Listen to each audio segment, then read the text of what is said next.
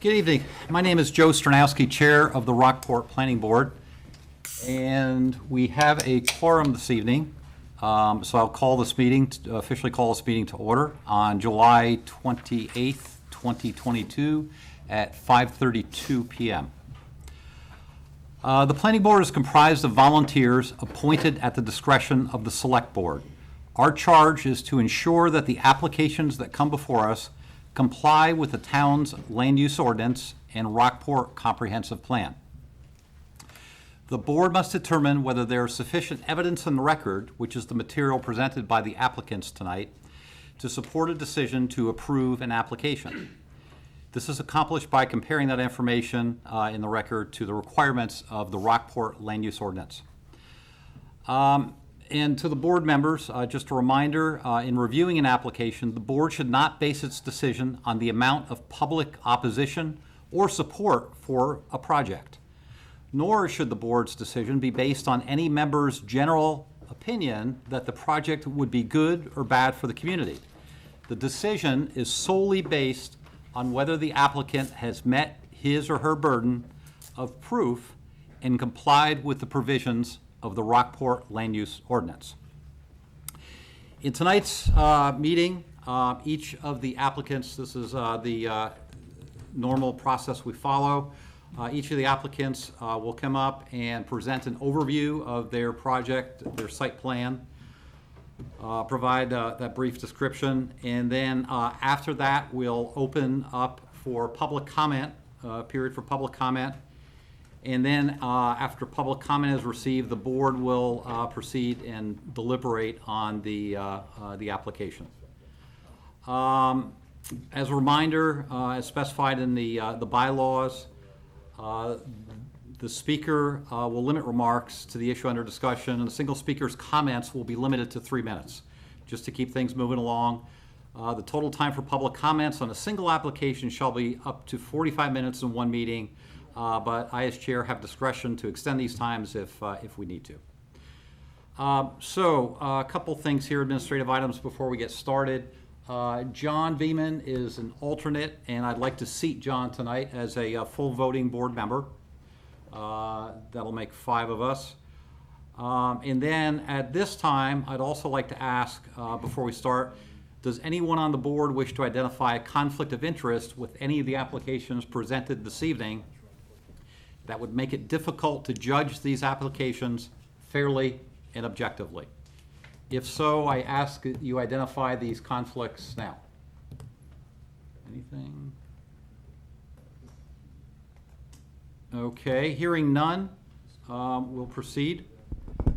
Orion, we did receive some public comments in writing that I know you posted on the Planning Board SharePoint. Yes, and I also posted it on the town website. Okay, everybody have a chance to look at those? You haven't. Okay. They came in just today or the day before.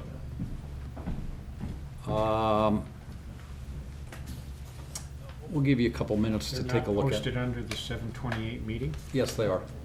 If you go under HF. Each folder. Yeah, each folder has comments in it. Oh, I see. Okay. Okay.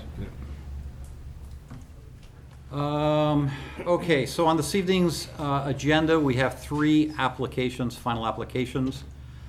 But before we get to that, we've just got one more administrative item for the board.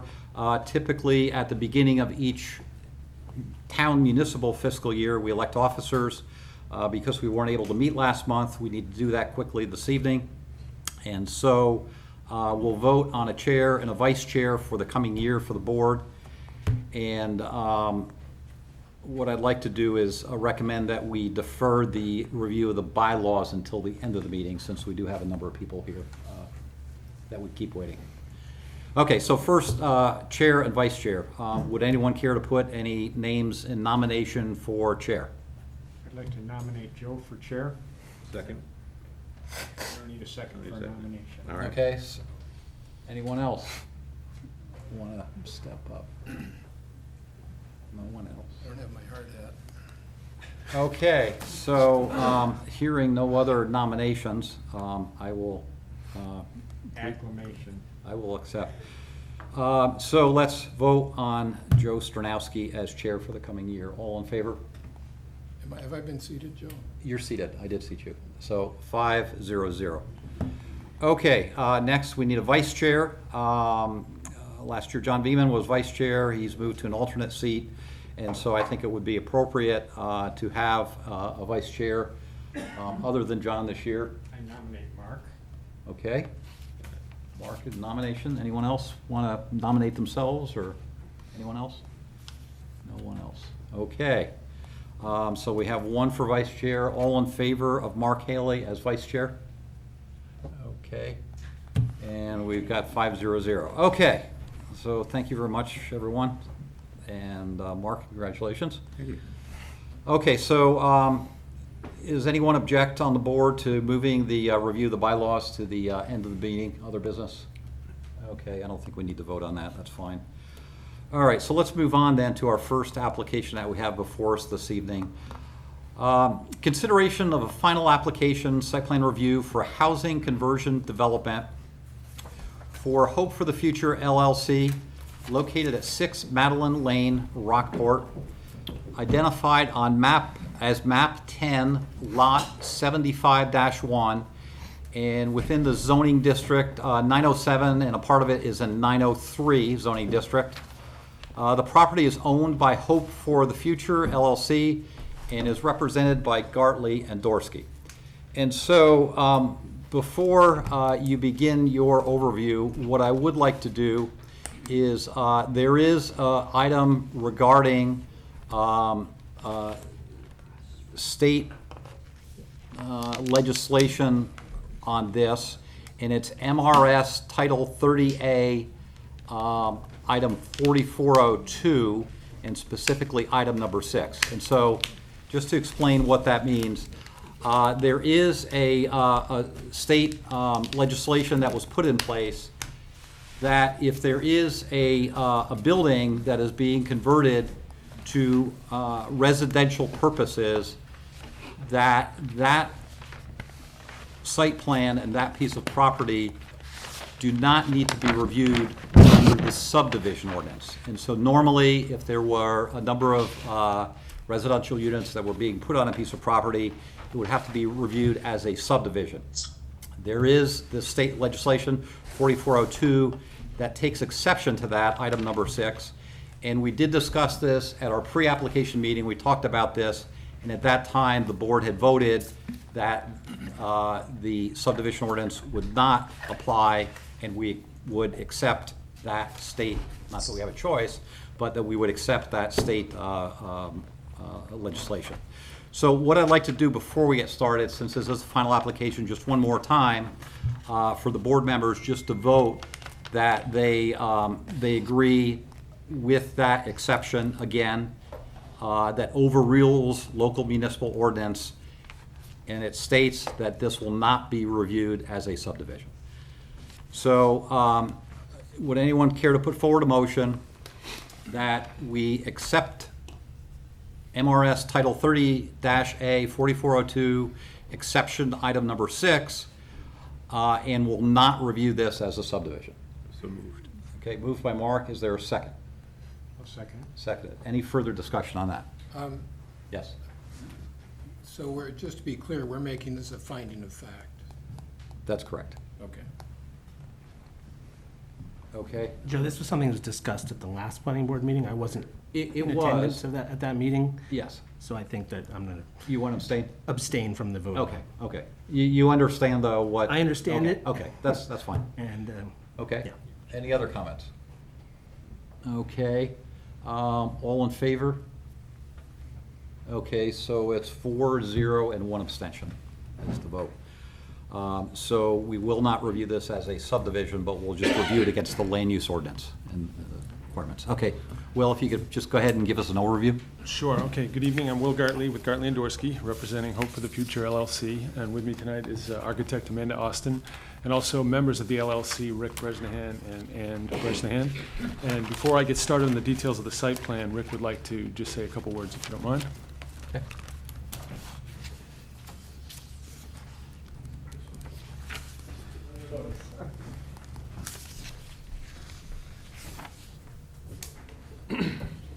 Greetings. I am Rick Bresnahan, and I am here tonight with my wife Ann, and we represent Hope for the Future. We both have been very fortunate to have had the chance to spend time, energy, and resources on projects in Rockport, Camden, and the surrounding area that help our communities provide more opportunities for its citizens. Some of the successful projects we have been involved with are the Camden Hills Regional High School, the Sussman House on the Penn Bay campus, Midcoast Recreation Center, the former Montessori School on Route 90, which is now Camden Rockport Elementary School, the BB Center at Penn Bay, and the pitch in Warren. The application that is before you today is for a change of use for the property at Madeline Lane. This plan is the culmination of almost a year of planning. We have collaborated with the Knox County Commissioners, Knox County Homeless Coalition, Maine State Housing, Knox County Sheriffs, Maine Behavioral Healthcare, Central Healthcare Alliance, AIO Food Pantry, and many others who wish. It is their hope to provide independent living facilities to those in need. Thank you. Thank you. All right, thanks. So the property is a 6.11 acre property on Madeline Lane, and it was previously the home of medical offices. It's in the 907 district, and the proposal includes independent living units, a total of 18 new units, office space and meeting space, all of which are allowed uses in the 907 zone. The density in that zone, the allowable density, is 1 unit per 10,000 square feet, which would allow up to 26 units. We're only proposing 18. And the proposal includes a bunch of site improvements, connection to public water and municipal sewer, creation of a play area in what is now some of the parking area, a couple proposed storage buildings, one for each building, building 1 and 2, as we referred to on the site plan, and 2 enclosed dumpster areas, a backup generator for each building, and picnic canopies, a shelter for transportation pickup, and improved handicap access both into the buildings and between the buildings, providing a pathway from one building to the other that meets ADA requirements. And then there are some minor changes to the buildings that I'll let Amanda summarize. So beyond the interior changes, we are looking at the option of replacing the siding on both buildings at this point, just in the development of the progress of the project, the siding and the roofing on both buildings. Several of the windows change, but the footprint does not change, and neither does the height of the building change. All right, thanks. So as part of our application, we've included the site plan, a survey plan, Amanda's plans of the building, and our written statement, which addresses the items in the site plan review ordinance, and also the performance standards. We've received a letter from Maine Water telling that they have capacity to serve this building, both for for potable water, but also sprinkler systems. That's why on the site plan, you'll see 2 new lines coming into each building. We have a Rockport sanitary capacity letter from the town's engineer, Woodard and Kern. We've applied for the MDOT entrance permit application, and I got word from them this afternoon that it's in the mail, so I was pleased that we got that entrance permit. Although I wasn't surprised, we're actually decreasing the amount of traffic that's going to be using that entrance compared to the previous use. At your request, I did provide a traffic generation summary so that you could see what this project would generate compared to what was there previously. We've got a copy of the deed for the property, a site location map, some aerial photos, site photographs, a tax map, and a butters map. Lighting cut sheets, there are going to be changed, as Amanda said, on the building surface mounted lights. The site lights, which are on poles, will remain as is. And then the plans that I've mentioned. So certainly happy to answer any questions as you go through the review. Okay, that covers it for you? Okay.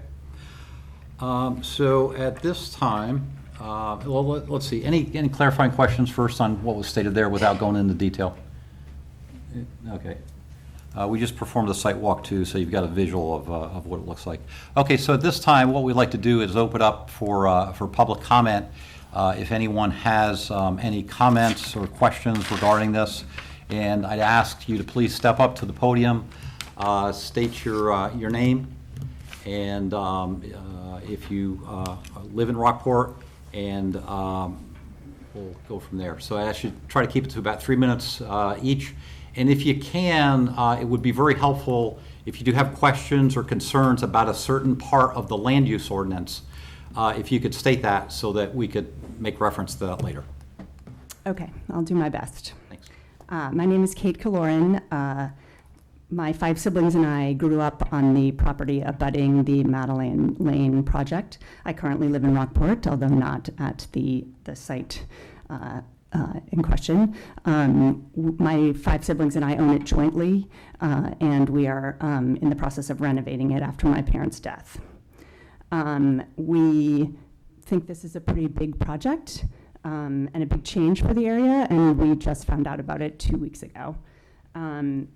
In that time, we have been scrambling to kind of not only understand about local government and planning boards, but also the scope and impact of the project itself. And we're still pretty unclear on what the intents of the project, or the scope of those intents. We have a lot of questions about how it's going to be run, and realizing that that's not necessarily the purview of the planning board. We do actually also have some questions about the land use specifically. It looks like the land use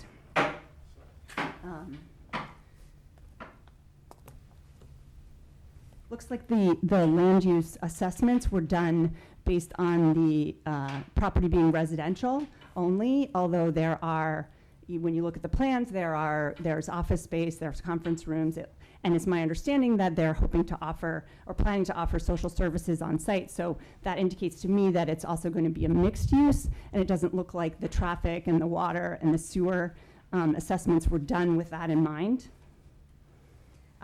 If, I think we'd like to, again, there are lots of these questions about, like, so what are those social services that are planning to offer? Are you going to offer those services to people who are not residents? In that case, I think that would certainly impact those assessments. The developer has, again, not provided the specifics on how the property is going to be used and managed, and without knowing the scope of their plans, it's impossible to make an accurate land use assessment. We request additional information on how the property is to be used, and then to do an assessment based on that actual use, not just on the planned residential use. Again, while it may be beyond the scope of this planning board, knowing how the property is managed and maintained is pretty germane to the issue of land use. We're not aware of any other forum to have our questions and concerns answered, so we felt like it was important to bring them here to at least have them entered into the public record. And again, we just request that the planning board defer the approval for the project until we could get more of our questions answered. I hope with more time we can get these questions and concern answers and move forward collaboratively, as that is our intent. It's not our intent to stop the project. It's just our intent is just to find out more about how it's going to be used and how it's going to impact us. We think a project like this that's focused on broad community benefit should engage the community at large throughout this process of planning, implementing, and operational phases. And thus far, that just doesn't seem to have happened. Thanks. Okay, thank you.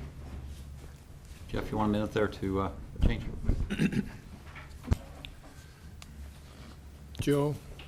I just Test have 1, 2, test. I do, thank you. just if there's anybody in the audience that submitted a letter to the town as a comment on this, don't assume we had time to read the letter if you gave it to us in the last 24 hours. So I'd encourage those people to come up to the microphone and share their opinions or thoughts. Okay, good point. Could I make another note? Yes. I believe the 72-hour cutoff for public comment, because this is the first time with that abutters notice, we are allowing all public comments received up till today. Yeah, I mean, that's for y'all, I guess, to decide on that one. State that again. The butter notice is required 72 hours in advance of our planning board meeting. Yep. Can I just take a minute to talk about that? Please, yeah. Okay, so the abutters notice, previously, there never was an abutters notice in the land use ordinance. In June, actually at the prompting of the planning board, we put that on for the voters to decide on, and we added the requirement for abutters notice. So that is a fairly new requirement. Maybe just getting some of the kinks worked out, getting that out.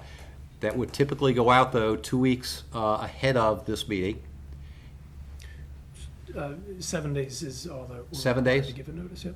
7 days ahead of the meeting. Two and- weeks is the requirement for an application to be submitted. Okay, So I'm we sorry. wouldn't be able to turn around that quickly. Okay, so it's 7 days prior to the meeting, and it's sent to which address? To the address certified by the tax assessor, so wherever the tax bills go is where the notice would go. So to go to the same mailing address as where the tax bill goes? Yes. Okay, so that's a new thing that was just introduced, and this is actually the first month that we're doing it. Sorry, just wanted to explain for everybody else. Of course, yeah, I just want to make sure that we did note that. And practically, in terms of allowing it or not, I mean, I think we should allow it insofar as we've had a chance to read it. Yeah, absolutely, agree. So if there's any comments, if you want to summarize your letter, that's great. Okay, sorry to, thank you for, No problem. Thank you. please, go ahead. Yeah, my name is Mur Doucette, and I'm a resident of Rockport. I'm a former resident of a development called Sea Light Community Development, which is, I would call it an abutter to where this project is, although technically the land isn't directly abutting. What separates the residential development and this project is basically a strip of wooded area that's probably, I'm gonna guess, 200 feet. And anyone using that property isn't aware that the two don't connect directly. I am here representing that homeowners association, even though I don't live there. I used to live there, sold the property 3 years ago. I still serve as the president of the association. So I have been asked by the residents to come and provide some objection to the proposed project. We learned about the project, or excuse me, I learned about the project this morning when I got to work and opened my email. Got a message from a resident who had received a communication from, I think, a party representing the Colorans saying, did you know this project is going on and you folks might be interested in knowing about it? So I immediately emailed every member of the association asking for feedback as to whether they wanted me to present here, whether they wanted to send anything in writing. Sea Light Development is a very nice, quiet neighborhood just north in the next, I'm going to call it curb cut after Madeline Lane towards the Camden side. There are 12 lots and 10 owners because 2 of the owners own 2 lots. Currently, there are 8 physical homes in that development. An additional one's under construction, and my understanding is land has been cleared to build on the other lot that would make it 10 residents. In sending the email asking for feedback, 7 of the 10 owners responded back to me, each strongly objecting to the type of use for the property that basically abuts their development. I certainly can't read every email, but I'll give you a sense. I'll read a few of the comments. One was concerned that the use of this property, it presents a risk to the residents of Sea Light Lane. I think referring to the type of clientele that would be present there. Another comment, there are better places than the area for a homeless shelter. Also, I should note, every single response said they are not against providing services and shelter to the homeless. What they're objecting to is the proximity to their property that they view would be at risk. Another comment. Yeah, there are other properties that are well-suited.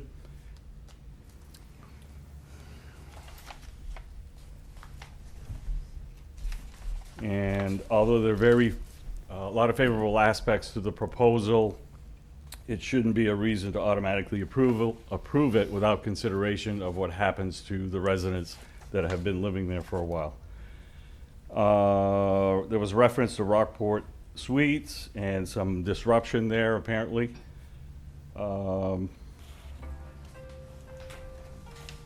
That's 3 minutes. Are you almost ready to Okay. wrap it up? Thank you. Very quickly, generally homeless people live closer to a town with stores and services. Such a plan does not truly have the ring of planning ahead nor taking other residents into consideration.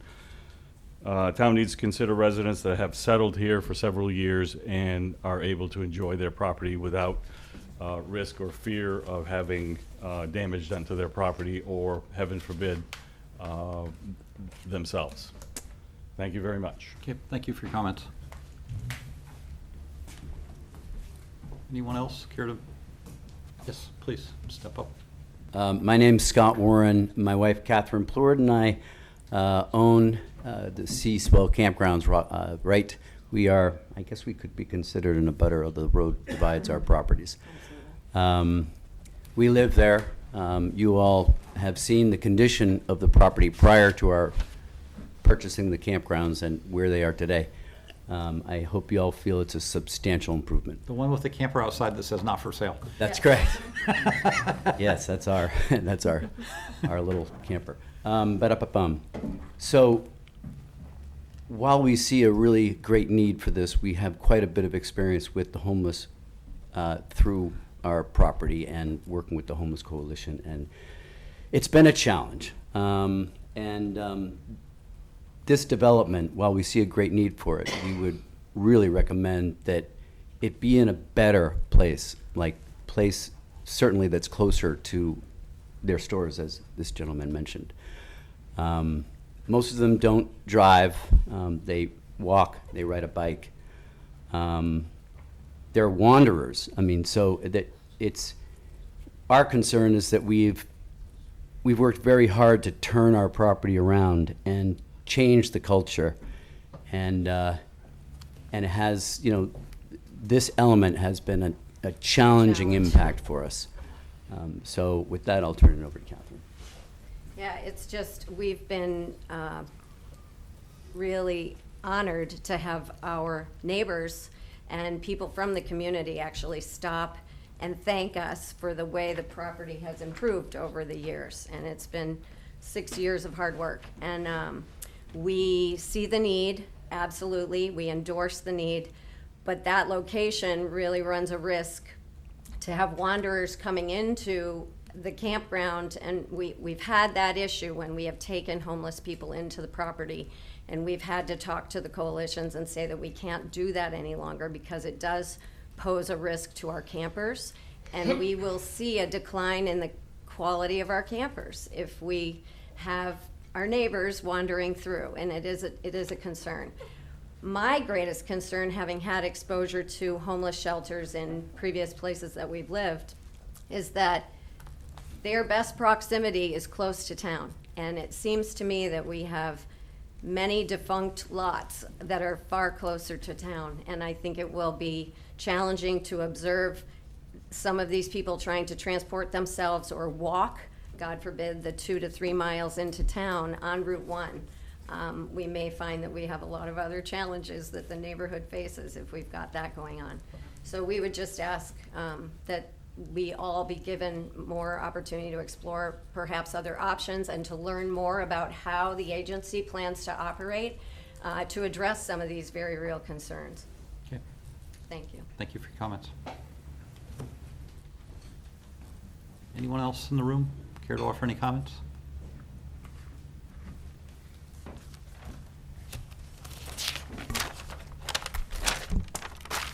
Hello. Can you hear me? Yes. Okay. My name is Sharon Pullman, and I'm a resident of Rockport. I am also one of the 3 Knox County commissioners. And I'm standing here tonight. First, I'd like to thank you for your time. I'd also like to thank everybody else who has participated in bringing this project to this point.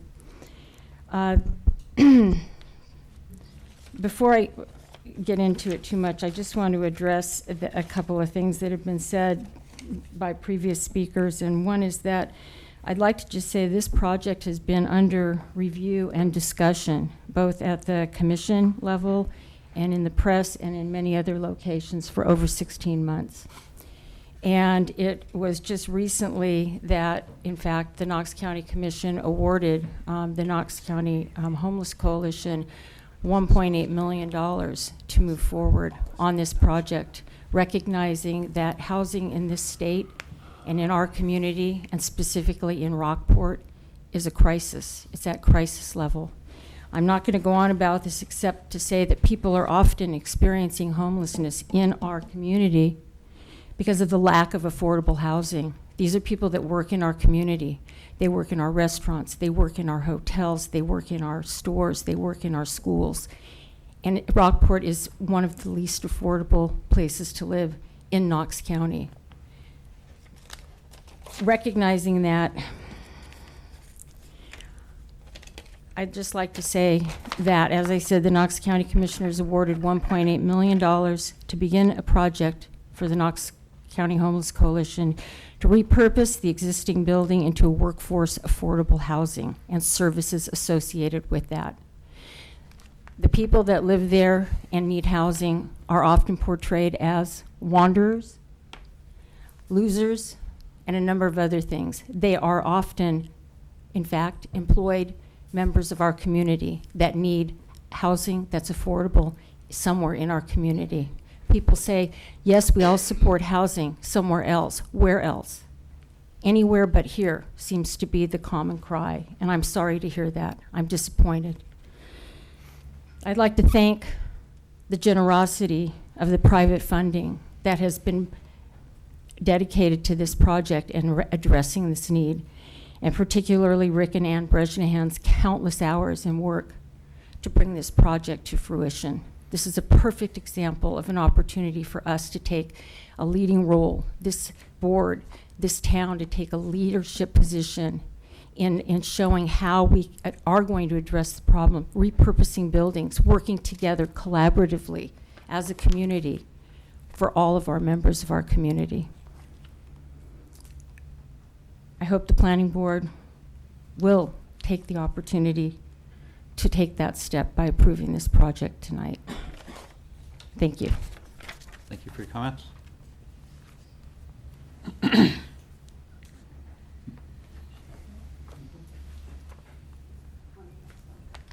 Anyone else?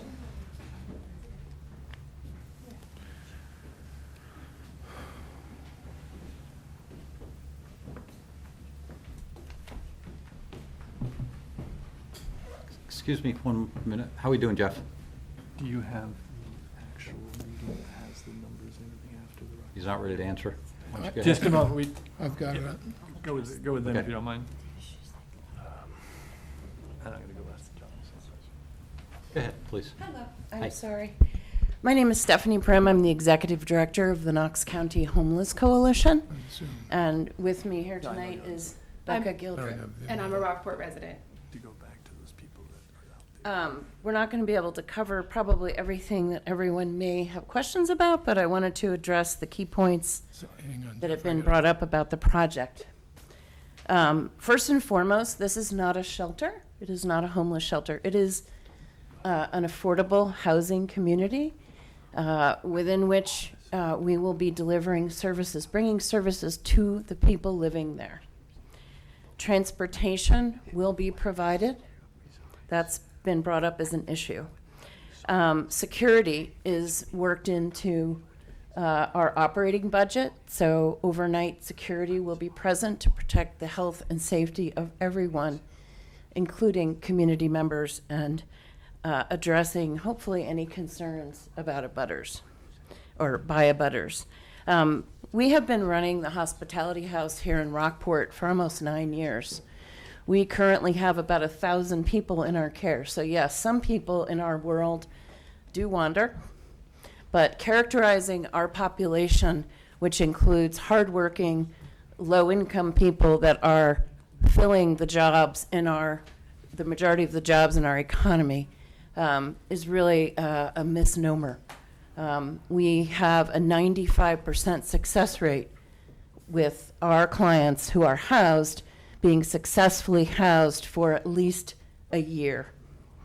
This project is desperately needed if we want our food servers and our hospitality industry workers to have a place to live, our workforce. We need affordable housing. We, as an organization, stand behind the support that will be delivered to the residents.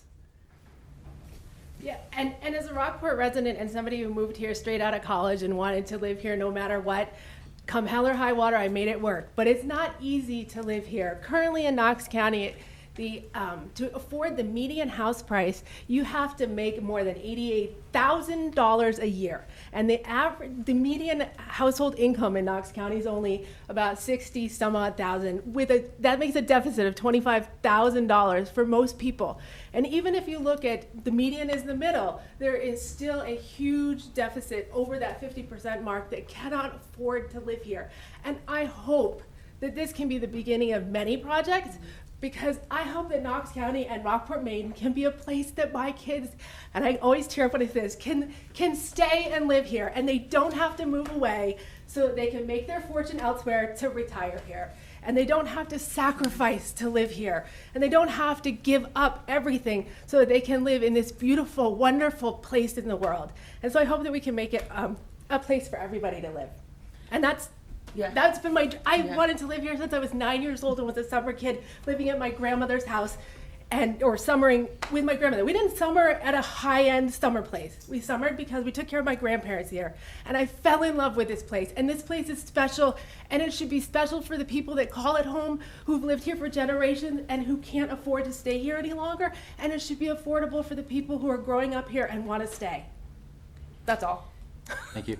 Thank you for your Thanks for your passion. I comments. also just wanted to add that for almost 9 years, we have been running the campus on Old County Road, and it has been a very peaceful 9 years. The neighbors are very happy. We've had several meetings over the years to ask them if there are any concerns, and it's been quiet and peaceful and very successful. Thank you for your comments.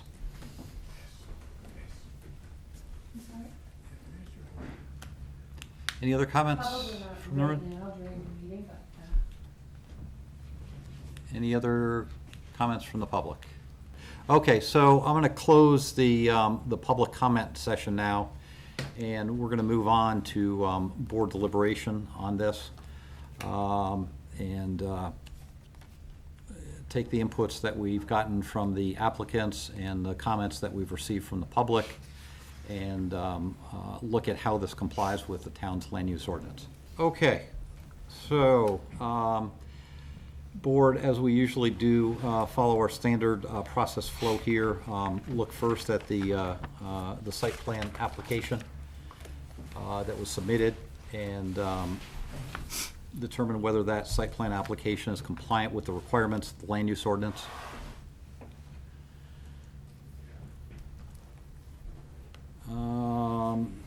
So let me just get on the right page here.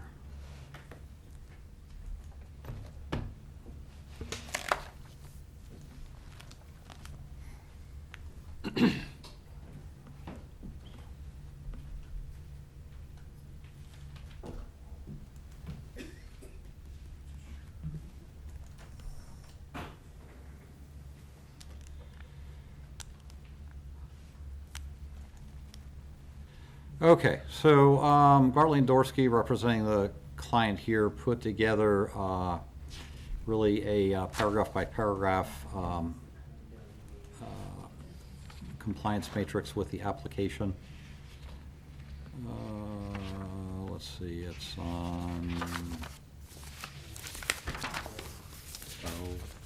what page? Starting on 11. 11 of their application? Yes. Okay. Yep, got it. Okay, so please take a look through that. Any questions about the information on the application and the completeness of it?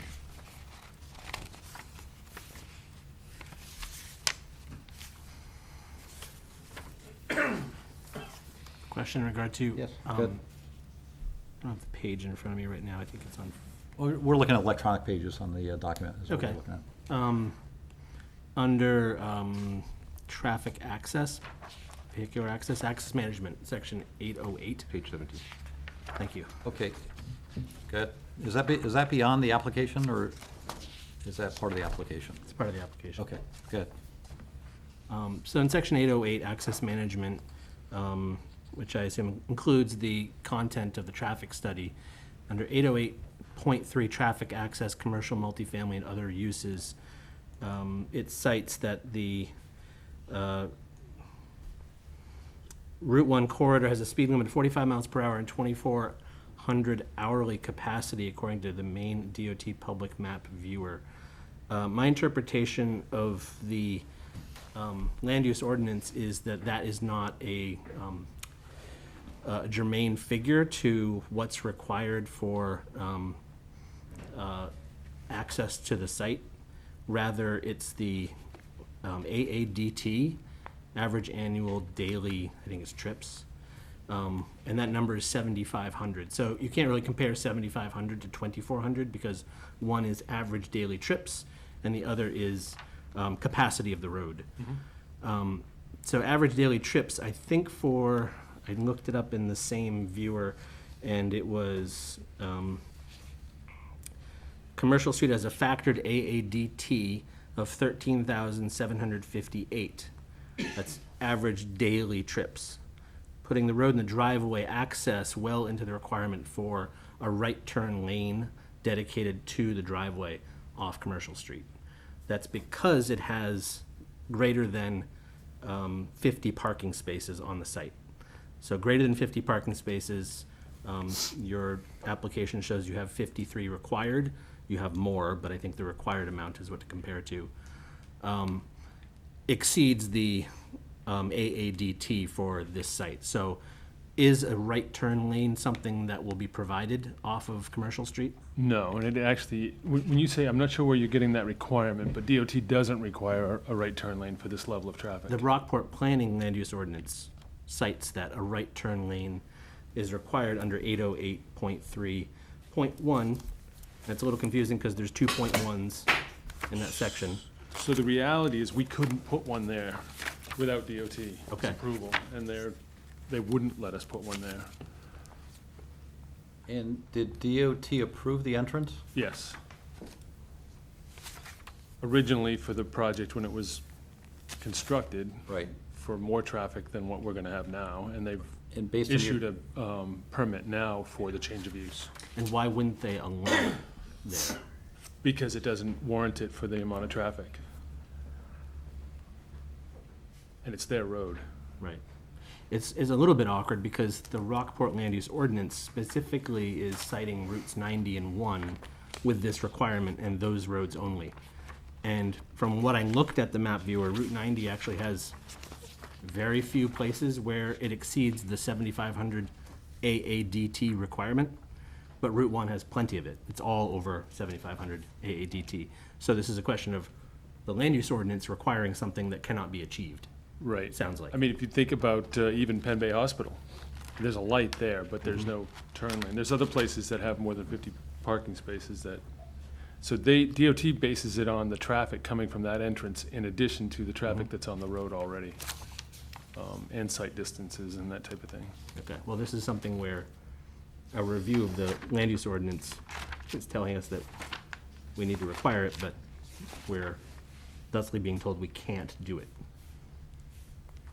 Which letter under 808.3? Yeah. It's 80831KI. K, okay, thank you.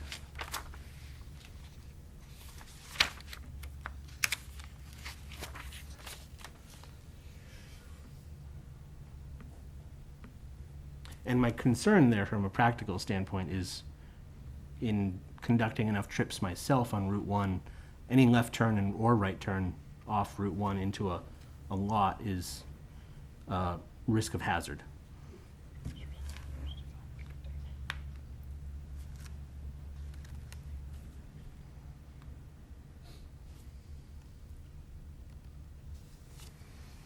I see the 50 parking spaces.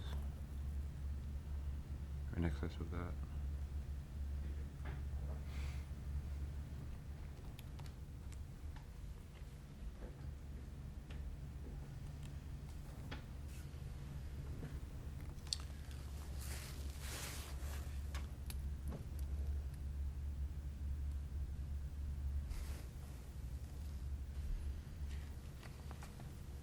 Do we know what the AADT is expected to be on this? Expected, I don't think changes, but the AADT trips per day average, Well, you're saying that 13,000 something. it's how much?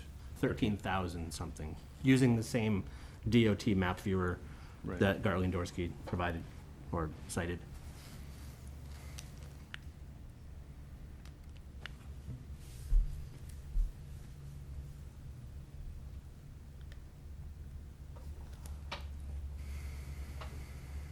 So how was this granted previously, I wonder, this entrance with the same number of spaces? My guess is it was just based on the DOT entrance Based on permit. the DOT entrance? Right, similar to Plants Unlimited. There's a lot of uses on Route 1, and there's no turning lanes. So, Mr. Planning Director, what takes precedence? Does the DOT specifications, regulations take precedence over the local land use ordinance, or which would be? I wouldn't say it takes precedence, but they do have a permit from Maine DOT, which is a requirement to get any future permits. So in order for them to get to the next stage with the code officer, they have to present that permit from Maine DOT, which they've got. Right. So Maine DOT is saying this is acceptable for how it is. But they're not considering our land use ordinance, they're just considering their own standards. Okay. But can we require a lane on a state road? Well, according to the ordinance, it is a requirement that we have in our ordinance. Well, yeah, we Now- can have it, but we can't, can we do it? Well, what you would do is you'd be requiring the applicant, if you wanted to, you would say, we would require per our ordinance to have that right turn, and then they would have to go to DOT. If Maine DOT says that's not happening, then it's not gonna happen. So, I don't know, Will, do you have anything from Maine DOT that says you cannot do it? That you cannot put a right-hand turn lane? No. Okay. I didn't ask them that. Yeah, sure, right. I There's mean, no why requ- would you? Yeah. So I guess, and the other item on that is after June 14th, 2000. So when was this building built? Was it built after that or before? What'd you say, 2000? I'm sorry, where do you see that? It was born after that. 808.3, the very first Oh, paragraph. very We're top. established, Okay. everyone in 90 are established after June 14th, 2000.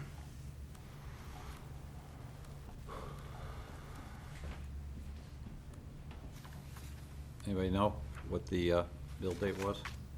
It was after 2000. It was after 2000. It was, okay. So-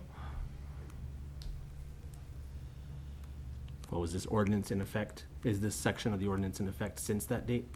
Or Yeah, prior to that date? Right. So, following centers of property connection, intersection, driveway of other, which are established after June 14th, 2000. So anything built after that should have adhered to it. So it should have initially adhered to it, but it wasn't upheld, it looks like. For whatever reason. It seems kind of funny that it's in there at all, because if DOT were to say, no, you can't do this, but this is specific to Route 1 and 90, then it's two state roads, which you can't be compelled to do anything with. Right. So I can't. Right. Well, And yeah, and go in ahead. order to have any entrance on Route 1 or 90, you have to have an entrance permit from DOT. So Okay. it is bizarre that it's in there. So this seems like it's above apparently the DOT requirements, above and beyond. Appears to be. But then you need to go back and get approval from the DOT to do it. But then you need to get, DOT right, can approval deny to it, do and it. then you're back to where you are. Okay, I don't know that we're gonna resolve this tonight. Maybe we put this in the conditions, if there is a continuance or an approval, to get some additional information on this and look at this. Try to resolve this. I don't know that we have enough information here tonight. I would agree.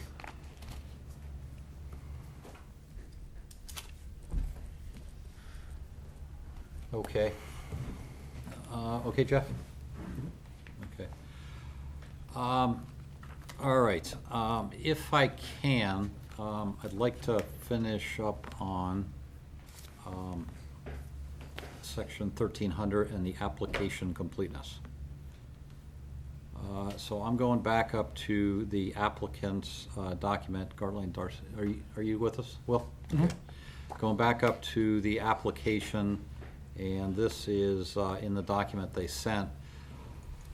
Let's see, what page?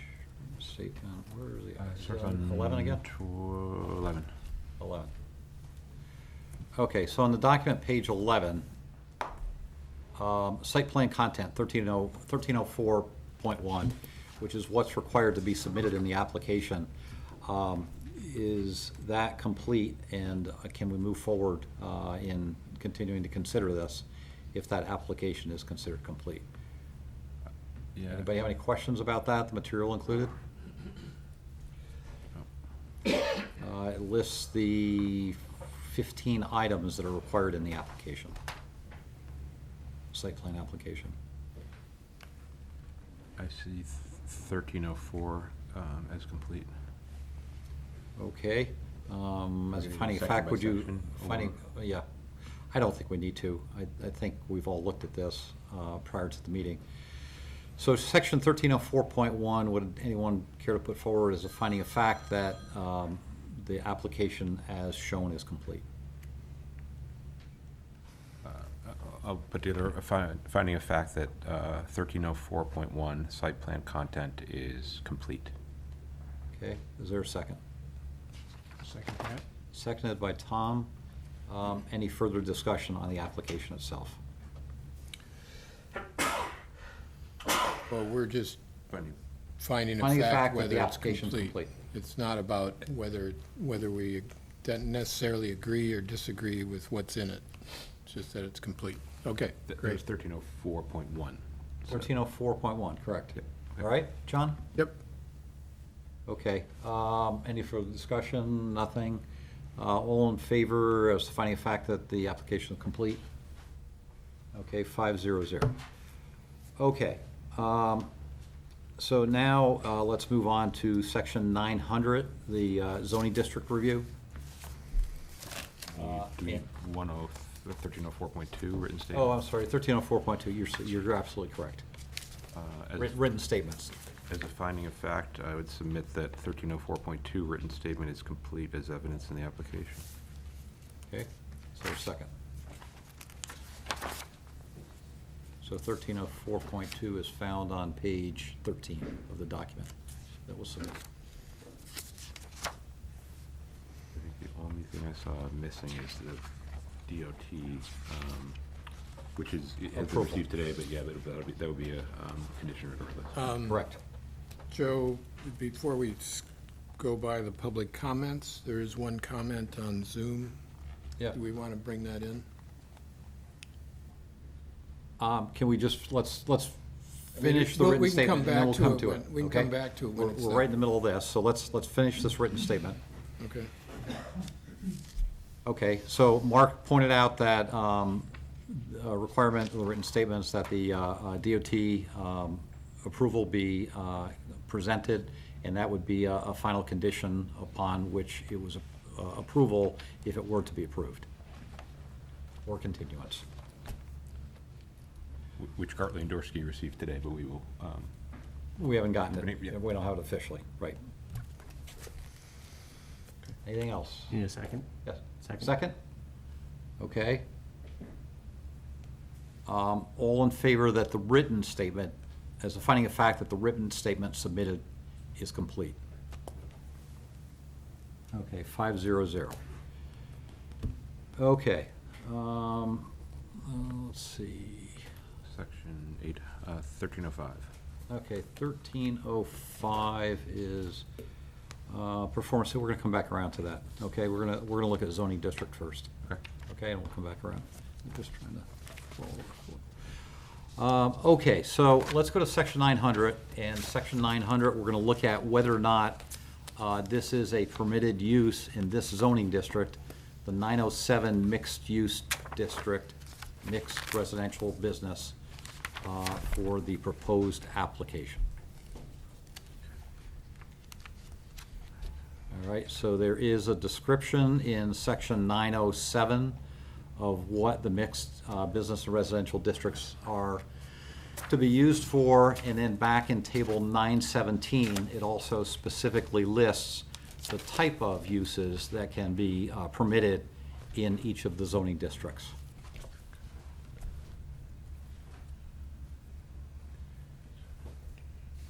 So in table 917, at the end of chapter 900,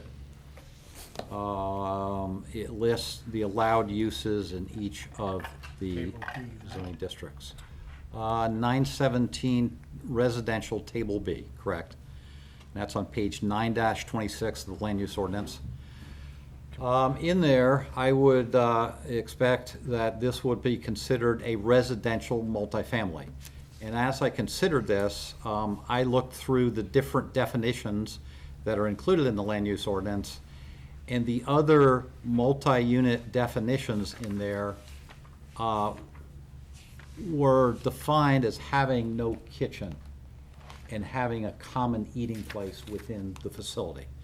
And so, as it's proposed in the application, each of these units have a separate kitchen.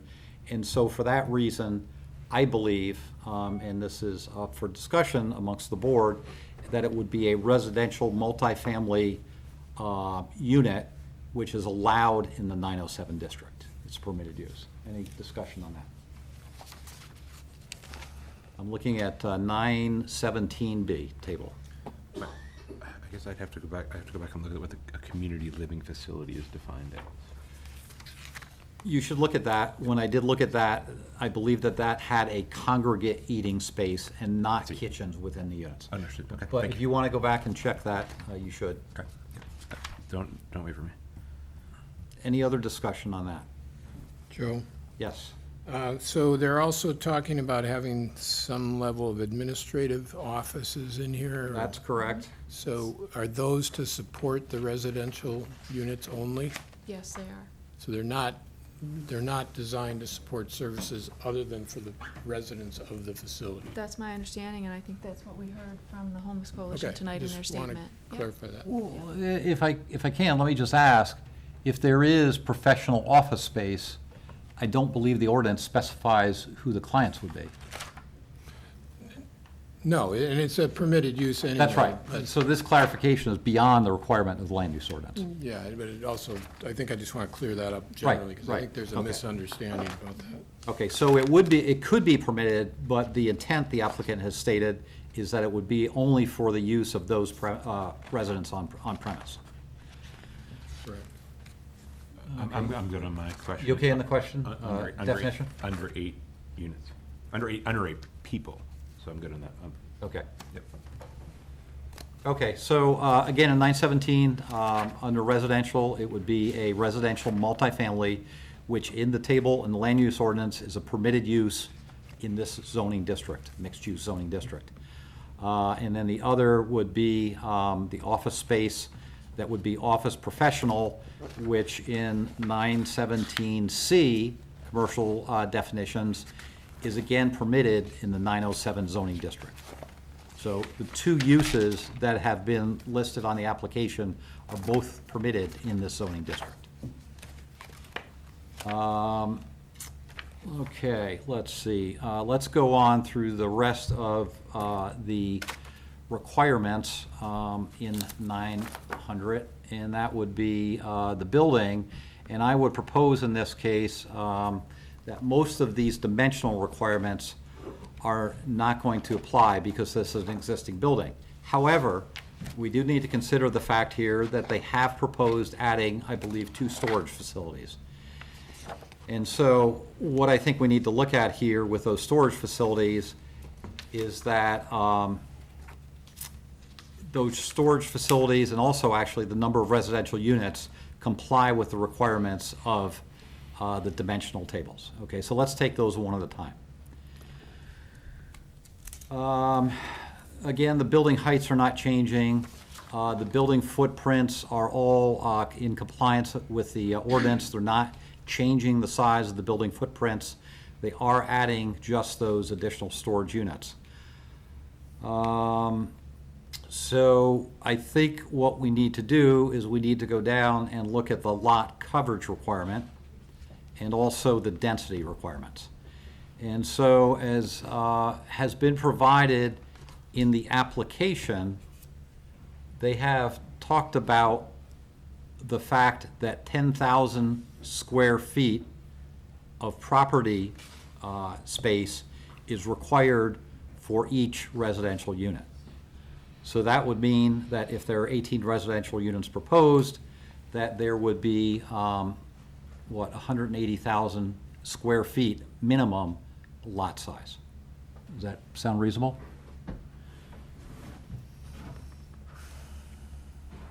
100,000 minimum? 180,000 minimum. It would be 18, and there's 10,000 square feet required per residential unit of land, Yes, of land. Yes, understood, correct. Land area. The land's roughly 266,000 square feet, Yeah, I think that calculation is in the application, actually, yes. 6.1 something, 1 acres. Yeah. I'm looking at Yep. item 3 on page 3. 701.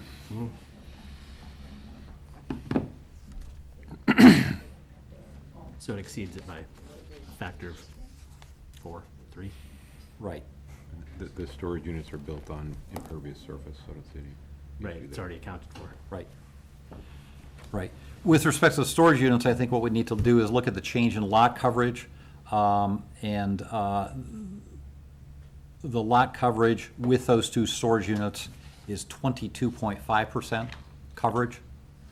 And let's see, if we go back to the table and we look at the requirement.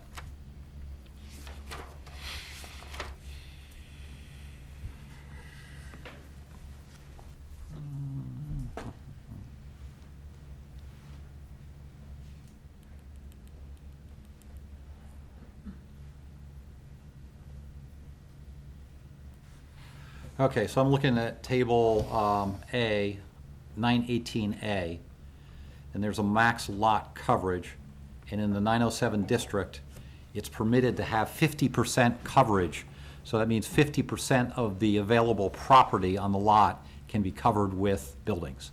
And so in this case, with the storage units that are being added, there's 22.5% property coverage.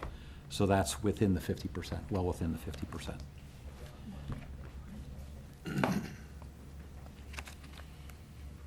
Building height, 34 feet. Well, the building height is Yeah, the same yes, as what it was exactly, yeah, previously. yeah. It's compliant. The only other one I was looking at is just a reference to the table where it talks about square feet per unit, and that is in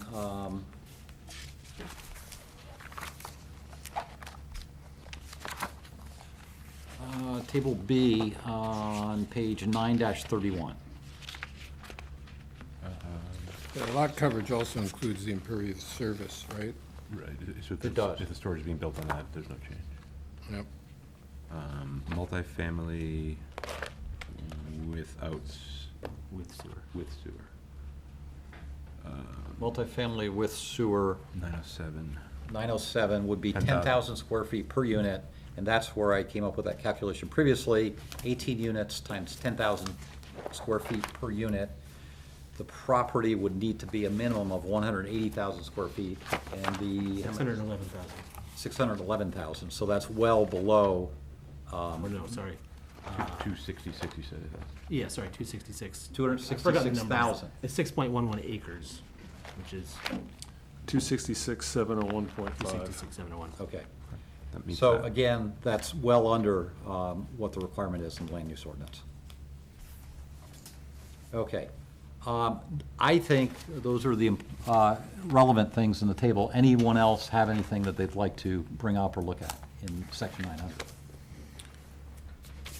You mentioned impervious surface. Yes.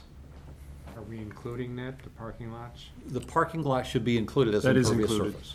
They are included. And those are included in the numbers that we have in that calculation? Correct. 22.6. In the 22.5% lot coverage. Okay, Yep. thanks. That was the All question. non-vegetated surfaces. Okay, anything else, Jeff?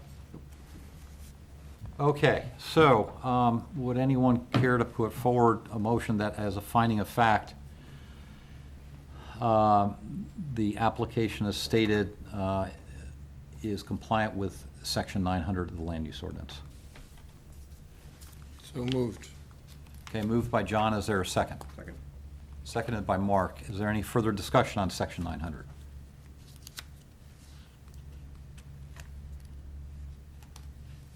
No?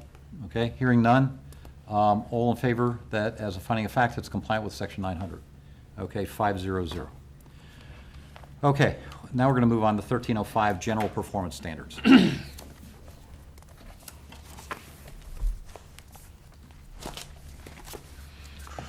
Okay, 1305 general performance standards, and the application is submitted to us as outlined on page 15 of the document.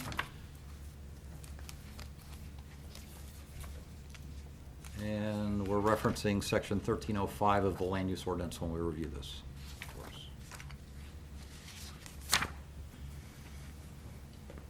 Okay, so 1305 talks about soil erosion, general requirements on parking and circulation, vehicular access, municipal services, emergency vehicle access and such. So let's take a look through and see if there are any questions on the proposal submitted for that 1305 section. Any comments or questions on soil and erosion? On vehicular access? Applicant, in this it says applicant was applying for the DOT permit. We haven't seen it officially. We'll ask for that, but it appears that they're stating that the permit has been provided by DOT. Parking and circulation. The calculations are in here, and we're actually going to look at this in more detail when we get to section 800, the number of spaces required, but they do have some calculations in here related to the number of parking spaces required for the proposal, coming up with 53. Will any impervious surfaces be removed? Possibly. It depends on what the decision is, excuse me, is made for the proposed play area. Okay. So some of that could be removed to create a softer, area, some wood chips or something for a play area. Okay. But some of it may stay for play area also, so Okay. Thank you. that would be the only area. Some is proposed to be removed already in the southeast corner of Building 2. Oh, that's true, To yeah. take up some additional lawn area. Okay.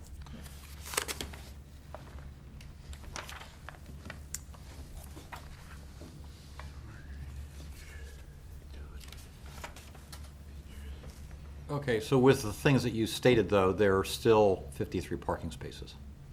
Required, and we, Well, you said there's 79 that are existing, but maybe it sounds like some of those have been taken away. right, so when you take away the ones that we've said are going away, we end up with 59.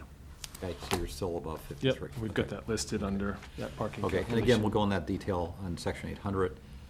Surface water drainage, you're not doing a lot here to change the impervious surface, to change the drainage that exists at this time. Existing utilities, you've provided a letter from both Maine Water that there's sufficient water supply, and also from Woodward and Curry that we have sewer capacity for the changes that are proposed.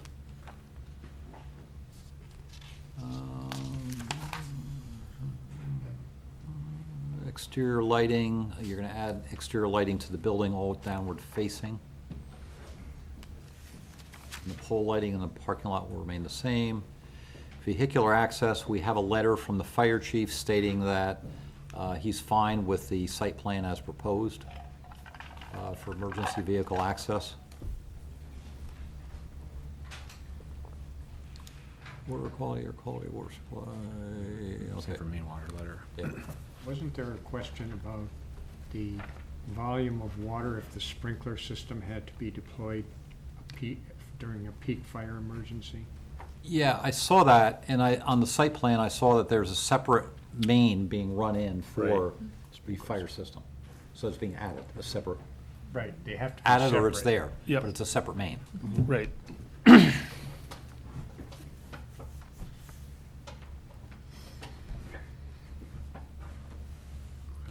Okay.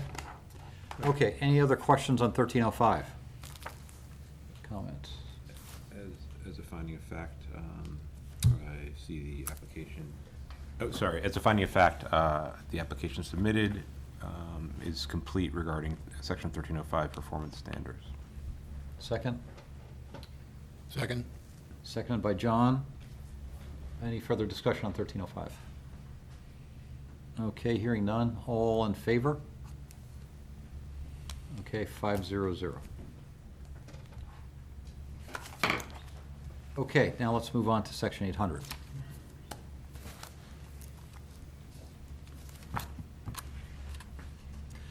So in section 800, section 800 contains material that's not applicable to this particular site plan. There are some industrial sections of this. So we'll review the sections of 800 that we feel do apply to this.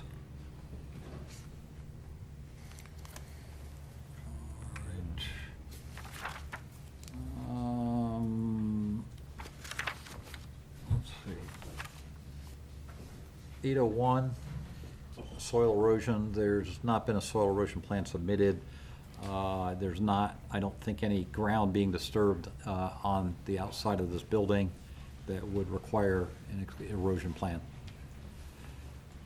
No removal of earth. Nothing changing outside that would affect water quality. No clear cutting. We've talked about the lighting as it is, and the parking lot is staying as it is. There'd be some lighting on the sides of the building that would be added. But they're set back so far off the road that any pollution. Okay, anything else on 801? Concerns? Well, do we want to, oh, no, 801, go ahead. I'm sorry. Okay, 801, 802 is industrial standards, which I do not believe applies to this. I would propose that we go on to section 803, that is parking, loading, and driveway standards. And so in this, the table on the first page of section 803.1 talks about the requirement for parking spaces, and for multifamily dwellings like this, it states that there are 2 parking spaces required per dwelling unit. So 18 times 2, that would be 36 parking spaces per dwelling unit. And then additionally, there would be parking spaces required for the office space. And in the table, it specifies that there's a requirement for 1 parking space for every 400 square feet of office space.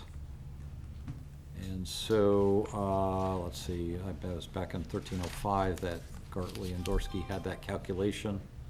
So, 53 minus 30. Yeah, for 53 spaces. I'm just trying to find that. Yeah, so 17. they came up with a calculation of 36 spaces for the residential units. There's a total of 6,600 square feet of office space. So divided by 400, that would be 17 additional spaces. 36 plus 17 is how we come up with 53 spaces minimum required for the intended uses here. So that would be section 803. Questions on that? There's 803.2, driveway entrance. Furnace area. Okay, so, yeah, 803 I'm good with. You're good with 803.2 also? You're saying? I get, unless. Oh, you're going on 803, okay. Yes, so no questions on 803.1, parking, we're okay there? So that, yeah, we'll go on to 803.2, driveway entrance standards. And, let's see, this isn't what Jeff brought up yet. No, this is traffic. Yeah, I think this is okay. We talk about the angles, driveway spacing between driveways on that side of the street, the slope. Okay, any questions on 803.2? Okay, 804 concerns cluster development. This is not a cluster development. It's a multifamily residential unit, so that would not apply.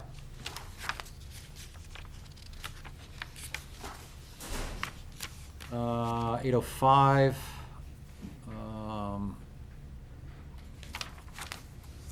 That shouldn't apply. I don't think that applies either. It talks about front yards, or private ways. 806 is livestock, doesn't apply. 807 is mobile homes, wouldn't apply to this. 808 is access management. Okay, so this comes back to what Jeff had flagged before, and I think we need a little bit more information on. Joe, can I make a comment on that? Sure, on 808? Yep, this is the one that Jeff mentioned. So I would like to ask the board to consider 1306 general provisions that allow you to make waivers. Okay. And base that on the fact that the DOT has reviewed this, granted an entrance permit, and that Route 1 actually has 10-foot wide shoulders on this location, which is basically a deceleration lane anyway. We wouldn't have to pave any wider for a deceleration lane because that's why DOT has a 10-foot wide shoulder on Route 1.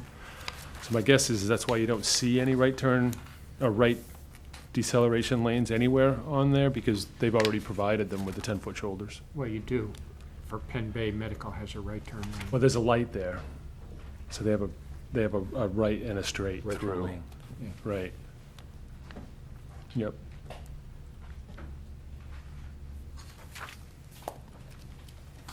I guess we'll take that under advisement. 13. But you did show, did you not, that the number of trips is significantly decreased from when it was functioning as a medical offices facility? Correct. And so I guess as a resident that drives by there and lives just down the street, I've not noticed that there's been a traffic backup or problem there with people turning in when it was a medical facility. I've never noticed that being a traffic problem. So let's consider that when we get to the end of whichever way we go here. So 808, is there anything else in there besides that item on the deceleration lane? Anything else that anyone has concerns about? So really 808.3, which concerns routes 1 and 90, kind of focuses on this property. Safe site distance, I know they look at that in the DOT permitting.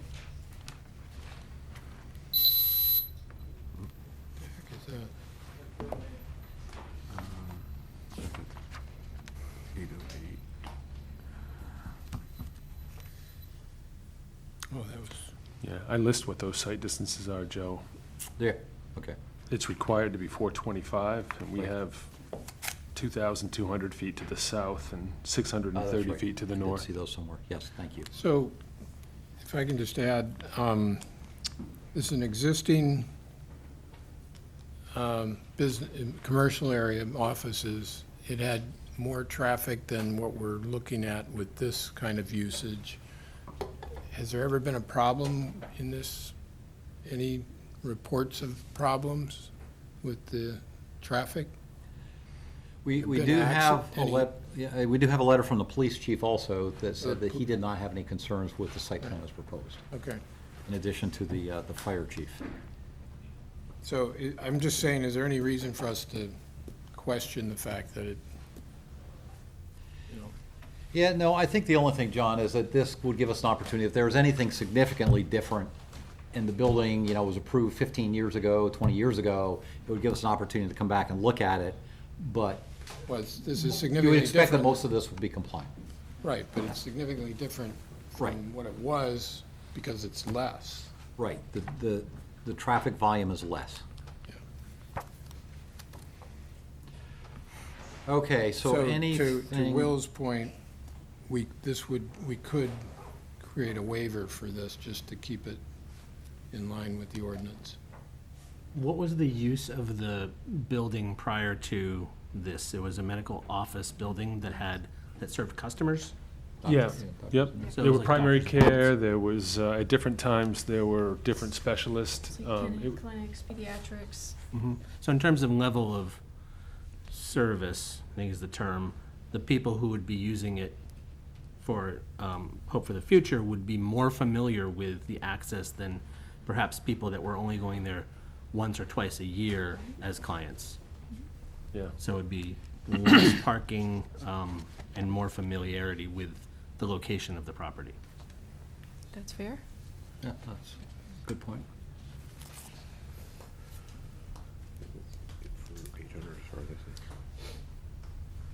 Okay, anything else on 8083 that is a concern to the board?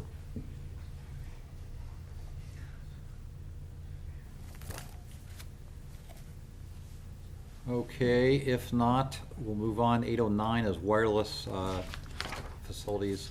That doesn't apply to this. And I think, let's see, we have one. Service drops, 810 doesn't apply. Home occupations, 811 doesn't apply. Wind energy systems, 812 doesn't apply to this property.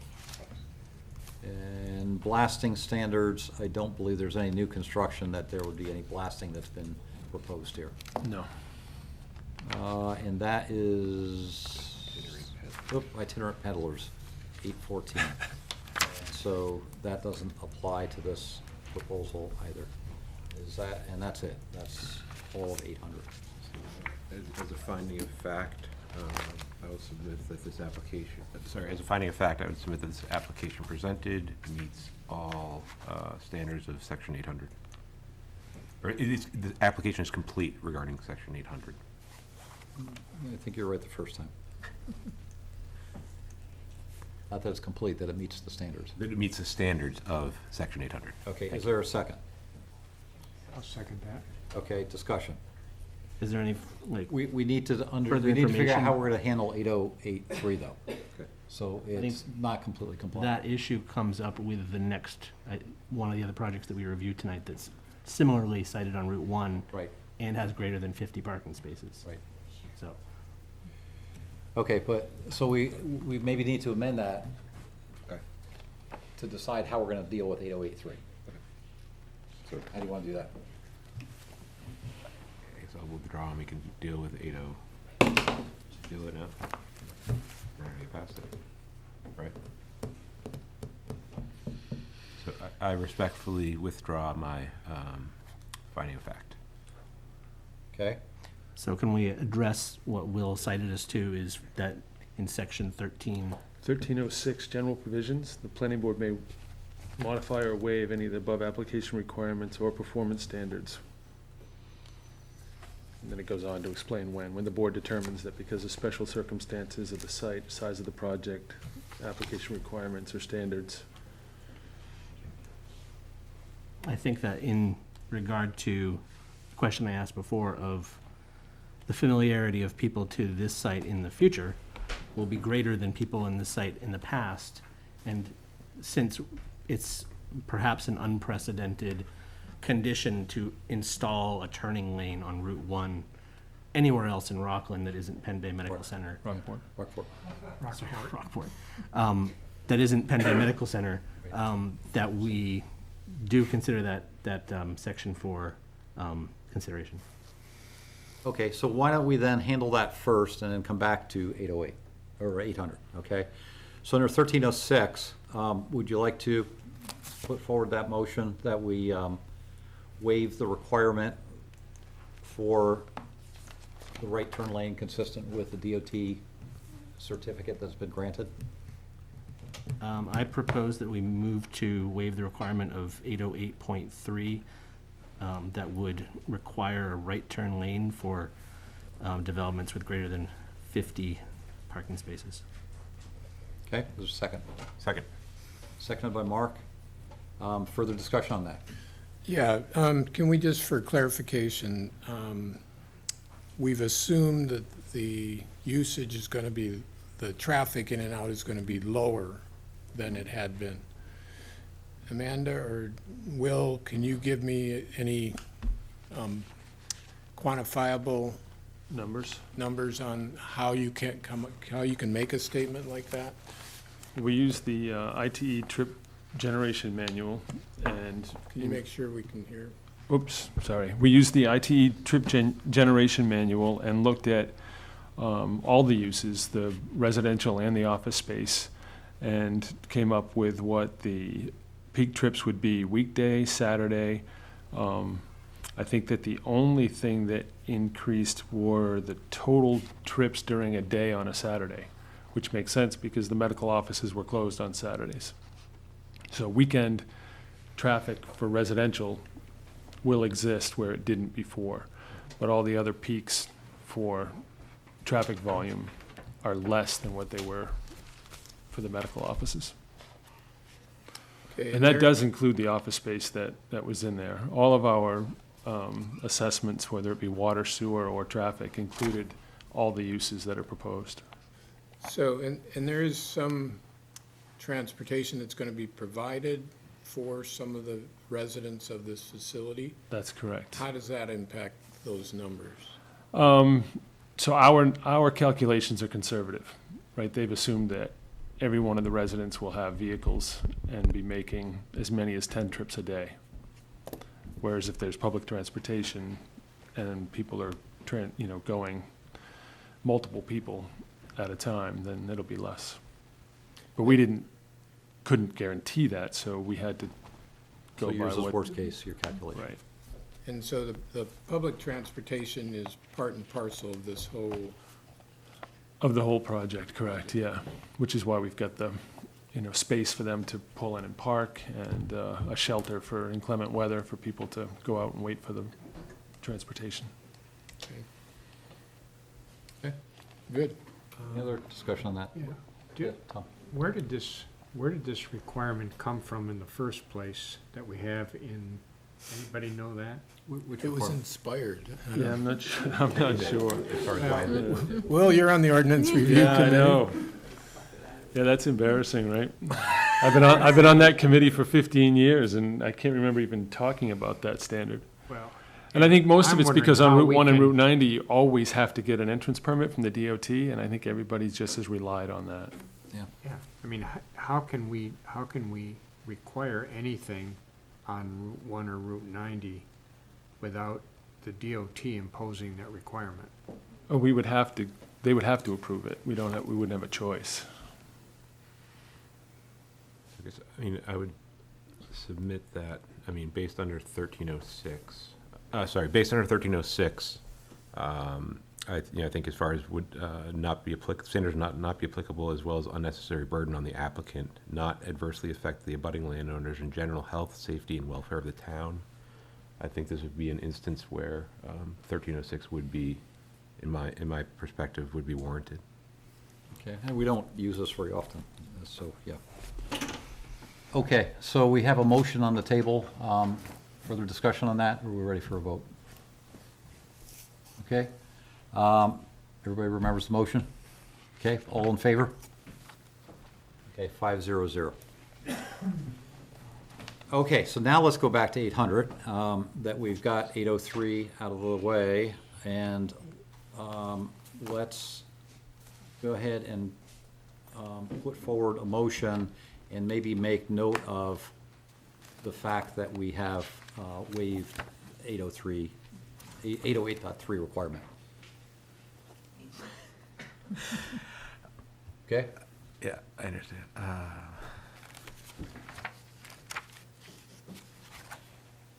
So as a finding of fact, it's compliant with 808, section 800, with the exception that 808.3 is waived, And we waive that via. in lieu of the fact that a DOT permit's been granted. Yeah, so finding a fact that section 800 is complete, and as referring to section 808.3, we have used section 1306 mitigate that requirement regarding 808.3. Do we want to say complete, or do we want to say the application is satisfactorily meets the requirements? The application satisfactorily meets the requirements. Thank you. Okay, everybody clear on what that finding of fact is? Seconded. Okay, seconded by Jeff. Any discussion on that? So, section 800. Okay, all in favor? All right, 500 on section 800. Okay, we're going to move on to section 1000 next.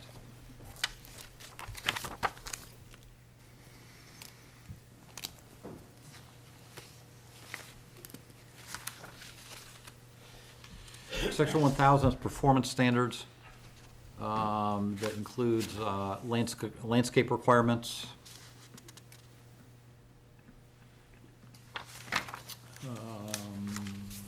architectural review standards,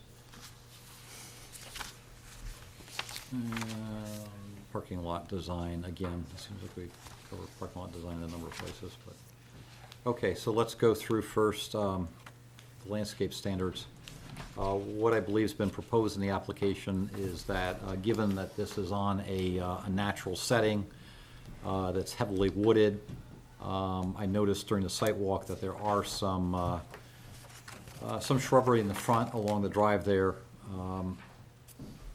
Is there anyone that is concerned about imposing any additional requirements on the landscaping beyond that, what exists today?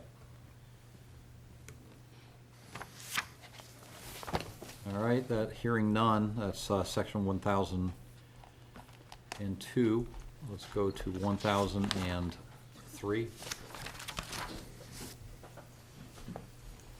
1003 is architectural review standards. Now, part of the application today, I don't believe includes anything about residing or re-roofing. Okay? So that's not part of the current site plan that's been presented to the board. So if you were to do that in the future, that would be something that would need to be approved by the code enforcement officer, since that's not in your current plan.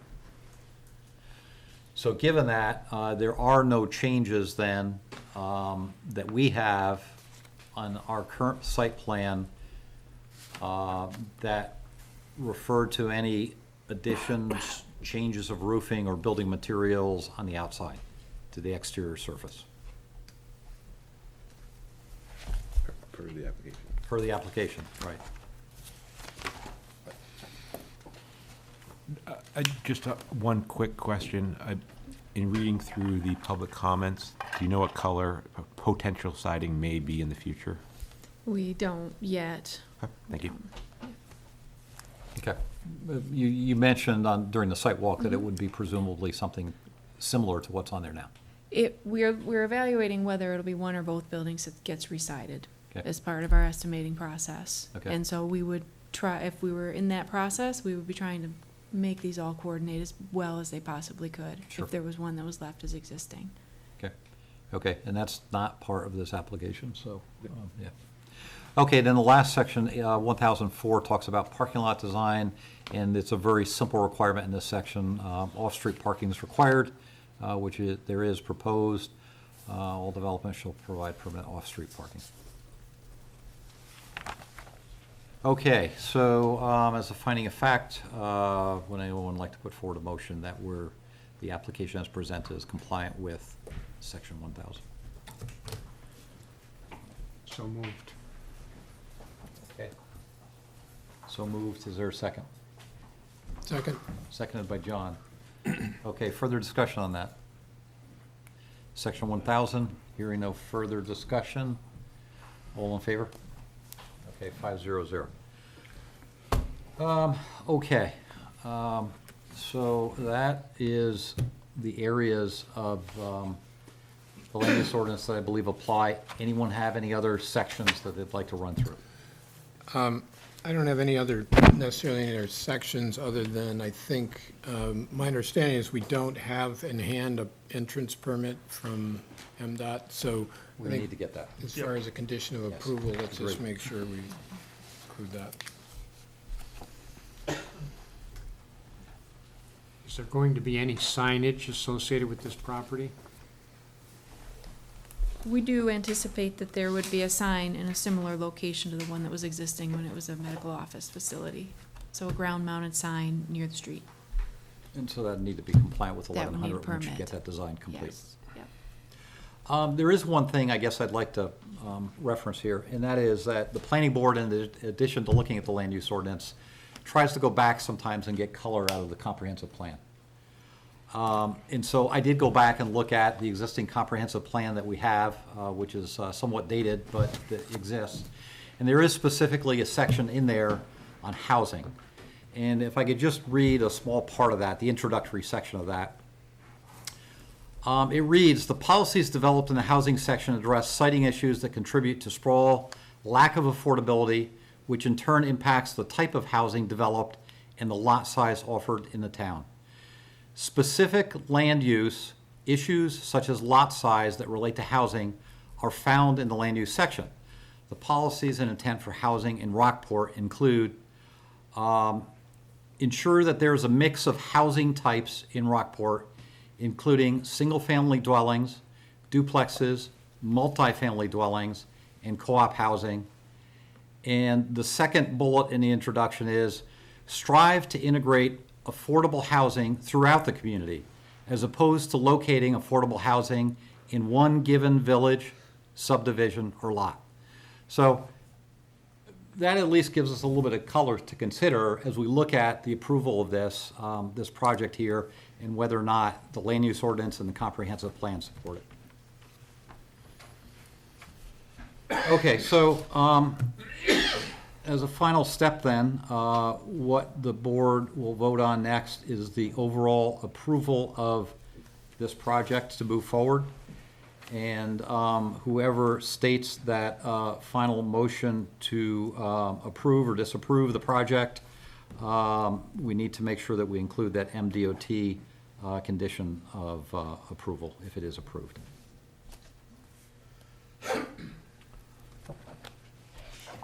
Can we ask questions of the? Sure. Could you walk me through the, I mean, I guess, could you walk me through the security, 24-hour security again, just so I'm comfortable understanding what's proposed here? Want me to answer? Please, yeah. Could you please step up to the podium? Of course. Thank you.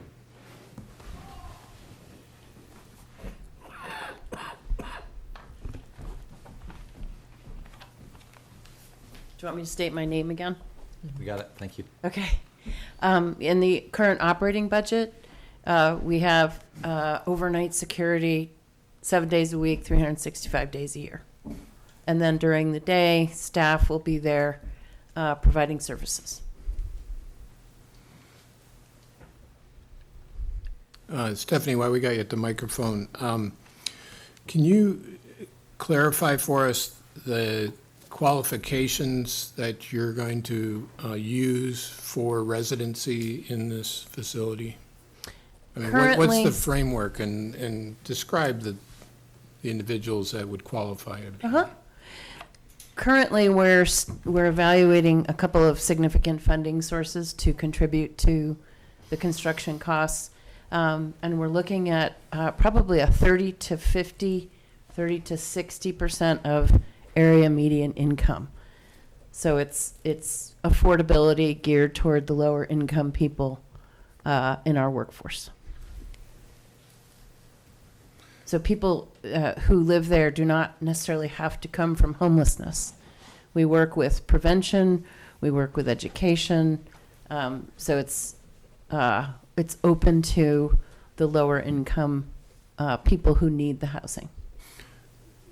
All right, I'm sorry to get down into the nitty-gritty here, but they would have to apply through your agency and be vetted by your agency to reside there, is that? Yeah, we're currently working on establishing that, process. There's only 18 units, and we have 1,000 people in our care, so, but yes. And then just again, back to the security question, the actual access and egress in and out of the building is only through one entrance on each building, correct? That is the plan, yes. Yeah. The other doors would be exits. Yes. Yep, okay. And as it relates to traffic, just a little fact, what's the percentage of clients who do not have automobiles? At least 50%. 87% of the people that we work with come to us with transportation barriers. We try to help most of them find a solution. Which is why we're going to connect to the Dash, and we have our own transportation as well. Can you restate that, because I don't think it would get picked up by the mic, Stephanie. It was 87%? Of clients come to us with transportation barriers. Most of them do not own automobiles and depend on our own transportation, which will be brought to this development, as well as the Dash. And there are a few other forms of transport, like for medical reasons, that we can tap into. And so that transport would be used for transportation to job, transportation to a grocery store, transportation to whatever they need. Absolutely. That's what we currently do with our existing multiple locations. Okay, John? Yep. What length of, I have a question for you, Stephanie. What length of time are your clients, or do you predict your clients will be living here before you transition, or if they find transition to somewhere else? It's meant to be affordable housing with support if it's needed. So that's a really hard thing to answer because our work with our clients is really based on their needs and bringing them to the strength, their best selves, right? So some people may be really happy living there for many years. Some people may decide they're ready for a home ownership situation after getting back on their feet. Not trying to avoid your question, but I think some of what I read in the public comments, and you addressed it earlier in your public comment, was the misinterpretation of this as a homeless shelter. Correct. Which sounds like transient housing. Right. Of people that might be staying there for a night. Right. And that's certainly not the case. That's certainly not the case. Yeah. Are there requirements for continued occupancy? Do you impose requirements for continued occupancy? You mean like rules, strict rules, safety? Rules, Absolutely. income, whatever? Yep. Just like we do at the shelter, we also have another property in Rockland. Absolutely, we have very strict rules, and people need to adhere to them as a future landlord and also a supportive service provider. So could you elucidate a little further on that? There will be safety requirements. There will be, gosh, we don't have it all written down, so I guess if you want more detail, I can probably provide you with some sort of.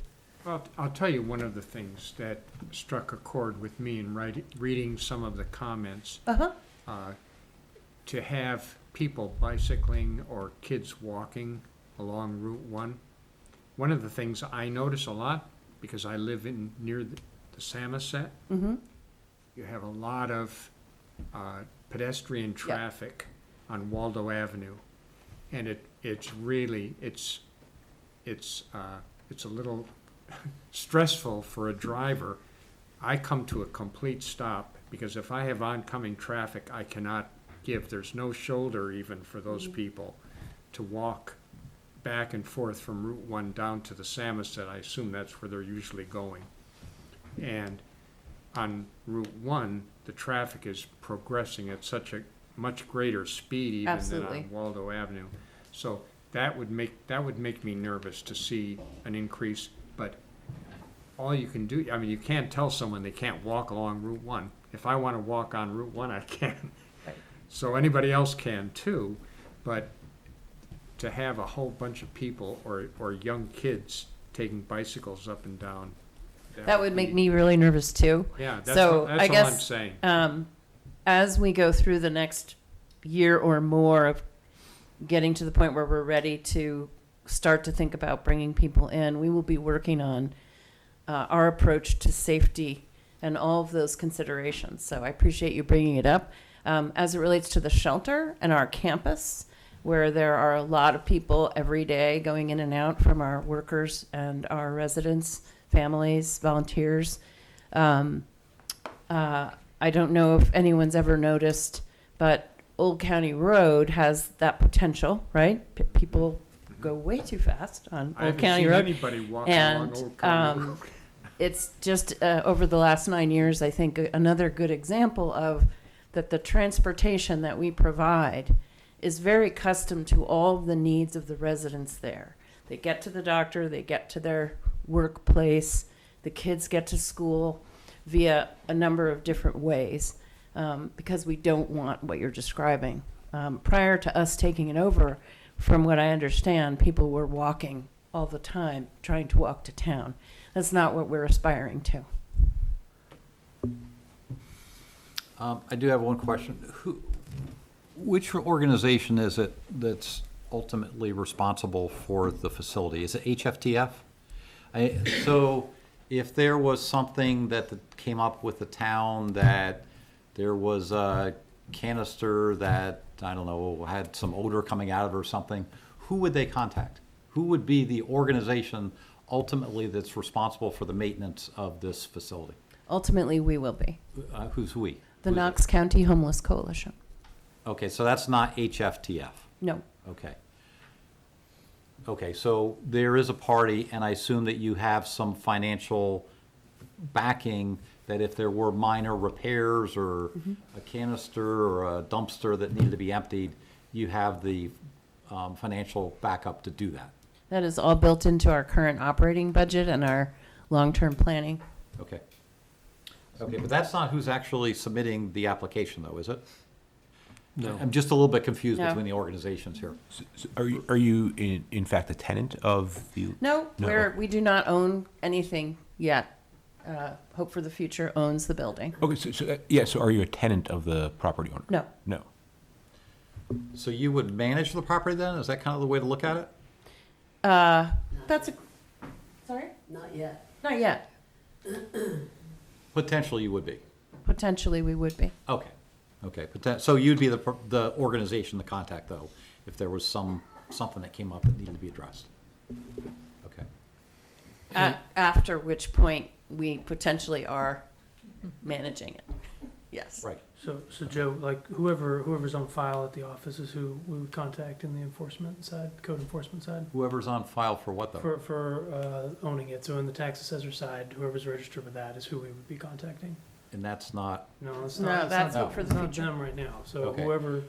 okay, just want to make sure there's something, yeah, I just want to be sure there's a clear person we could point to, though, that's gonna, There will be. okay. You comfortable with that? I'm comfortable with that. It's not exactly what you said, but I understand officially who the contact is, Oh, but, no, yeah. and we know Will.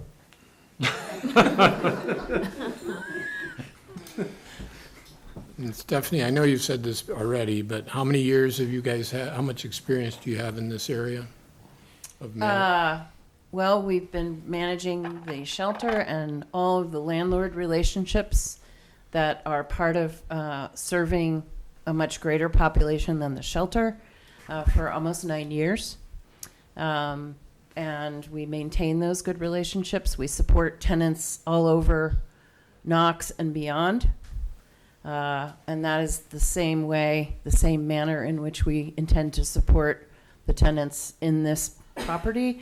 We also currently own a duplex in Rockland. And again, we'll apply the same level of qualitative maintenance of property as well as support of humans. Great. Okay, any other concerns, questions? No. Okay, thank you very much, You're Stephanie. welcome. So, Oh, sorry, go ahead. I was just going to say, so we've got a few things that we've had issues with here this evening. One is this new process on a butter notification and the fact that some individuals were maybe not in the loop as quickly as they should have been with the abutter notification or expecting it was coming. And we've had some technical issues here this evening, being able to include comments from remote. So I just throw this out as maybe a consideration. Would we consider a continuance until next month for the final approval of this project, that would allow some of those remote users to at least watch the meeting and understand the intent of the use of the property and be able to get a little bit more comfortable with it. To follow up my question from before, are we allowing comments to come in? Are there comments there, John, on Zoom? No, well, there are, but I think we've represented the comments that have come in, the ones that I think we can. And again, we need to understand that Zoom's been pretty limited because we had not published this in advance. Understood. And there was no way to get that word out at the last minute. So I just throw that out there as maybe a consideration. I know there's been a lot of concern expressed in some of the letters that came in about the confusion of a butter notification. It's working exactly the way the ordinance said it should. Maybe some people were caught a little bit by surprise. Again, this was reviewed, a pre-application was reviewed at last 2 months ago meeting in May. So it's been in the media, it's been on the board's review docket here for 60 days now, but it seems like some people were not aware of that or didn't catch that. And so, Well, I just throw it out there. you know, I sympathize with what you're, you know, and I think it's good of you to have that consideration, but it has been widely published, this project. It is not like just being dropped in. The county commissioners have been looking at it for a long time. They've certainly looked at it enough to invest $1.6 million in it. So I don't necessarily know what's going to change other than it'll drag out the project, and I don't know what the impact of a delay would have on the project. Is there anything significant in that? No, just, you know, moving forward, spending money on additional design and things with uncertainty, that's all. I would like to say that we did send a letter to the abutters also, and I gave a copy to Orion, and we sent that out 2 weeks prior to the meeting, the day that we submitted the application. You know, I think in the least, there's been some very good questions presented, very, you know, thoughtful letters that have been submitted by the abutters. And I think it points out a need to communicate. And I think they're good questions. There's some people that are very knowledgeable asking them. And so I would think somewhere, some way, somebody in that end of things should be going down that list and finding a forum to, you know, to address them. Because I think that it's just a question of people not having the information. I don't necessarily think they would disagree with the project if they had the assurance that we've been asking the right questions. Not we, I'm not the applicant, but. Right. I mean, I've read through the 7 public comments that we received, and, you know, generally they hit the same, kind of same tones. You know, I think security was certainly a question we've addressed. What is the kind of, what type of, I guess, in a couple of these, it referenced the different types of low-income housing versus homeless shelters. I think it's clearly been distinguished that this is a low-income workforce housing community, and that the tenants coming in are not coming off the streets. I mean, I think from the tone of these, I guess I would say, based upon the lack of the Vimeo comments we received there, are they going to differ much from what we've received through 7 comments, or public comments so far? Certainly they could. Something that we would need to weigh. Jeff or Tom, any feelings? Joe, would you mind if I made a comment? One second. I would say unless there was something forthcoming that was technical with respect to the ordinance, if it's more comments like what we've seen already, I think we have a pretty good sense of that. I appreciated your summary at the beginning of this discussion, saying what the purview of this board is in regard to approving or not approving the project. I think we've gone through the same motion that you all have gone through on every other project that's come through We have, yeah. and addressed the concerns that we're aware of through that process. And like Tom said, if there are other concerns out there, I mean, we don't know, but there seems to be a general tone of questions, some of which are outside our scope. Outside the authority of the That's board. the problem. Yeah, that's Yeah, right. Questions That's right. such as, isn't there a better piece of land suited for this project? Well, that's not something that we look at. Right, right. That's absolutely correct. We've looked at the suitability against the land use ordinance. Right. And that's all we've looked at. Some of the comments, right, have been outside of the land use ordinance, those concerns. Okay, so, want to move forward with a motion then? I mean, yeah, from what is inside of our purview, I see the application is complete and it meets all of our land use ordinances, so I would move to approve the application submitted by Hope for the Future LLC at 6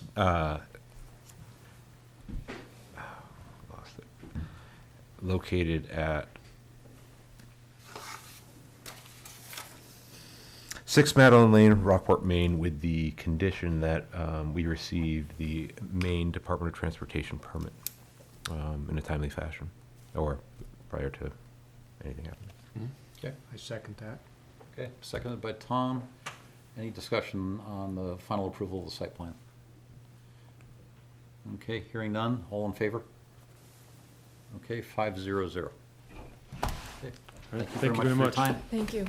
Good luck to you. Thank you.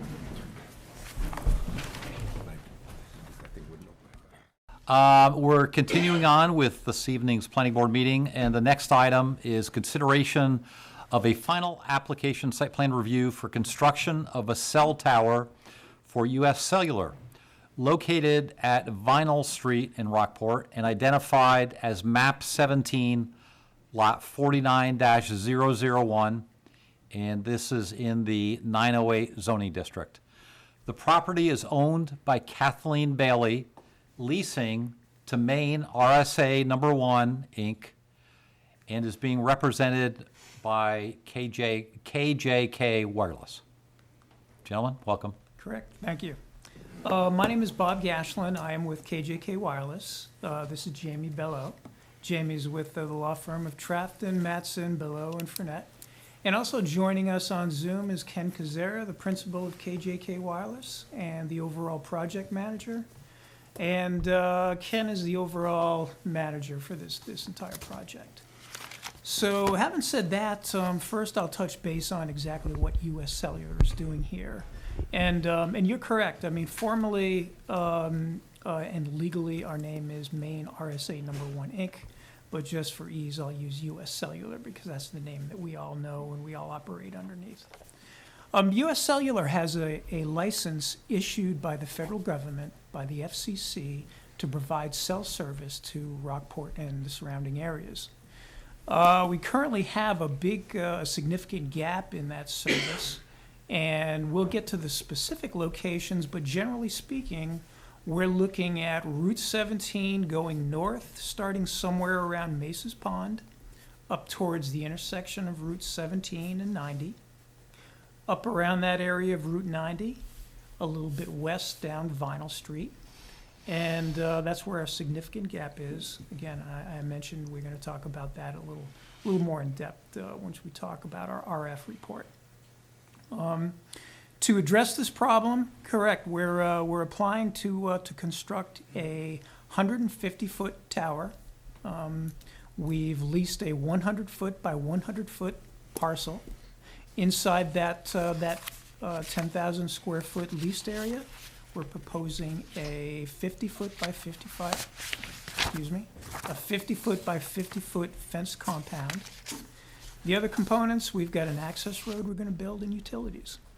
So having said that, for us to do this project, we need approval from the planning board at 2 different sections in the ordinance. Number 1, chapter 1300, we need site plan review approval, and also Section 809, there's a specific wireless telecommunications facility section that we need to get approval for. So, starting our presentation out, we'd like to start with Section 1300, the site plan review. And I see that Orion's got our plan up on the monitor. And before I start, I'd like to point out that in our application packet, you'll see that, your form that you guys require us to fill out, we've done a pretty good job where all of the specific items that you guys call out, we filled in which specific page on the site plan, this information is found on. Also, a second thing we've done is we've done a project narrative and a narrative of all these items in the site plan review, and also the telecom ordinance. So we've got two things in writing, but it's probably going to take us about 4 minutes to run down through the site plan itself, and I think that'll give us a good overview. And once we get to the telecom section, we'll be referring back to some of this stuff.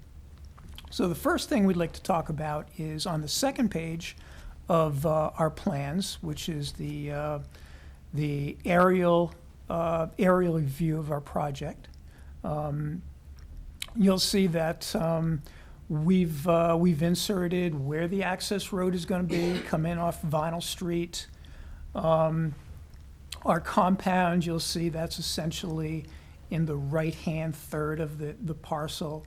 A couple things I want to point out about this aerial photo is that's on a hill there, and if I recall, that hill, the highest point of that hill is 495 feet.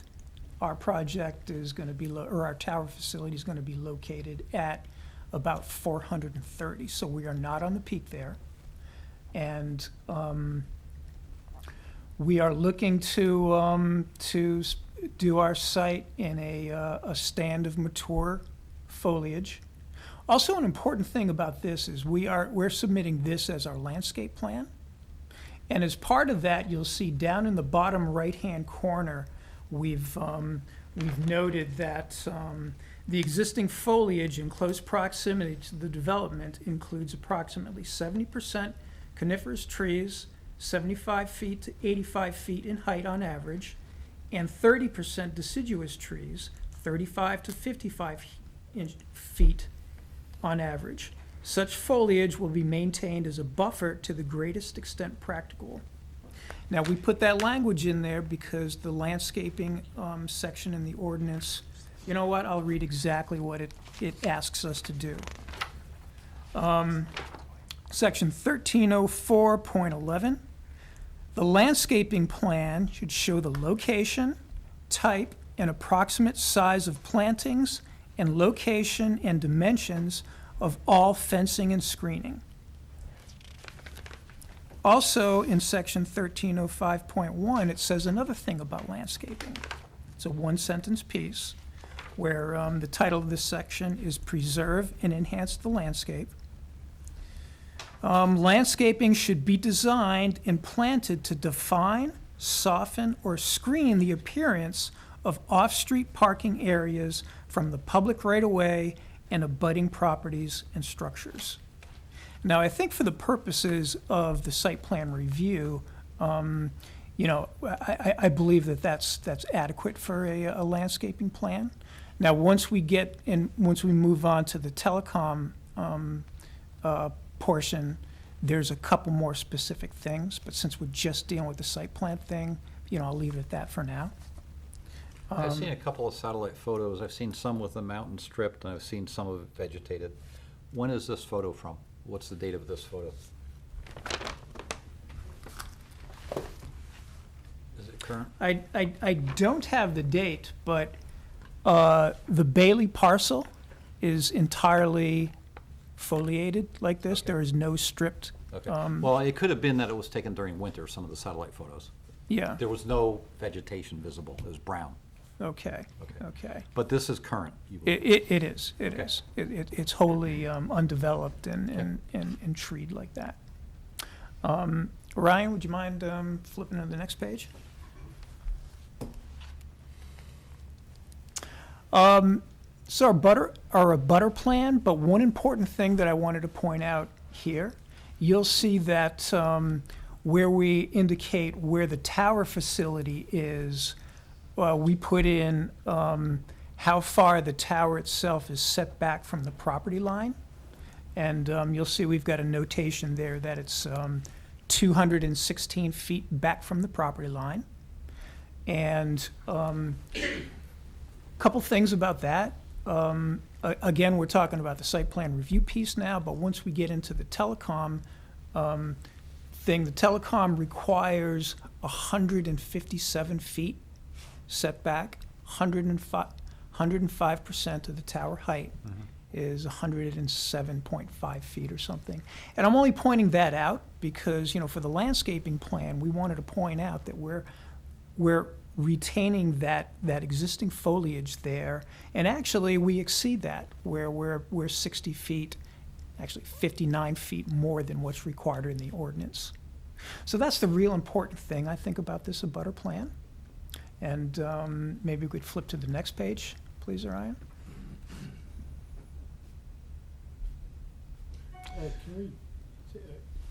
Are we going to come back on this, Joe, or should we jump in? Just clarification, please.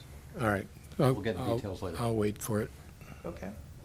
The ordinance also requires us to show, what pieces, what easements, what access things, what lease things we have on the parcel, and that's exactly what this does. You'll see it's a legal description, meets and bounds of what our access is going to be and where our leased parcel is going to be. Next page, please.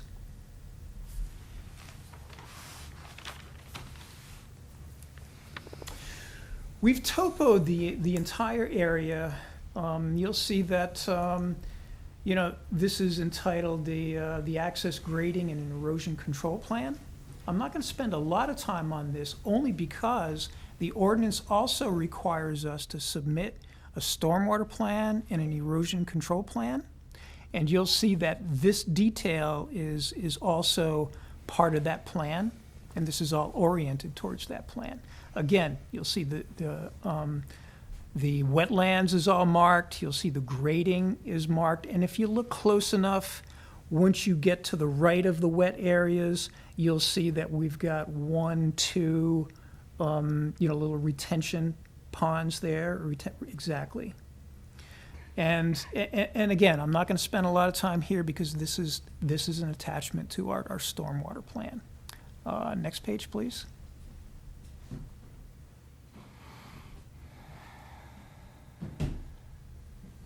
This is also a piece of our stormwater plan.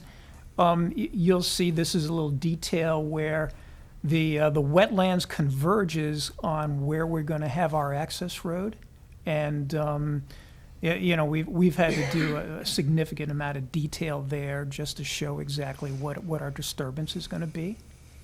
Same as last page, I'm not going to spend a lot of time because this is part and parcel to our stormwater plan. Next, please.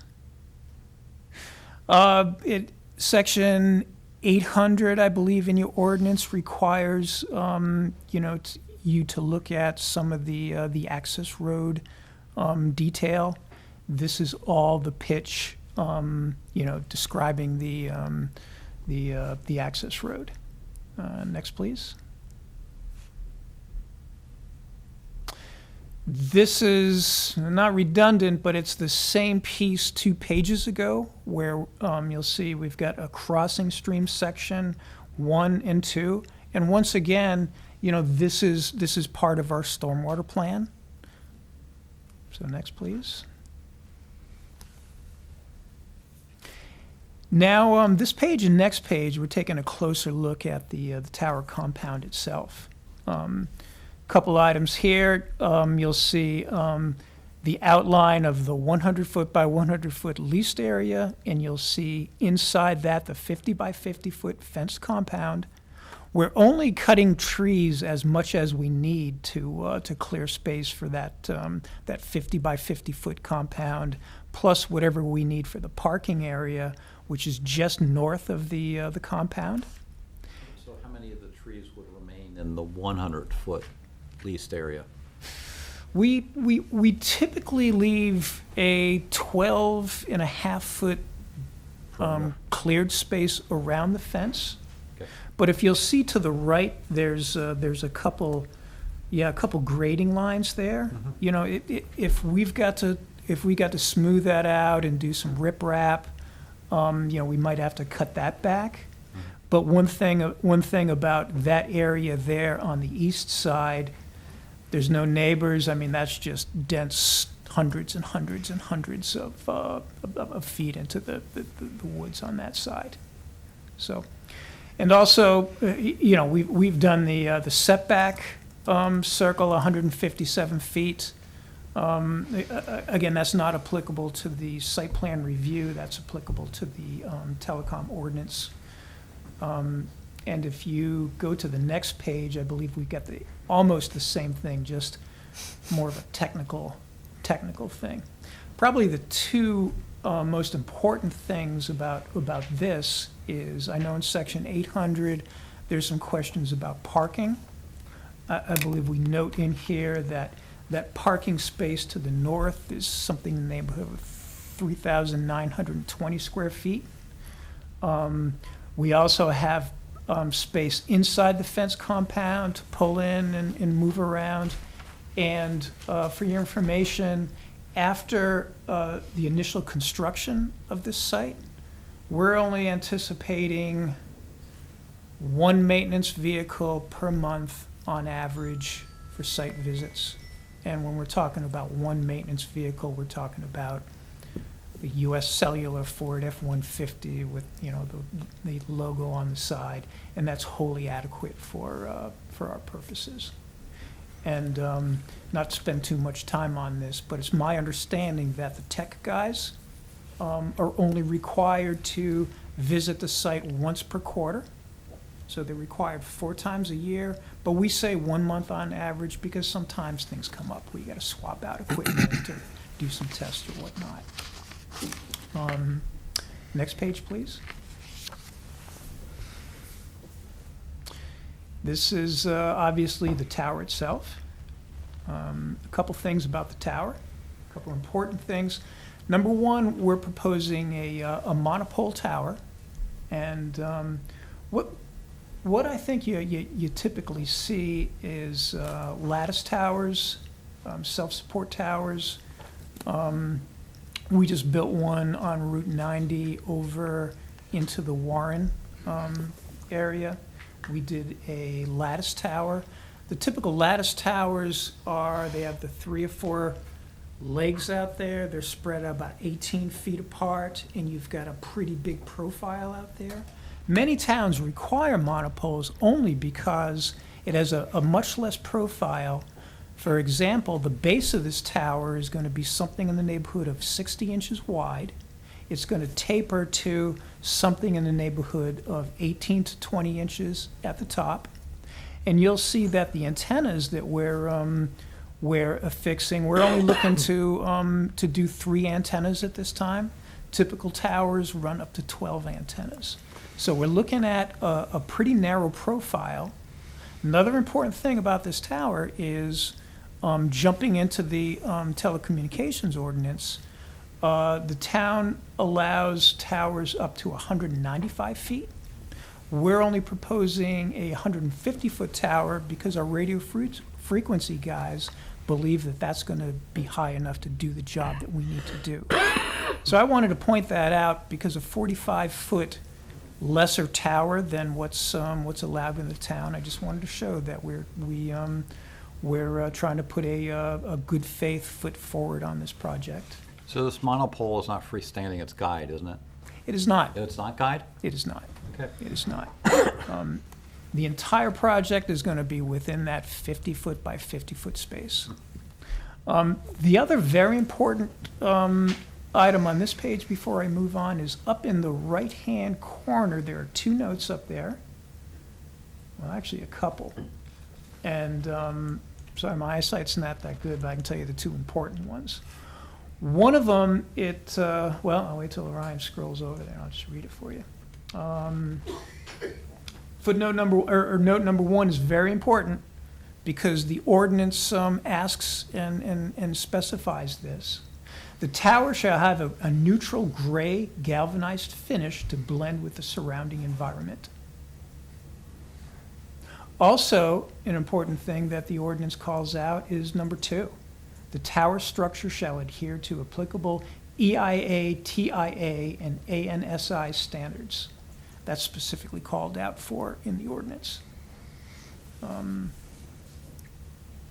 sorry, could you tell me what that means? That's an engineering standard, and it's just a set of standards focused on cell phone towers. So if we could go to the next page, What color will the please. antennas be?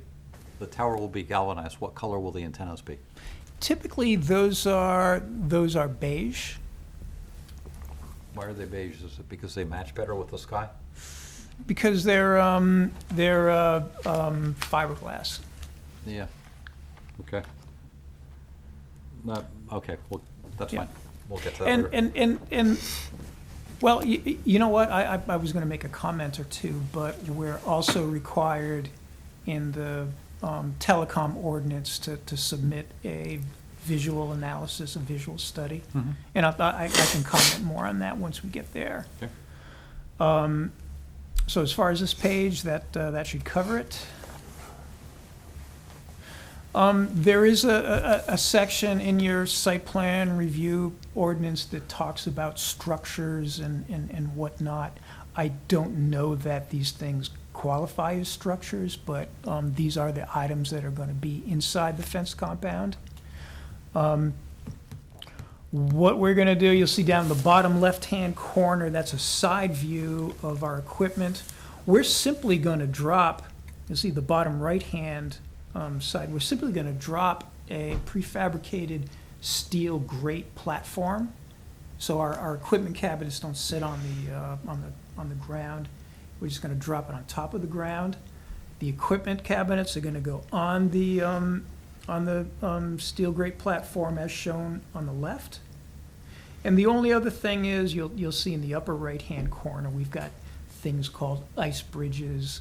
Now, we've got to run the cables from the equipment cabinets to the tower, and sometimes chunks of ice fall off the tower, and that ice bridge is just a protective factor for our cables. That's it with that page. And the next page is essentially the same thing. Down across the bottom, those are the dimensions of our cabinets that are going in there. Up above the top, that's our utility boxes and whatnot. And I think an important, no, I'm getting ahead of myself. I was going to comment on something in the telecom ordinance. And since we're just talking about the site plan review ordinance right now, I'll save that comment for later. Next, please. This is simply looking straight down on the tower. Where the antennas are affixed, we have the typical terms in array. It's a 12-foot by 12-foot by 12-foot triangular thing. We just mount it on top of the tower and bolt the antennas to those. And you can see on each side, you know, right above where Orion's got his pointer, right there, there's one of the antennas. Then you look at the sector pointing to the northwest up at the top. There's the second antenna, and there's the third antenna there. And again, that's a nice little thing that we're only proposing 3 antennas because typically you see up to 12, which is more of a profile up there. Next, please. Do these antennas tilt or are they fixed? They tilt. They do tilt. They do. The ordinance requires gate and fencing. And I'm sorry, I don't recall if that's in the telecom ordinance or the site plan review ordinance, but nevertheless, we're required to do an 8-foot tall chain link fence And that's exactly what we show there in the upper right-hand corner. For security measures, we also put an extra foot of barbed wire, so people aren't trying to crawl in and do stuff, over that.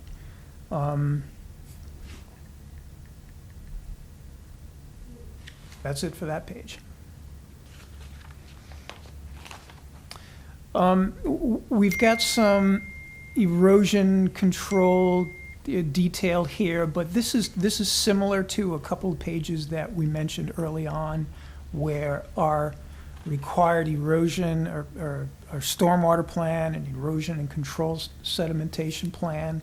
This is specifically an exhibit in that, showing the details of that. So I'm not going to spend a lot of time on this. The last 4 pages, we're going to go by pretty quickly. This is simply our grounding plan. I don't believe that the ordinance, asks for that. It was just included. Another thing, is part of our grounding plan and some of the mechanics. There's nothing in the ordinance that asks about this. I believe we only got 1 or 2 pages left. Okay, our general construction plans. These are for the construction guys. All your questions are specifically responded to in these 2 documents and elsewhere. So I don't see any real need to go through erosion and sedimentation control notes. Again, the formal plan is a separate standalone document that we'll touch base on later. And I believe that's it for that's it for the actual plan. Now, it might take me an extra 2 minutes or so, because in the site plan review, there's a couple standalone documents that you specifically ask for. And Orion, when I sent you the electronic package, there was indeed the attachments, and these are in order of what you've requested. Here's the cover letter I mentioned. We've done the project narrative point by point. You can scroll down to the next, the first attachment. Keep going. Back up. This is U.S. Cellular's, as I mentioned with the first thing I said, that U.S. Cellular has a license from the federal government, the FCC, to provide service here. That's a copy of our license. This is not required in the site plan review. This is required in the telecom ordinance. Next. This is another telecom ordinance requirement, but it's here, and I'll tell you exactly what it is. We're required to produce a map showing all existing sites in the area. This is almost redundant because we also have a radio frequency report describing why we're here. And as attachments to that, we also show all the existing towers. Before we move on, I want to apologize. I missed one site here. If you look at where Orion has his cursor right there, site, and if you go directly due east to the coast, another 1/2 inch to the right there. There's a site in Rockport. It's at the Rockport Industrial Park. Yeah. Is that what it's called? It's right next to the road department garage. Yeah, and I believe that's what it's called, the Rockport Industrial Park. Just off Route 1. Yep, and I just neglected to put it on this map. It is shown in our radio frequency report, so apologize that's incomplete, but it's there in our application. So there's supposed to be a USGS 7.5-minute topographic map. Where's that? That's what this is. That's not really that. It doesn't look like it gives any altitudes or heights or anything there. Well, it does. It was a bad job printing this out, but this did come off the USGS website. Okay. And if you wish, yeah, we can talk more about that. But as far as the first piece, the site plan review, that wasn't part of the site plan review requirements. It is. It is? It is part of the application review, yeah. Okay, okay. So, Okay. explain to me again what this map is identifying here. This map identifies all sites in the area surrounding the proposed site. And I believe the end, All cell sites? yes. All cell sites, okay. And I believe the end of this is, in the telecom ordinance, you guys specifically ask for applicants before you can build a tower to prove that there are no existing sites out there that we can use. So this identifies it, but we actually do a better job in our radio frequency report that calls out all the existing towers, and we'll get to that, calls out all the existing towers, which ones we're on, and there's actually 2 existing towers on there. The American Tower site right smack in the middle, and the Bay Communications Tower right to the right. Those are the only 2 existing structures that are close to our problem area. And in our radio frequency analysis, we call out, we show plots showing why those don't work for that site. So again, the crux of this map is to, the ends of this is to show existing sites, why they don't work, and why we're requesting our site. Well, Does that yeah, make and I sense? think to Joe's question about the Topo map. topo, I mean, if that's flat or mountainous, that doesn't really inform much the way it's presented. Yeah, that's not a topo map I've ever seen before from USGS.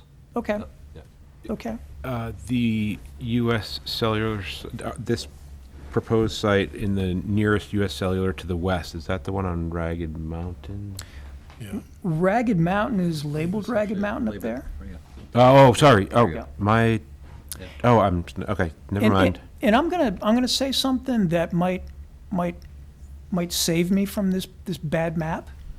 And you had mentioned that this doesn't show elevations and whatnot. I think either the next exhibit or 2 exhibits down is the actual radio frequency analysis. Now, what that is going to show is how each one of these sites propagate based on the elevation. So even if we did have elevation here, we'd all be guessing on what that elevation does or doesn't do. But the next exhibit is very clear on what the elevations do or don't do. Yeah, I think you provide the same information in a different format, just not what was requested. Okay. If you go 2 pages down, isn't there? I'm sorry, can we go back to the map, please? Okay, so is it fair to say in summary here that really the issue is the dropout along Route 17? I mean, that's probably the highest volume, right? Do you know what It's we'd like along to Route do? 17. What's going to make your life easier? Oh. If we just go to the, let's go to the exhibit, and that shows everything that you're asking, and I'm having a hard time articulating. Okay. So if you skip down past this AD Clum, we'll come back to that. It's about 8 pages down from this. It's the photo simulation. We'll come back to that. The coverage maps. Yes, the coverage map. So there we go. And you keep going down, and we'll just skip right to the first plot. Keep going. Right there. Yep. Please stop. Okay. So this basically gets us where we're looking to go, where you'll see that right in the middle, we've got a blue dot that's labeled Rockport, 145 feet above ground level. Now, we put that in there. That's our proposed location. This is showing our existing coverage. And you'll see all the dots surrounding. There's Ragged Mountain up in the upper left-hand corner. There's Camden downtown across the top, Camden waterfront. We come down the coast. There's Rockport USF. That's that industrial park that we were just talking about. And then to the west, we've got what we call the West Rockport site. This shows what today's coverage is and what the engineers are looking for. They're looking for, in a best case scenario, all that deep green, because that deep green shows the coverage we're looking for. That is coverage in automobiles, that's coverage inside houses, inside the walls of the houses, and the coverage dense enough to propagate the data transmission, which is so important now. Now, the white just shows that there is just no coverage. The yellow shows that there's pretty bad coverage, and the light green shows that it's spotty at best. So this is the current thing. Now, if we flip to the next page. Can I jump in a second? So Sure. you have US Cellular on your cell phone, right? I do. Have you ever driven down Route 17? I have. Have you ever had a dropout? I haven't really used it that much. Sorry, I can't hear what you're asking. I'm sorry, I'm leaning back. I apologize. I was asking him, if he's obviously got a US Cellular phone that he uses for his business and probably pleasure. And I'm curious because it shows basically a dead zone on Route 17. And I'm asking him, has he ever driven down Route 17 with and using his phone and had a dropout? I have not used my phone on Okay. that It area. doesn't really show a dead zone, it shows a lower signal level. Okay, well, I guess I would interpret that to mean you have no coverage, right? Or poor coverage. We have unreliable coverage. Now, what that could mean is that there's a couple things about frequencies and cell phone use. You can stand in one spot at noontime and not get a call through. And then you can stand in the exact same spot at 1 in the morning when nobody is on, and you can make the same call. There's that, and there's also different types of frequencies. Everyone's heard of the new 5G frequencies that are coming out. 5G frequencies, a key thing with those are, it's a much better signal, but it covers much less area. I'm not prepared to comment on it, but my educated comment I'll make now, as best as I know, is that's going to play a part here too. Once we get 5G in here, you see that ragged mountain that's blowing down the signal towards Route 90. It barely gets to Route 90, then it peters out. That's based on different type of frequencies.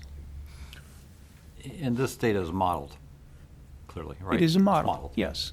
It is It's a model. it's not actual measurement. Yep. Well, that's kind of where I go with this is, I don't know if maybe I have a conflict of interest, but I use a US Cellular phone. I've never had a dropout on Route 17, and I've used the phone there frequently. So this is like, okay, it's not my reality. That's why I asked you, have you ever driven there and used your phone? I have not. Okay, so I guess this is empirical information that I'm providing as a user, wondering where the problem is that we're trying to solve. I'm not aware of how your personal usage is. All that we can go from is what our radio frequency engineers have modeled here. I can tell you where you got the problems, but it's not on this map. Yeah. Well, that's what's fascinating to me. And again, we're having a discussion about voice. And as you know, nowadays. Voice, text, video, what do you want? Well, nowadays, you're talking about drop calls.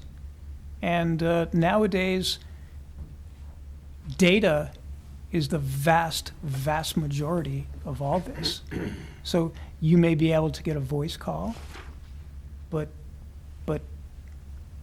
for media or data, you Right. might be talking about a completely different thing. So this is what the radio frequency engineers have modeled for the existing conditions there. And you can see right where our coverage gap is. And you can see where our new tower is proposed. And if you go to attachment B, the next page. So the new tower is Rockport 145 AGL or no? It is indeed. It is indeed.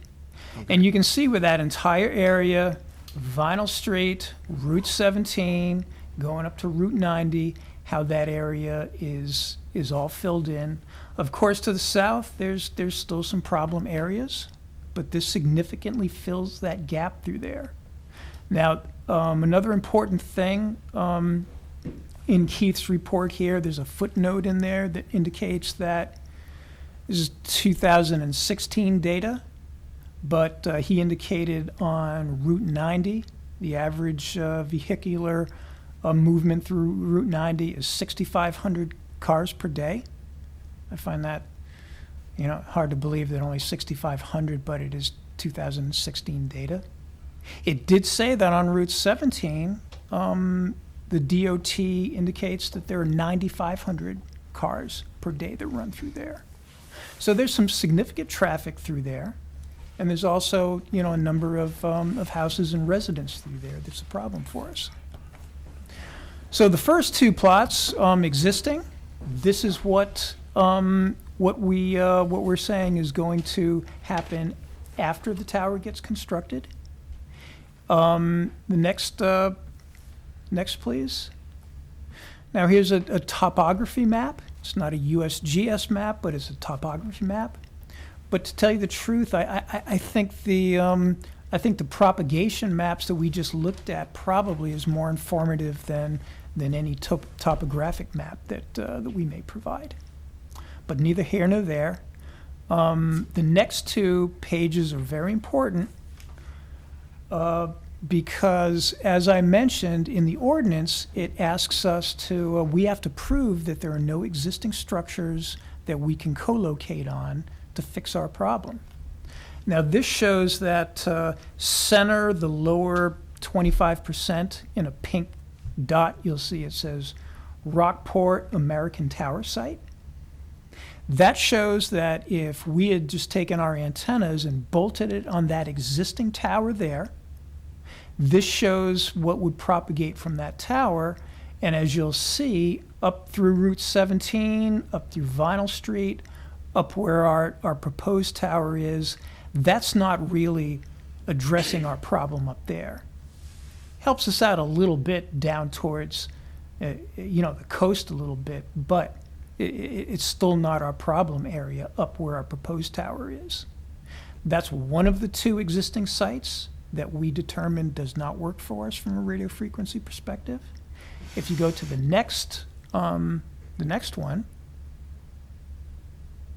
you'll see in the bottom right-hand corner, Rockport, Maine, 00, right.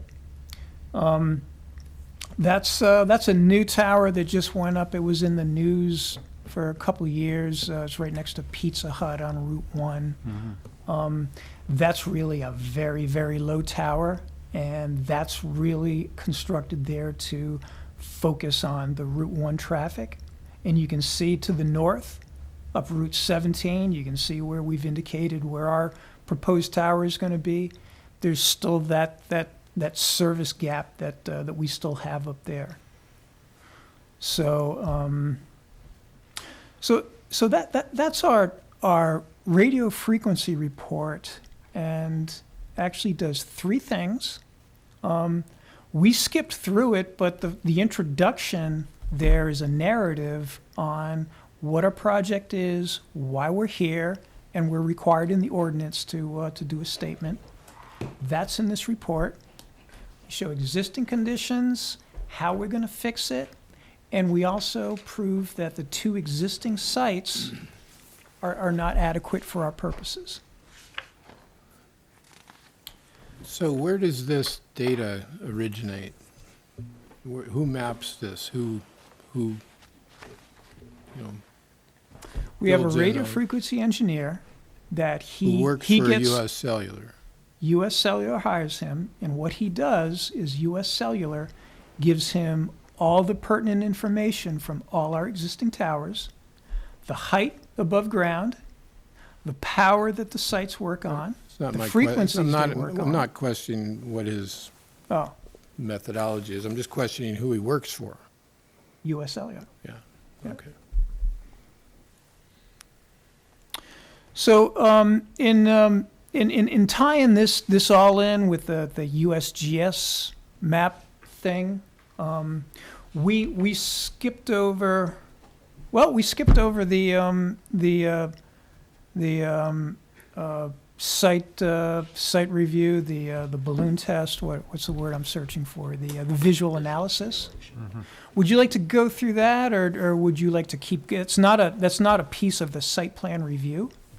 Would you just like to continue on with the site I plan? think we've seen the visual analysis. Everybody looked at that from different perspectives.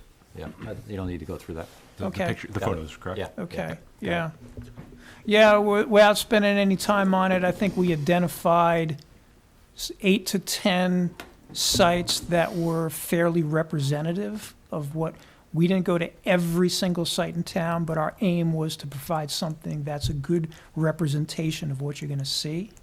And I think there were 2 locations up on the intersection of Route 90 and 17. You could see the tower. And the other one down by Mace's Pond. And I don't believe that there was much of a visual vista there. You could see it above the trees, but not by much.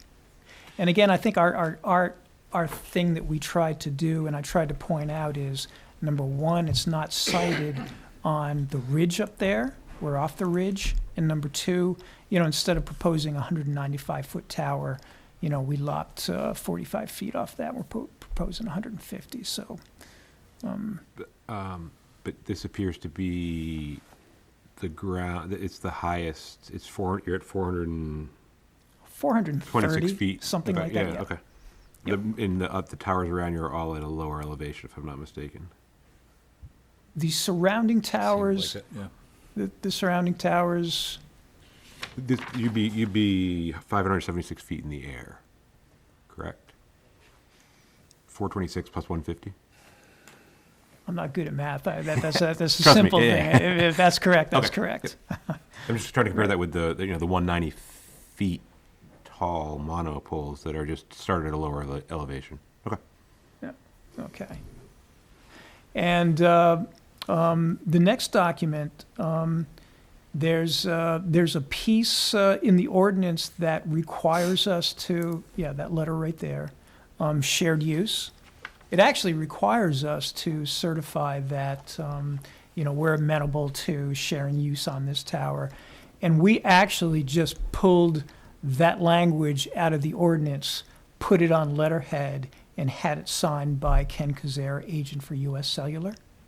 And just saying we agree to share use on this tower. So in the future, somebody's looking for space, they're not gonna come to the planning board and say, US Cellular wouldn't let us come on, How much are the propagation maps going to change as you go down the different tiers of antennas? Is it going to be substantial? So that if other carriers put tiers of antennas down below, they're going to say it doesn't work and I need to put a new tower up? It's gonna change a little bit, but where you're gonna find the real change is, as we started out the whole conversation tonight, is everyone has their specific license from the FCC, and in that license, they give you a specific frequency band, and everyone's is different. So everyone's got a little different propagation. Yeah. Where AT&T may come and they may propagate just a little less or even a little more than US Cellular. And same with Verizon. So the height's going to make a little difference, Sure, but it's frequency will really the too, yep. frequencies. A clarifying question. At the same height as the US Cellular antennas, could you said that generally there's 12 there and you're only putting 3. Could the other multi-users be on the same level as you, or they'd have to be below? No way. Only because we're still using 4G, we're going to 5G. Once we go to 6G, 7G, we don't know what type of equipment You need is all going those to for future. So we need our space, and Verizon will take their 10 feet and they do what they do there. And so we share towers, but not our vertical space. Thank you. Yep. So can this tower, the physical tower itself, can it be made taller without having to replace it?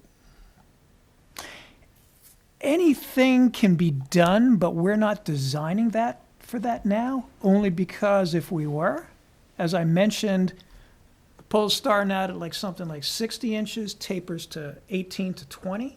If we were going any further, we would do a wider stub, because you can't extend something with its tapering to an 18-inch thing. So it's not designed to be extended. Right. If we were, we'd have to tear it down, start from new, and that would be a very expensive thing. So that's very, very unlikely that we would. Plus, we've got the setback requirements that you guys have in the ordinance that's going to restrict us from extending any height or anything. We've got to deal with that as well. So the next, if, Your 4 minutes are almost up. okay. Oh boy, I can do this pretty quickly. If you go the one document up, right there, performance bond. Ordinance requires a performance bond in case the tower needs to be removed and USL is not around. And so that's just supposed to be a sample, right? That's just a sample. This has got the wrong town on it. We used that in Warren Yeah. a year or two ago, Right. 68 grand. We just come in with a crane and unbolt it, put it on a flat bed, take it away, take the fence away. There's really not a lot to the removal piece. But that's a form that's been accepted by communities in this area, and that's an amount that's been accepted by communities in this area. Talk a little bit about your lease that expires next week. Our lease does not expire next week. Well, the current extension does. We got that extended, and I don't think we have that, do we? you do not, just because we just got it extended, and I have the amendments right here extending it as of August 6th. So I'll submit Okay. that. Actually, I'll just give that to Ryan for his files. So we would just make a condition. Thanks. That's for 2 years, or, I guess we'll look at it when we get it. Yeah, what we're doing, that extends it for 2 more years. Maybe 1 year. I'm sorry. It might be 1 year. Could you just But again, so tell us a little bit about cellular leases, because we're familiar with like solar farms who have come in here with 30-year leases, and so they're going to be there for a long time. When you have a 2-year lease, is that typically the way it runs, or are you going to take it down and build another tower in 2 years? the 2-year. Why is it only 2 years? Yeah, the 2-year thing, sorry for just generally talking about that. The lease itself is for a total of 30 years. Now, what is being passed around now when we're talking about the 2-year thing, what we do is we start the leases out as an option period. Okay. And these option period that just expired and we're re-optioning up, we only start as an option because you know what? You know that it has taken us a year and a half Right. now, so we don't want to pay rent. It's just an option that once we get approval, we'll start the 30-year lease. Okay. Okay. Anything Okay. else? No. Well, there is one more piece. If you go down, there's the stormwater report, which I am not going to go through, but I'm just going to point out right here. And the only thing I will say about this is the stormwater section, the next page down, it's got a nice little conclusion. Next page. Next page. There it is, number 7, conclusion. It concludes that the stormwater situation, the project is going to maintain, or it's going to be better in terms of the stormwater. And I'm not going to put Orion through the pain of going down another 10 pages and finding where the, keep going, keep going, keep going, keep going, keep going, keep going, go, go, go, go, go, go, go, go, go, go, go. Okay, I'll just stop his pain right now. Where within a couple pages, there's also a section in there. The first section deals with the stormwater, and we've got the second part of this that deals with the erosion and sedimentation plan. And it's the same document that shows the deep, there it is, right there, there it is. And that doesn't have a conclusion to it, because it's not a conclusory type thing. It's kind of a prescriptive thing where it says, hey, if you adhere to this, your erosion and sediment is not going to be a problem. So that's our stormwater plan as required, and that's all our stuff. Okay. Thank you. Thank you. Thank you. Thanks for that description. Sure. Okay, at this point, I'd like to, if there's no clarification questions, we can ask them as we went through this. Okay, I'd like to go to public comment section. And so I'd like to open up the public comment section, and again, remind any individuals in the room that might have any comments to please come up to the podium, state your name, where you live, and your comments or questions, and try to keep it within 3 minutes.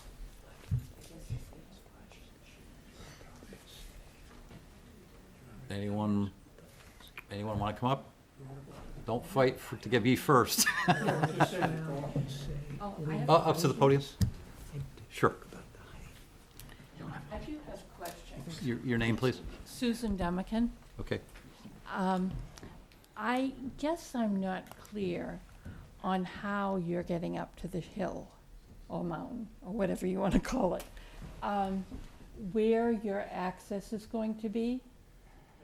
I live at a house right next to the property that's bare, that's empty. And my understanding is that somehow you're getting up to that hill that is behind my house. And I don't know how you're getting up there, where the access road is going to be,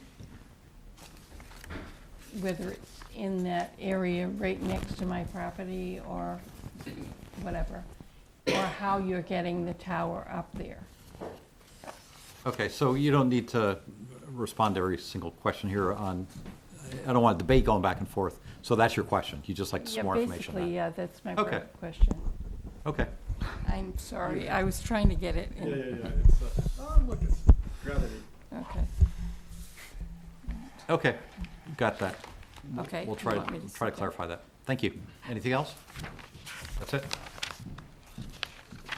And you have something electronically? Oh, we do. Okay, just 1 second. Anyone else in the room? Comments? We have Beth representing us. Oh. Would you like to say something quickly after she's done Okay, speaking, please? okay, and she's online? Online here? Yeah, okay. She's right there. Okay. Okay, so we'll move there in 1 second. A comment in the room.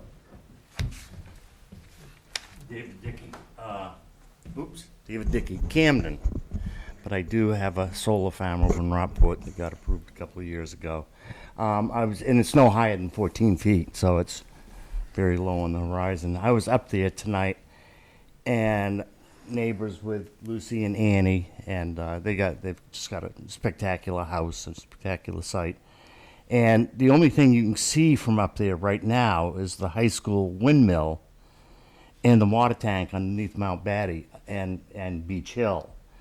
And it's kind of a pristine view that I just, and the reason I bought this land is it was originally gifted to Captain Samuel Tolman, and my grandchildren are descendants of his Tolman, and it's just kind of like, hang on to it. I have no plans to develop or build anything up there, but just would like to have them have something in the future.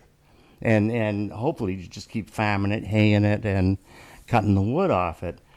But it's as close to me of what their future might be, and I just don't see it adding any value to what I've invested an awful lot of money in. And looking at these plans, the first ones, I don't know how they got up there to do all that work without crossing my property. I am in a butter on 3 different sides, which is unusual. That on the upper side, the lower side, and the back side, which is so it's a total of 150 acres or so. And I'm not real crazy about this being in the middle of something that is and I'm probably hypocritical because there's another solar farm going up there, but they are very low profile, and you'd be hard pressed to see either one of them. So. Okay, so your concerns about the vista? My The grandfather view. dug lime over underneath here, so I have some ties to it. Thank you. Thank you for your comments. Hey. Hi, my name is Martha Kalinda. And I previously owned a piece of land that is just below that tower, and I currently live in a house that is going to be looking directly at that tower. I'm probably the only one, other than the people behind me, who will be looking at that, and it won't be a thing of beauty in my eye. And I do have a U.S. cellular phone, and I don't care if I drop a call. It's not exactly like life-threatening. And if that's what we have to do, and I don't understand what that's going to do to the property of the neighbors of that property, I feel like for them having that in their backyard, I would be irate to think that I had to look out my back door and see that thing every day. And I think it's quality of life, and if that's quality of life, sticking that thing up there on the hill, I have a hard time seeing that. It does not come into my purview as quality of my life. And I don't think it's going to do anything to the value of my property, which I know they don't really care whether it affects my property or not, but I have a feeling that anyone who might want to purchase my home in the future will say, that's not exactly the Taj Mahal sitting up there. So I don't know. I know that they're sticking all these things in these areas that they consider country, out of the way, not in the city, for the most part. And yet those of us who live out there in the country live out there for a reason. And the other people who live there kind of like the quiet and the pristine of it. And I know that progress is a lot of things, but to me, looking at that tower is not going to be pleasant. Thank you. Thank you for your comments. And Martha, just to be clear, you live across the road on Vinyl Street? I do, at 300. Yep, okay. I'm going to have a clear view now.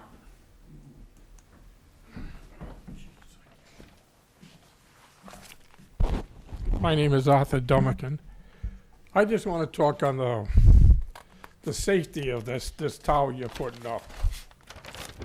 What's going to come out of it, radiation or something like that. We got kids and houses all around there, and I'm looking out for them. And I'm looking out for myself because I got Agent Orange, and I'm worrying about I could wind up with cancer or something from this tower. And I think that's what we got to think about. A lot of us guys are suffering now, but we don't need something that's going to make it worse for us. So I hope you guys make the right decision. Thank you. Thanks for your comments. Anyone else in the room? No? Okay, if not, let's go switch to our individual online on Zoom. Please go ahead. Hi, good evening. My name is Elizabeth Buckley, and I'm an attorney with Murray Plum & Murray, and I'm here tonight representing abutters of this proposed project, and they are Annie Kiermeyer and Lucy Bauer. And if you notice on the applicant's satellite view, and that they call their landscape plan, but I'll get to that in a minute. Annie and Lucy's house is the one with the red roof that's depicted on that satellite plan. And also, right, so down in the lower portion of your screen, yes, right there, that's Annie and Lucy's house. So this would literally be in their backyard. It also shows up on the tax map that they used as C2 of their plans. Annie and Lucy's lots are map 12, lots 150 and 180. We have a few problems with this. Primarily, we think that the applicant has not satisfied some of your standards. One of them is the landscape plan. While they put in a satellite view, it is not a dated satellite view. It does not show what the conditions on the ground will look like once the clearing is done. It certainly is not a landscape plan that I've ever seen. And I'll just back up for 1 second and tell you that in my experience, not only doing land use law, but but also I served on the Portland Planning Board for several years, including serving as its chair. So I thank all of you for your time here. I know how much time you were committing to this and what a great community service you were doing. But in my experience, I've never had an applicant try and suggest that a satellite view is sufficient for, to satisfy a land use ordinance standard. That's the same thing as a landscape plan. What's also missing in this application that is required under your standards is information about lighting. There's nothing that says whether or not there's going to be a light on the top of this. Frequently, you will see that there are lights installed at the top of cell towers. There's no indication that there will be one, so do we assume that there won't be?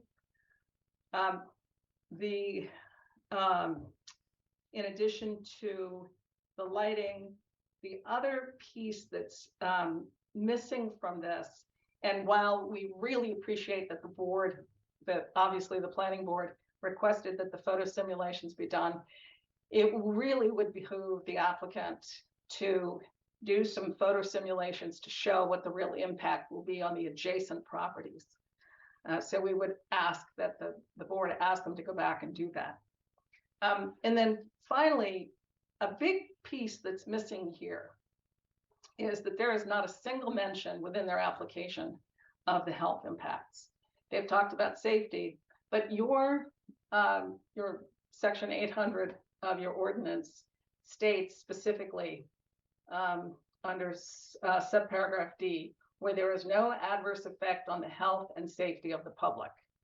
There's not a mention whatsoever of the health, potential health impacts on the public.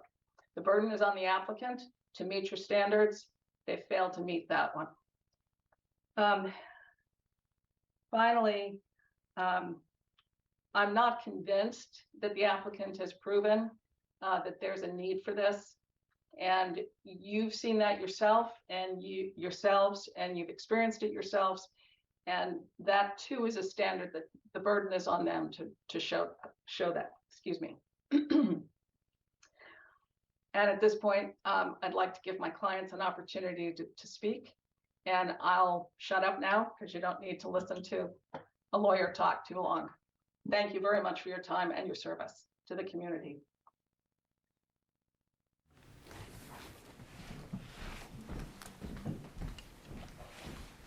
Hi, I'm Annie Kiermeyer. Lucy and I contacted Beth for support because, quite frankly, we are very, very scared. We're scared about our own health and safety. We're scared about the health and safety of any future people who might live in our house. The house is very, very close to where this proposed tower is, and it scares us to death, quite frankly. And we're really hoping that you will take into consideration our health and safety and the health and safety of any future landowners there. I think this is very close to where we live, and we're very frightened by it. Thank you. Thank you for your comments. Do you want to speak also? No. Okay. Anyone else? It's new. A new comment? Yes. Go ahead. Again, David Dickey. Have you guys driven by where this is going in, where their access road is? It's full of guardrail and it's very, very steep. And I haven't heard anything about the amount of fill equipment that's going to have to be brought in, guardrails removed, or there is one opening, to make themselves an access road. And particularly the wetlands that are around that area where I saw that they're going to go up through. Has wetlands been part of it, except for not on the top, the bottom part of it, where the access is going to be? Right. Just for your information, there is detail in the site plan that they did submit about actually taking out, I think, 500 yards of... Yeah, I only got a notice 3 days ago, Sure, so... sure. If you and want I'm to in take a the look at it hotel on the business, town website, though, it's there. It's on the web, all this information's on the website? Town website, yes, all of this is. Okay, great. Yes. Thank you. Sure, thanks for your comments. 500, It was 500 yards, I think, right? Liverpool Grant, yeah. Okay, if there's no further public comments, we'll close the public comment portion of the meeting. Should we allow the applicant to provide some additional information regarding some of these questions? Seems reasonable. Sure.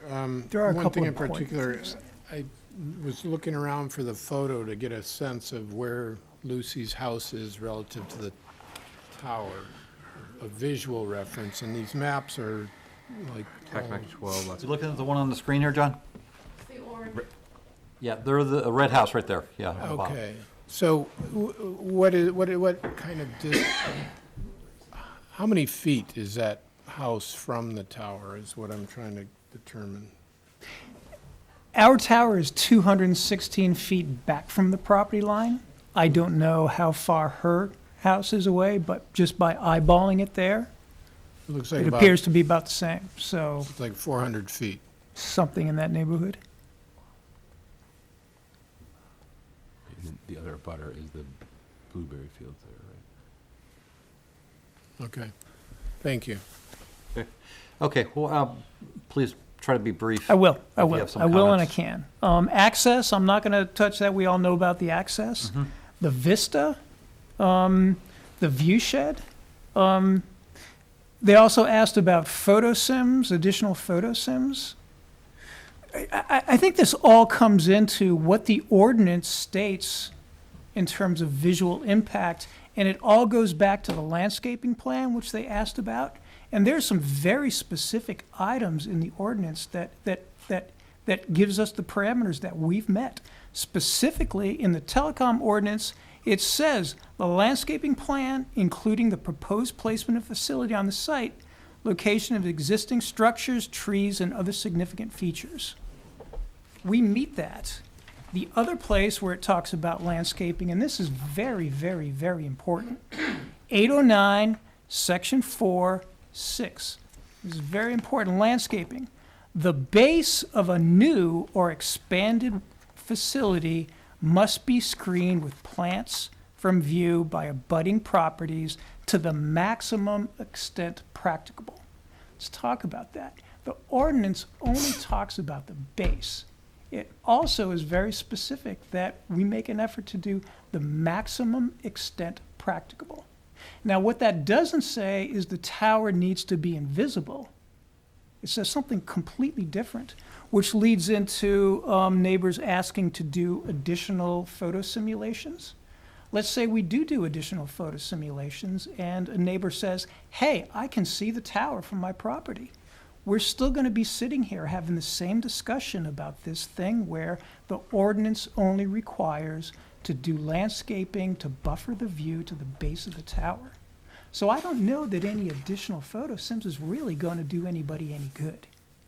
The only other very important thing that we've got to mention is 2 different people asked about health effects, radio frequency emissions.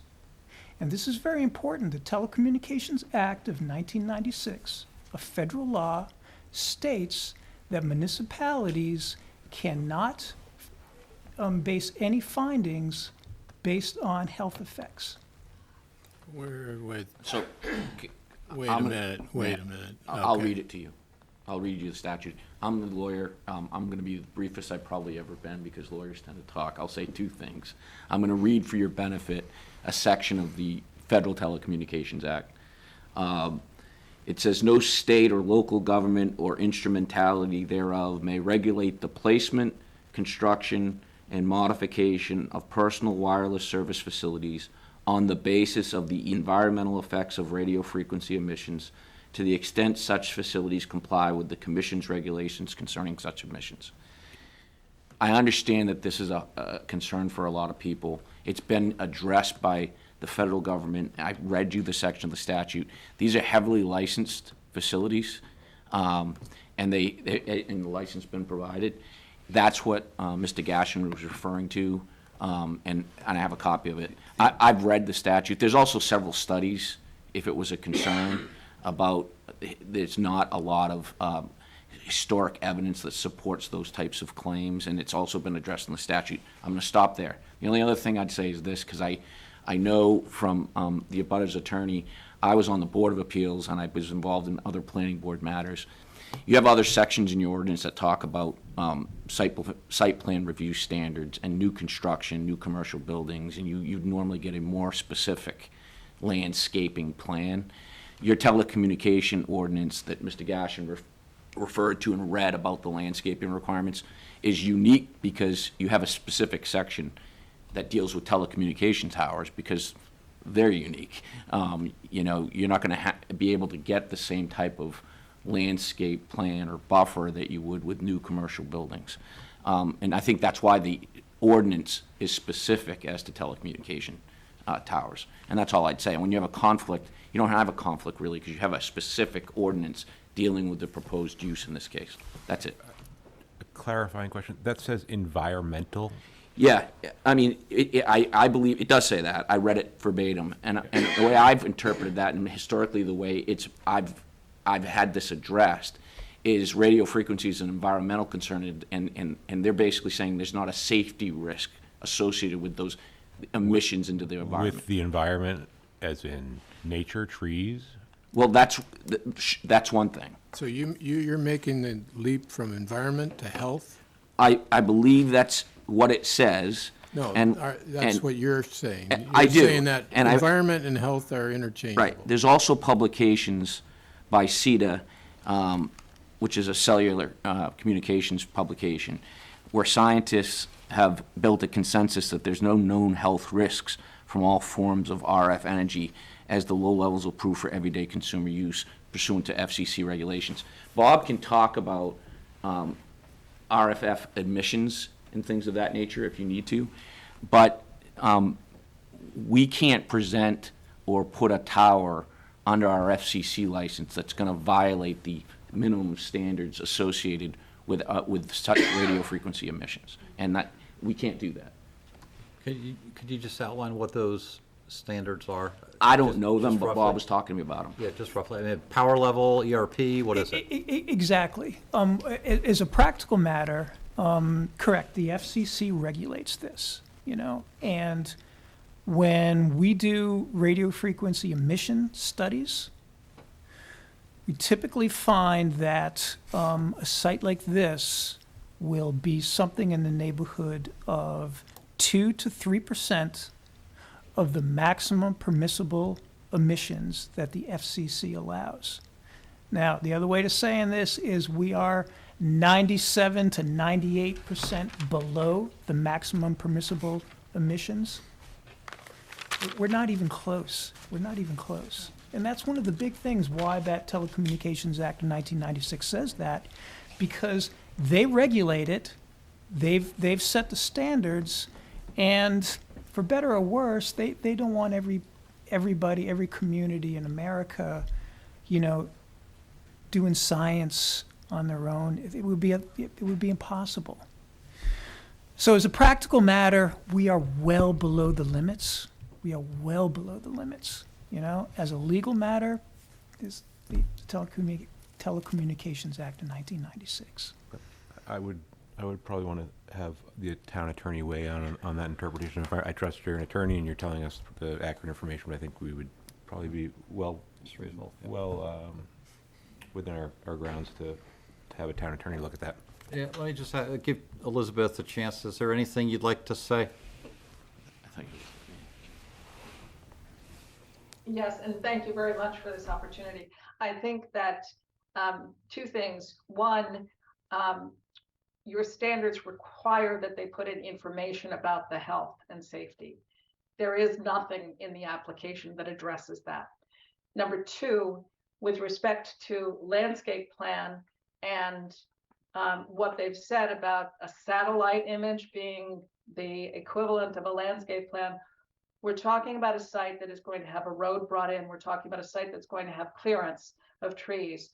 None of that is reflected in any of their materials.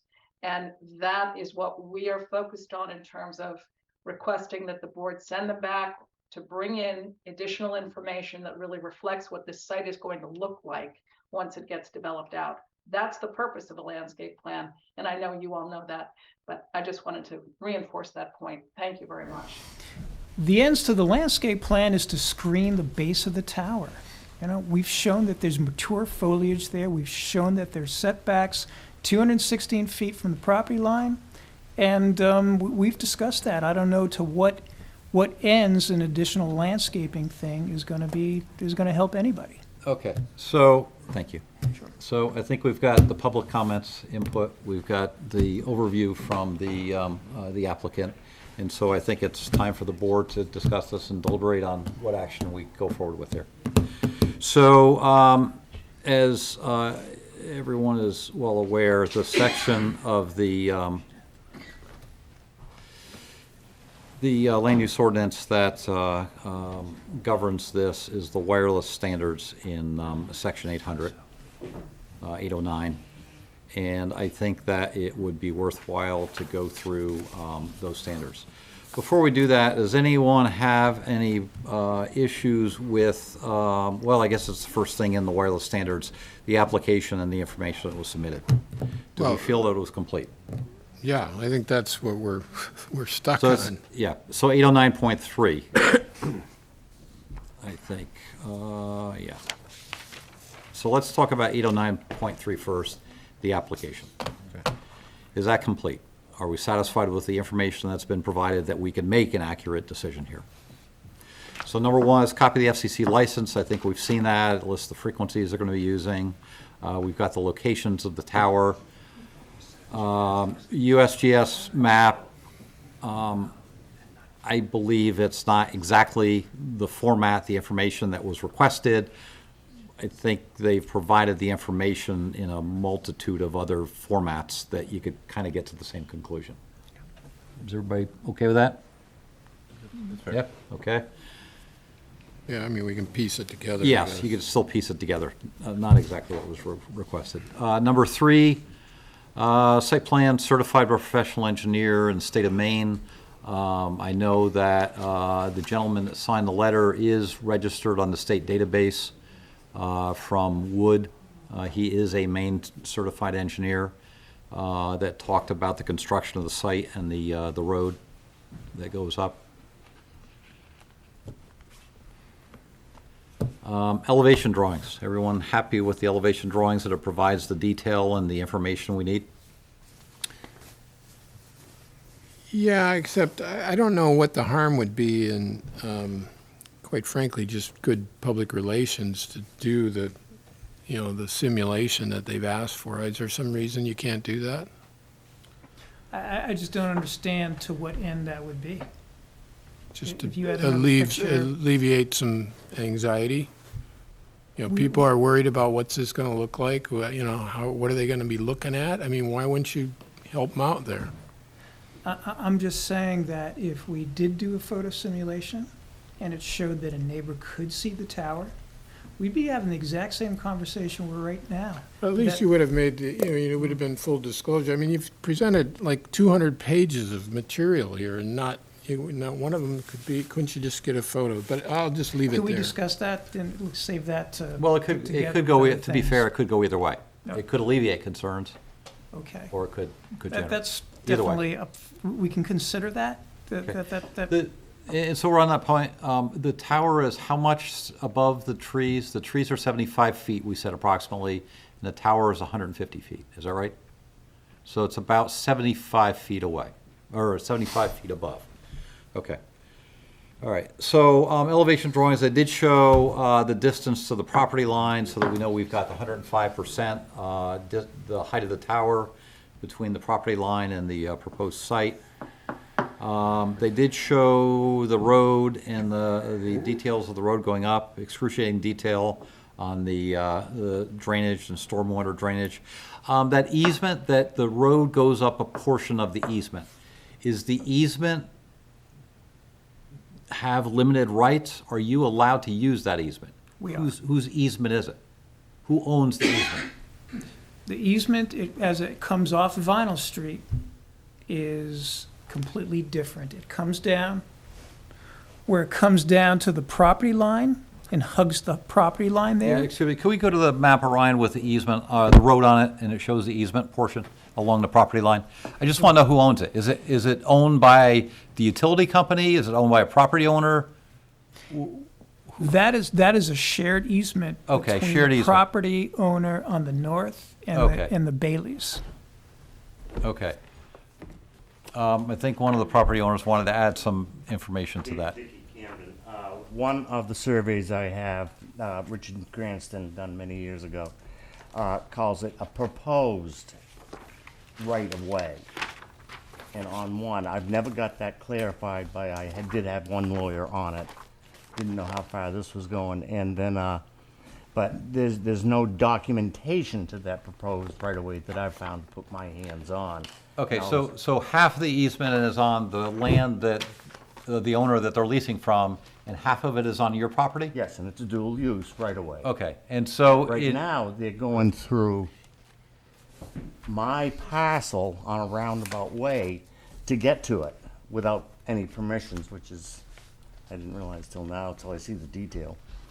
And, yeah, the only way in is from over here and coming into it about this point. So what I'm saying is they're gonna have to bring in a lot of fill and a lot of material, get over that bank and clearing out all of that, tree farm, resistant tree farm that has no good wood on it, so. okay.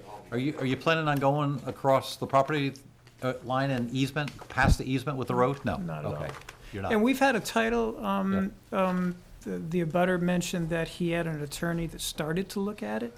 We've run a full title report on this. Right, you don't have any of that information, though, do you? I On don't. the rights of that easement? I don't have the full title report, Okay. but we've got that. Okay, so it may be worthwhile to get some information on the rights of the easement and your ability to use it. Yes, that would make me feel better too. Okay. Yeah, that's that. Okay, so I was just going through the details of the site plan here. It talks about the fence, it talks about. Where are you, John? I'm just talking about the elevation drawing and the detail that we would normally see in an elevation drawing. You're going through the ordinance right now? Item 4, item 4. Item 4, okay, Item that's 4. where I want to know. Yeah. Just want to make sure we've got all the detail in the elevation drawing that we need. So we've got dimensions to property lines, we've got dimensions of the fenced area, we got dimensions of where the trees are being cleared. Not exactly a formal landscape plan, but we've got some idea. It's not really annotated on the drawing, but they talk to it. Other things that we would expect to see on an elevation drawing. Complete? Complete. Okay. Okay, so the only thing that came out of that was the easement that we need some information on. Item 5. In number 5, I guess the proposed, in number 5, the proposed lighting method, will there be a light on top of the tower? There's going to be no lighting on the tower. In the site plan where we showed the cabinets, there's a little service light that they turn on if they have to do emergency access, but that's like going to be 6 feet off the ground. Okay, no light on top. None whatsoever on the tower. Thank you. Thanks. Okay. So let's talk about landscaping plan. Proposed facility on the site, location of structures, trees, other significant features, location of plants to screen the facility. So this talks specifically about screening the facility, the method of fencing, the color of the structure, proposed lighting. Do we have any information on that? Do we have sufficient information on that? No. Screen the facility. I believe you'd mentioned screen the base of the facility, correct? That's what the ordinance It requires. says proposed to screen the facility. Oh, and also, yeah, on page 8-24, Yeah. it talks about the base. 809.4.6. So obviously, we're not going to be able to screen the Well, it doesn't say tower. to screen the entire facility. It says, well, yeah, but it specifically says the base. I see what you're. I see 2 what you're more at. pages Yes, in 809.4, number 6. 6, right. But it's pretty subjective to be able to look at the aerial photograph and understand what the nature of the nature there is, to understand how those trees fill out seasonally. If they're completely bare from fall through spring, they'll provide no screening. How tall they are, there's a Well, lot of information. we indicate that on the landscaping plan, we put the percentage of Conifers. conifers, I'm sorry for my pronunciation, versus deciduous, and the heights. And again, you know, our main point is, we've also indicated that that thing's 216 feet into those trees. So some leaves are gonna fall off. Yeah, I guess Some that's what aren't. I'm looking at. If it's heavily wooded like that, and it's a combination of conifers and deciduous, and it's 250 feet, It's in the middle of the woods. I would They're think all that that would mature provide trees. some screening. Right, but the percentage is where? I mean, if we say the percentage is all between, say, in a butter's house is all deciduous, and on the other 85% where it's all basically good screening evergreen trees, Right. that doesn't tell you if it's doing its job screening the base of the tower. Yeah. Okay, so what would solve that problem? If the we took a trees- photo looking from the property line in? What elevation that- is the abutter and what elevation is the base? The abutting house is at 400. Excuse me, in the back, will we stop the conversations or take them outside, please? Thank you. The abutting house with the orange roof is at 481 feet, and our site is at 426. So it's down? They said higher than you. Wait, it's higher than you? Yep. Oh, that's not what it As I is. mentioned, we're not on the ridge You said there, that, we're yeah. off the back. Okay. Okay, so Jeff, what is it that would satisfy that then? Would it be photographs from the property line looking in towards the site? And maybe you put an orange balloon on the site or something? Would that satisfy? I think it would be an identification of the trees that were in direct proximity to the base of the tower, Yep. species or at least type, and photographs from, I don't know, how should we say, points that are visible from a butter's properties. Yeah, I think that's the key, and that's Yeah. the bottom line, I think, photos. Yeah. Are those going to be helpful in the summertime?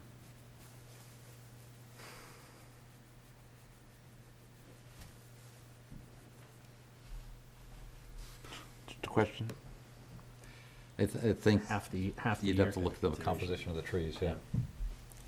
What's been done in the past that some planning boards have accepted, and I don't mean to be comical, but put a blue tarp in there and stand back, and in this case, it would be looking directly from the property line where that orange roof is, and just take a picture into those trees. And yeah, I don't think you can say anything, but that's what, you know, planning boards have accepted in the past. Just knowing what woods look like, if these are 75-foot trees, 40-foot tall trees, there's probably not going to be a lot of foliage on the bottom. And what we're talking about in terms of screening the base of it is to what height? What height would we be considered the base? Well, the tower's gonna be the tower, but the equipment, we got an 8-foot tall fence. Those equipment cabinets, one might be 6 feet, the other ones are 4 feet. So we're talking no higher than 8 feet. 8 feet. Yeah. Okay. And I think neither here nor there, but we're probably gonna find, even if leaves fall off, that 216 feet worth of space with 16 to 20 inch off, you know, staggered tree trunks. But I'm making my case before. Yeah. Okay, if I can then, so we've talked about 5, we talked about potentially photos from a butter's property line. Item 6, simulations of proposed facility from different perspectives. We've got that. Do we feel we have enough information from the perspectives that we received? Well, based on public comment, you know, we don't have it, because that's up to us to determine what perspectives we want. And I would put forward that, you know, we're hearing some concerns about what it's going to look like for the abutters, and we're within our purview to request that. I agree with John. We've got, I think, some good photo simulations for drivers going back and forth up like Route 90 and Route 17. And in a lot of places, the tower is not even even visible. But people who are in close proximity to that, who have to look at it every day, that's the kind of information we're missing. And I think it was our step in the right direction to, talk about the composition of the woods. You're in the middle of the woods, right? It's a landscape plan.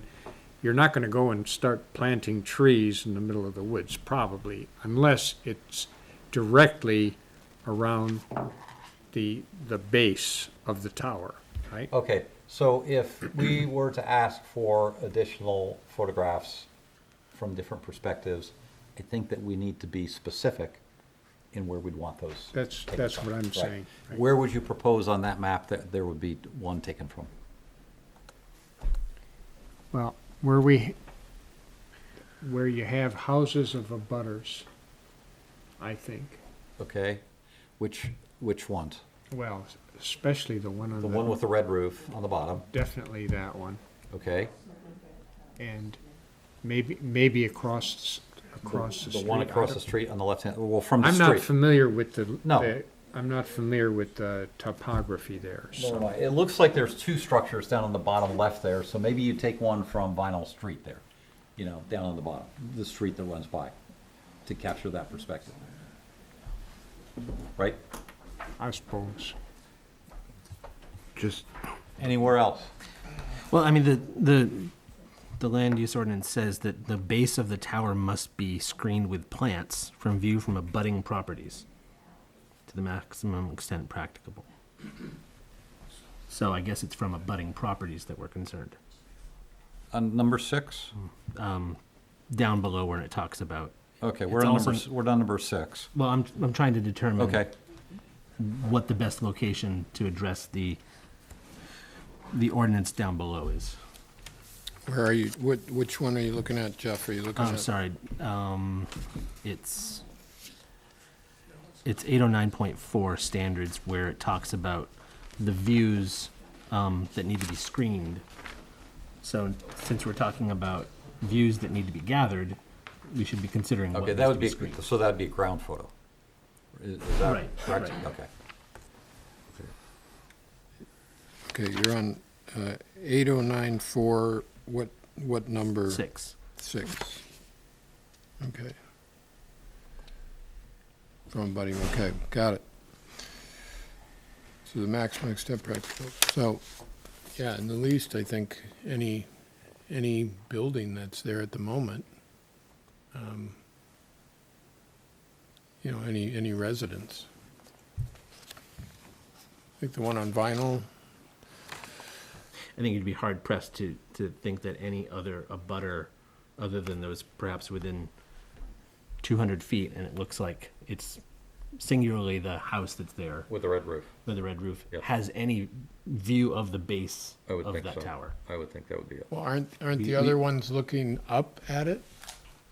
I think there's so much Thing is, we- forestry between Right. those two, though. that you- Right, but I don't know, I mean, just, let's be sure.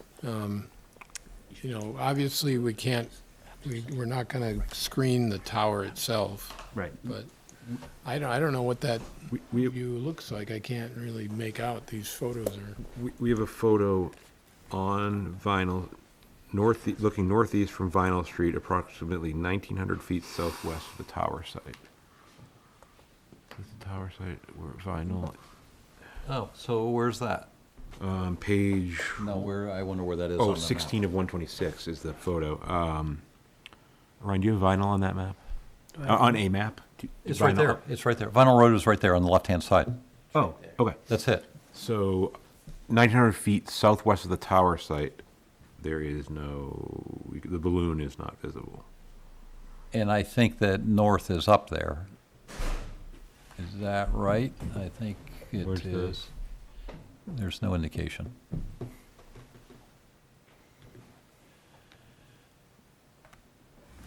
What are you looking for on this? What direction is south of the tower? South of the tower is this way.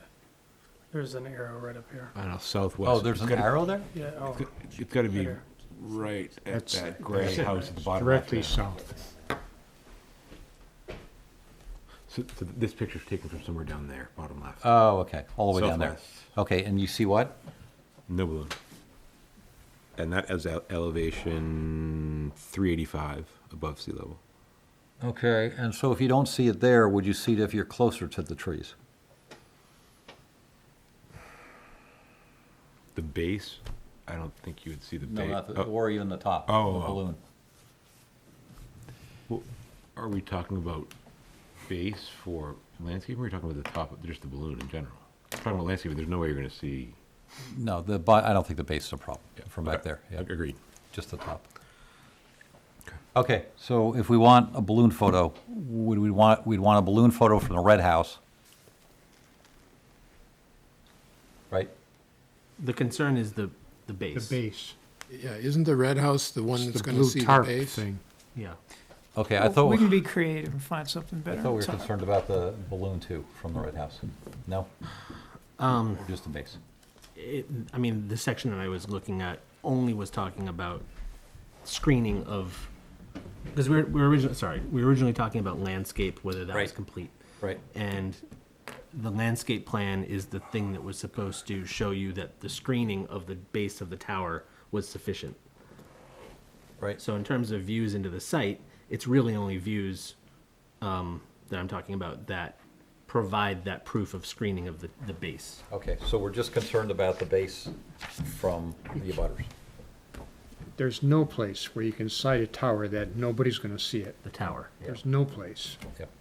It wouldn't work if it did. I mean, it wouldn't work as a tower. if it was Okay, okay, so the request is a view from the abutters line looking into the base. Correct. One abutter, you're not gonna see it from Vinyl Road. I think we're talking about one property line, and that's the one property line closest to Red House. Because they said at elevation to the project. The butter is higher than the tower, or the base. Right. Excuse me. Okay, so it would be view from property line near Red House.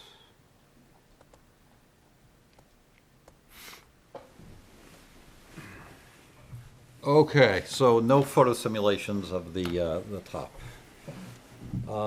Written description of how the proposed facility fits into the applicant's telecommunication, that we got that with the US Cellular report, how it fits in the network, the frequencies, the coverage. 8, evidence demonstrating that no existing building site or structure can accommodate that. Everybody satisfied with what they provided us? Well, I'm not. But I'm not a radio frequency engineer either. But they did 2 sites, 2 towers. The closest ones that would likely cover that, yes. Well, there was one directly to the east That's what I was. that wasn't done. Which is, I believe it was done. Let's go back to the, let's go back to that what report. page on the application were those?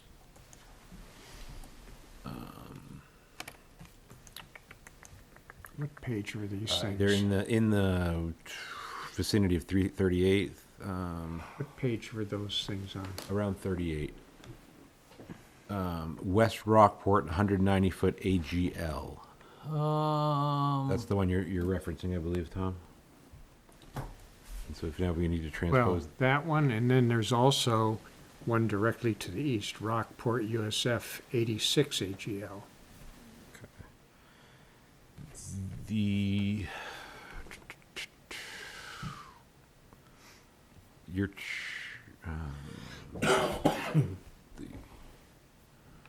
where are the, okay. Could you go to page 30 for 1 minute?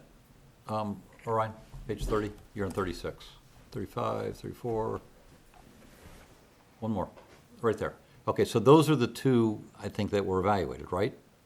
Yep, those are Those are the exhibit- 2 right there. Those are attachment D and E. Right, okay. So now we go down and we look at those 2. One more, D and E. keep going. C, One more. one more, right there. Okay, so there's one that was evaluated. And you can see the low signal, the white area there, and there's the other one that was evaluated. And so those are not covering the desired area. It's the pink. The pink is the one that was evaluated, right? Correct. What about the two up, West Rockport Yeah. and Rockport USF? We're on those. Those are our towers. Okay. You're on those towers? Yep. Got it. I guess, just looking at the topography, the other issue is that 17 almost goes through a valley there. You got mountains kinda on both sides, not continuous, but kinda on both sides. And they're trying to cover that valley. Right. And it's line of sight Sure. propagation. So, but what about the one to the west and the one to the east? So in other words, then you would have all four quadrants around it. Which one's They're the west on- and east? The West Rockport? There's this one. Yep. But there's not this one. He says Those they're are on all- those towers already. They're active. Oh, they're active. Yeah, so Yeah. this is showing, Okay. Yeah. Okay. One wonders why other carriers don't have the same problem. They may. We don't know. We had mentioned that, we discussed that they have different sets of frequencies, so each carrier propagates differently. Okay, well, again, I'm not an RF engineer, so I don't know. I don't know how these dead spots were calculated.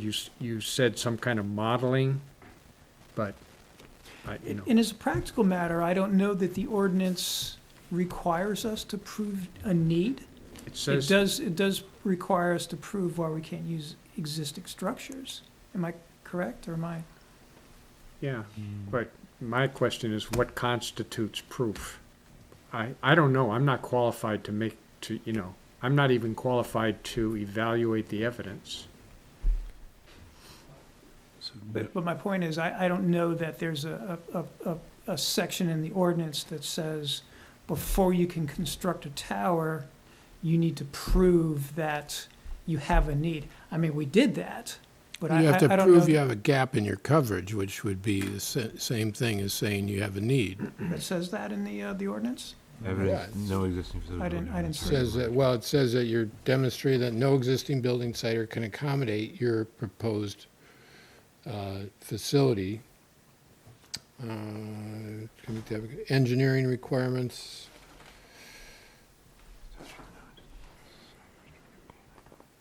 Do not have sufficient, okay, these are all about structural things. Right, I don't believe it says we have to prove a need. We have to prove that existing structures don't work, which we specifically do.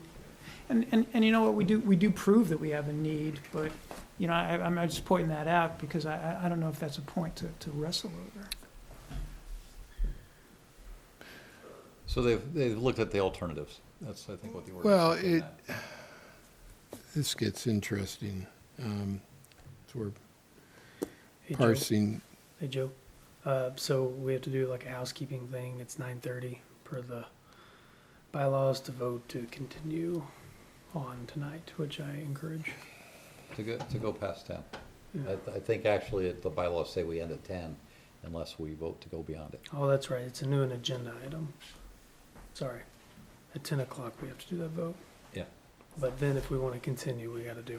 Okay, I would suggest that we're maybe not going to get to the last item on the agenda tonight. Probably not. I've reached out to him asking him to Okay. give me some feedback on what Okay. days will work for a continuance. All right, but I'd like to, if Sorry. everybody's okay, let's continue on this, finish this up this evening. So do we need any sort of,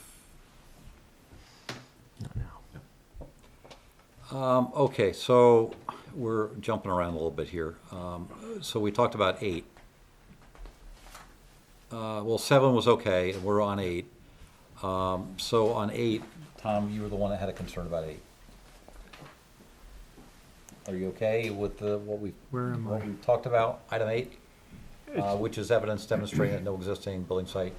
So they have coverage on those 2 antennas that we talked about, East Rockport, West Yeah. Rockport. I mean, to me, what the ordinance is asking for, evidence that existing facilities do not have sufficient height or cannot be increased in height at a reasonable cost to meet the applicant's engineering requirements.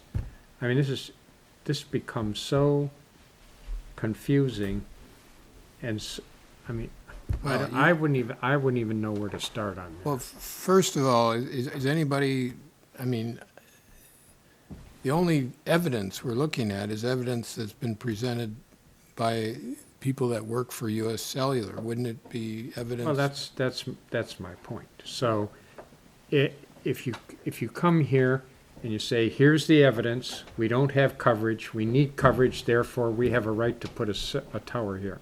Right. Just to, How do we know if this is, to clarify, the RF analysis was done by a third-party arm's length, C squared. C squared. And are they are a contractor of US Cellular? They're a contractor, they do this for all the carriers, Verizon, Okay, T-Mobile. they are not an owned entity of They're US Cellular. So They're not. arm's length third party. Yeah. Okay. US Cellular simply downloads the data and they do their thing. Understood. Thank you. So the entity is not owned by Cellular. well, that's a little different from what we heard the first time around in that question. And so these propagation maps, when they model this stuff, that's typically the way that you look at it and you do it, and you design a network.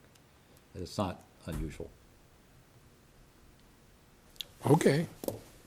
I've spent 40 years in wireless communications in the defense industry. I haven't designed cell systems. I don't claim to be an expert on it, but we've used propagation maps a lot to be able to figure out coverage of areas like this. And so you use the contours of the land, and you know at these frequencies what the attenuation is when it goes across the land, if there's obstacles, elevations, mountains. And Yeah, things. I don't. And so it's just it's a model. It's not exact. I understand what models are, I understand what yeah. simulations So are. it's not unusual. I understand what this is. Okay. I also have actually driven in that white spot. Yep. And used my, spent a lot of time Yeah. using my US Cellular devices. Yep. But it's also the case, I think, that the 5G is much more sensitive to distance and line of sight than earlier stuff. I mean, if you went just to shortwave communications, you can go all the way around the world. You don't need line of sight because it just bounces between the ionosphere. 5G, you need like direct line of sight. You can't even go inside of a building, you lose coverage. And again, it's a data thing. I mean, it's data intensive, and that's completely different than calling. Okay, so, item 8, where are we at? Do individuals feel that we need more data on item 8? Strictly per the language of the I ordinance. have to be honest with you, I don't feel qualified to judge on this. Okay. Jeff? I believe there's evidence, but I'm in Tom's camp. I don't, it's hard to know that there's something better, or that the modeling data is truly objective. I'm I just mean, not. to me, I would have to be an RF engineer to make a decision on this. And if we don't have that kind of expertise available to us, how are we trying to do this? Well, we have lots of things that come before us that we're not experts on it, but we usually ask for an independent. Not to this extent, John, I'm sorry. No, not to this extent, but I mean, if you don't worry about the level of sophistication, but you're missing my point, Tom. Okay. My point Let is. me listen again. I'm not a hydrologist. I'm not other kinds of issues we have before us. I'm not an engineer. I'm not a surveyor. We get independent surveyors that, are licensed and come in and basically warrant something that this is, this meets the standards. We don't have that here. This is just, maybe I missed something. I don't know. So I agree with you. However, there may be cases where the board feels that we do need to get an expert in. that has knowledge in a particular instance. Yeah, and we've done that. And we've done that too. So it's gone both ways. I'm not saying, we could never be experts on No. most of the stuff that we, Some of it, we feel comfortable evaluating the data and making a judgment on. And sometimes it's okay also to ask for an independent consultant or expert that provides that information. Goes both ways. Okay, so we're not comfortable with 8. Let's not get hung up just on this. We'll come back and decide how we deal with it. Let's continue on looking here. 9, signed statements, owner of the wireless telecommunications facility, his or her successors. We saw that. We've got that, right? That they'll respond. Negotiate in good faith, we saw that. I think they just copied and pasted some of this in their letter. Okay. Okay with that? 9? And then 10. Surety bond, yep. Surety bond, we've got a sample of surety bond made out to Warren in the event that there's any issues. But that's just a sample. Okay, so we're going to leave 8043. We've got an issue with how to deal with item 8. 8093. 8093, sorry, 8093. Okay. 8094, where we talk about location, it is permitted within the rural district. That was modified. The voters changed that in June in Rockport to make it that a tower can be put anywhere in the rural district. So that's satisfied. Item 2, studying municipal property doesn't apply. We're not trying to do that. But what about 1D? 1D, when there's no health or safety of the public. Okay, see, that's, We need to check with our attorney on the FCC statement regarding that about health and safety. What was the FCC, that used the word environmental. or just what was the what you cited there? It's 47 USC, section 332, mobile services. Okay, thank you.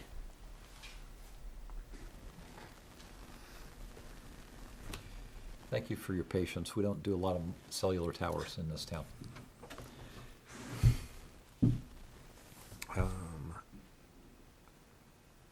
Okay, so D, we're good on D then? At least to ask our attorney on an interpretation? Correct. Well, yeah, we haven't seen anything that talks about health and safety. 2, we're good? 2, it's not municipal property, so I don't think that applies.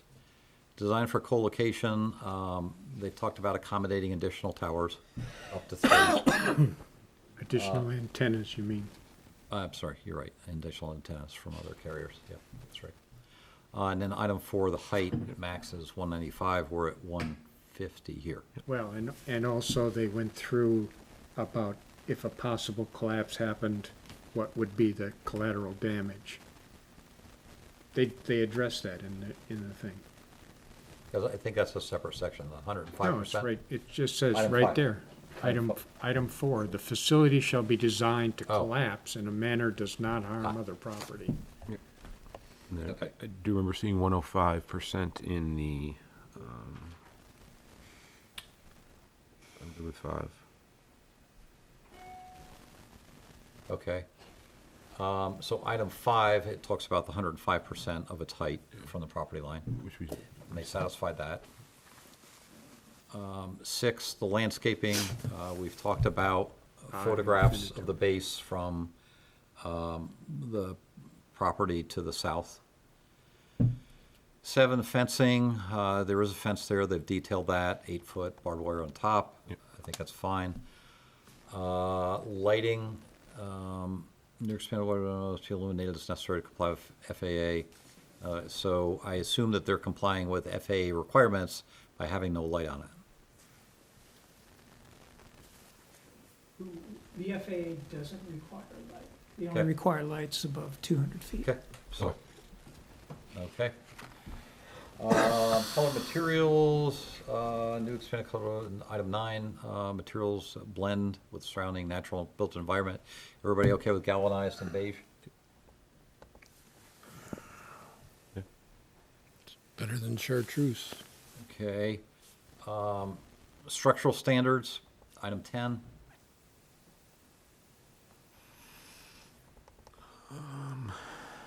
Okay, they've talked about EIA, TIA. Where am I? Hang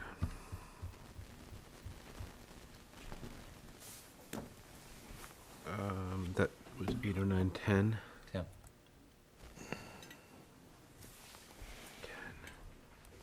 Yeah, see site plan, page C7, note number 2. Right, on the tower detail, we put that little note up in the right-hand corner, stamped by our engineer. I recall seeing that. Okay, thank you.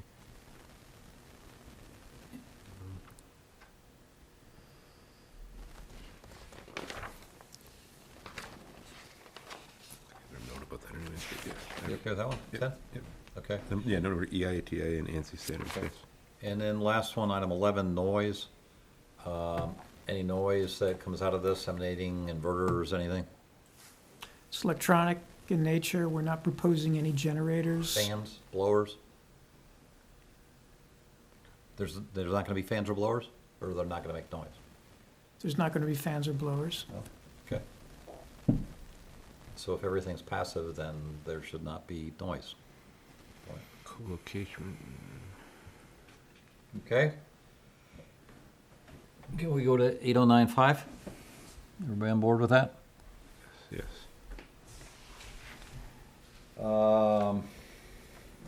Yep. Didn't we just see this one? Okay, so 1A, respond comprehensive timely manner.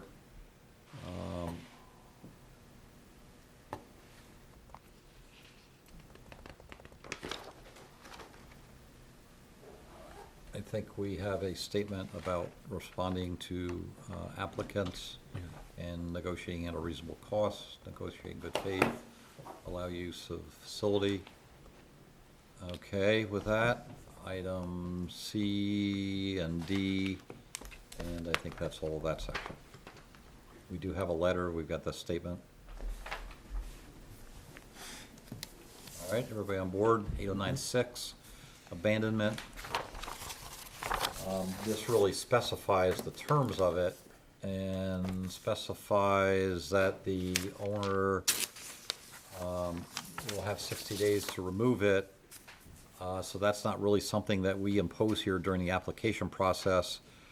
However, we would request a surety bond, and they've proposed a sample document of what that surety bond would be.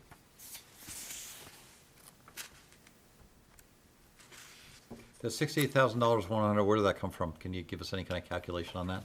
I mean, what's removal of the tower? Is that hourly rate? What is it? We can provide a breakdown on that. You know, basically, Doesn't need to be a it's lot. crane for a couple days. Yeah, That's so $5,000. It'd be You know, helpful to have flatbed something truck, rough on the that. crew. Yeah, You know, yeah. I've got a breakdown we can submit.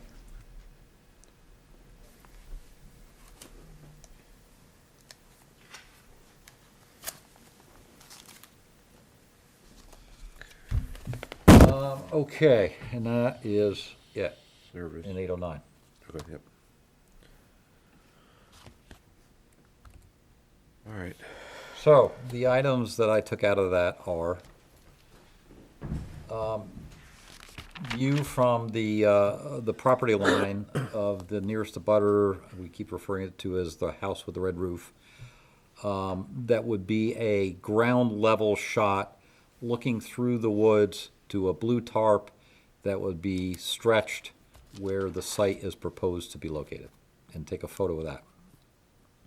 And that's the only photo.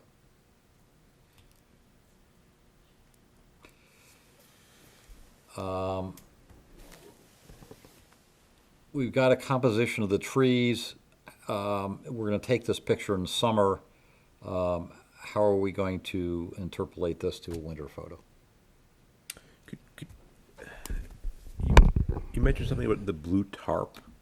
Could you explain that? I don't quite understand what the blue tarp would help. It's not How, green. yeah, how else are we gonna like, stand at the property line and gauge where 216 feet is and, Got it. Okay, but again, summertime, okay. And I guess the important thing is to do it in such a way that it accounts for trees that have been removed in order to build the tower are behind the tarp. Correct. So maybe at the edge of the 50-foot Right. square. Okay. Right.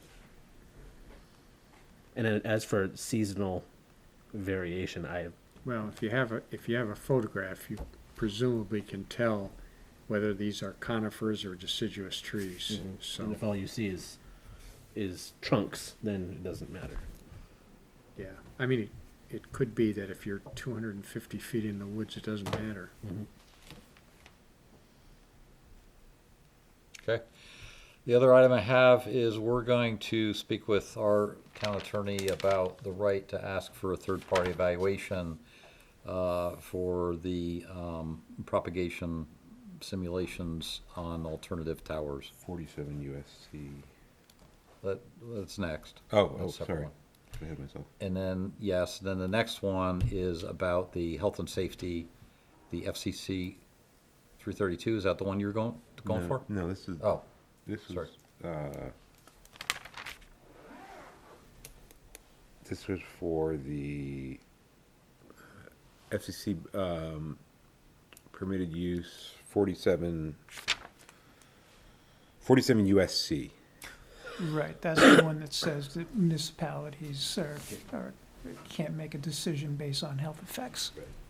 That's what we wanted to double check with our Oh, I'm attorney. sorry, I got FCC 332 for some reason, I don't know. Okay, the same, with same intent. Yes. Whatever that is. Okay, so we're gonna ask our attorney for a little bit of guidance there too, and about how, and if our land use ordinance has any weight in evaluating health and safety concerns, and how that relates to the FCC requirements. And then the last one is just a breakdown of the surety bond, and how those costs are calculated to arrive at $68,000 roughly dollars. So those are the 4 items I've got. Oh, 5, right, the rights of the easement too, for the road. And just clarification on what the easement is, who could use it.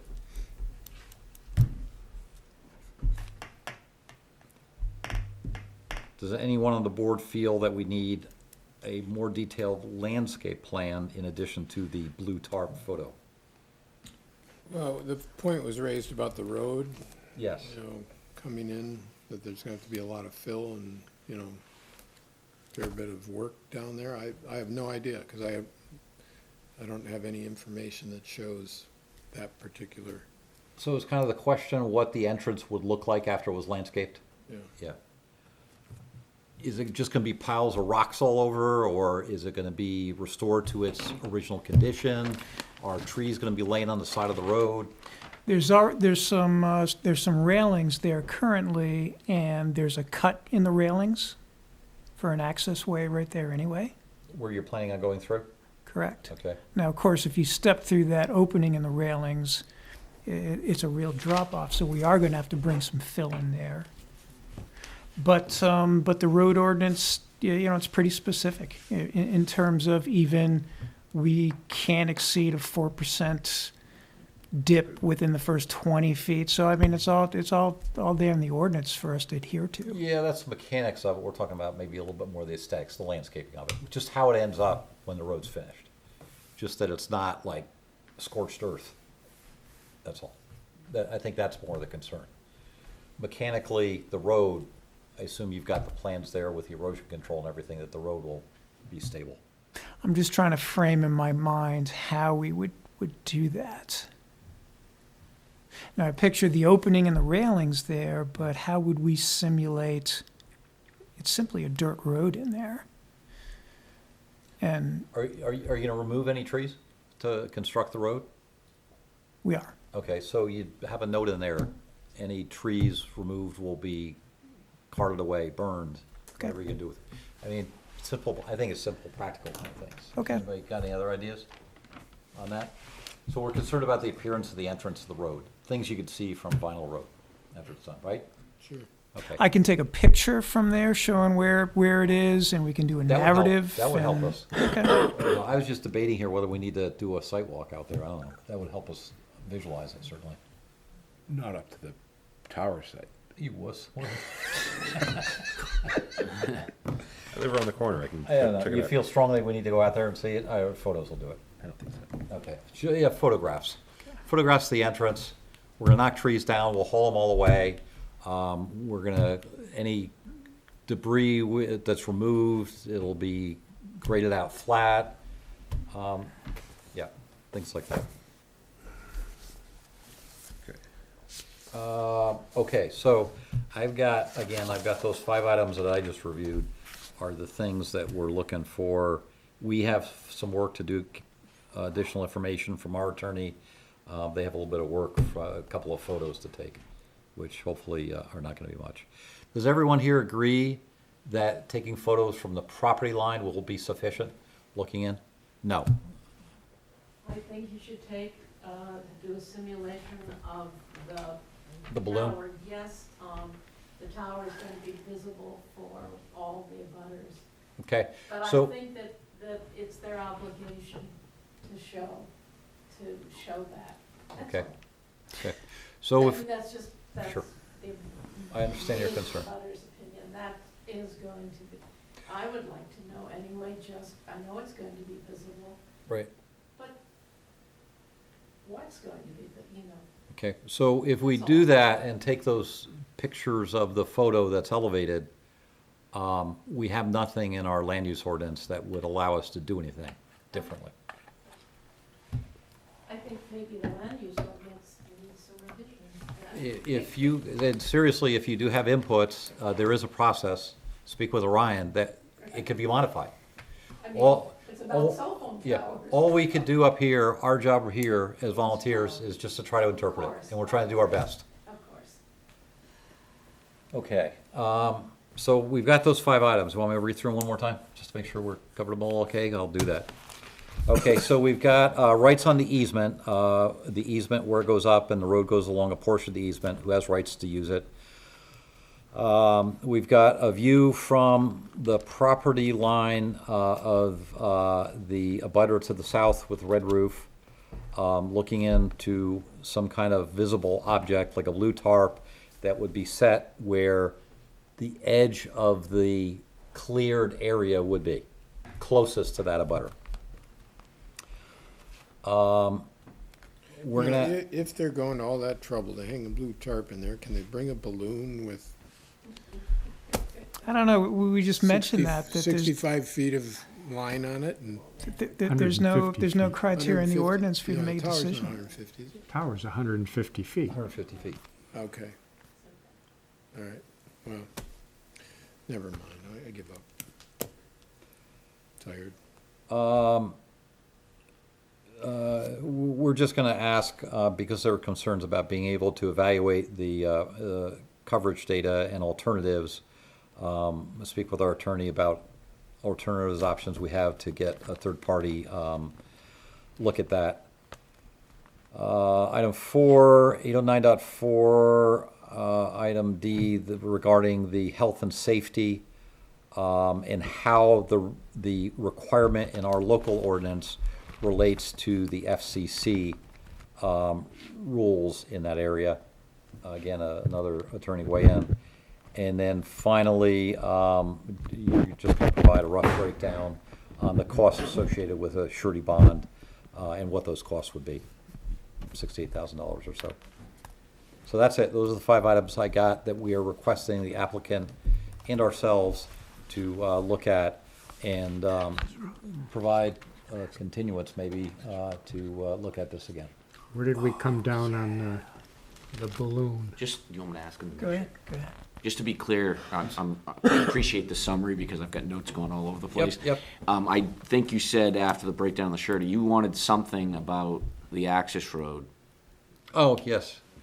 I'm not trying to make thank you, more work, thank but you. he, No, thank he you. wanted me to ask for clarification you, because we thank don't you. want to come back Right. and have you ask us Right. again. Thank you and that for we your- didn't bring. thank- That was Thank about you. the landscape plan, right?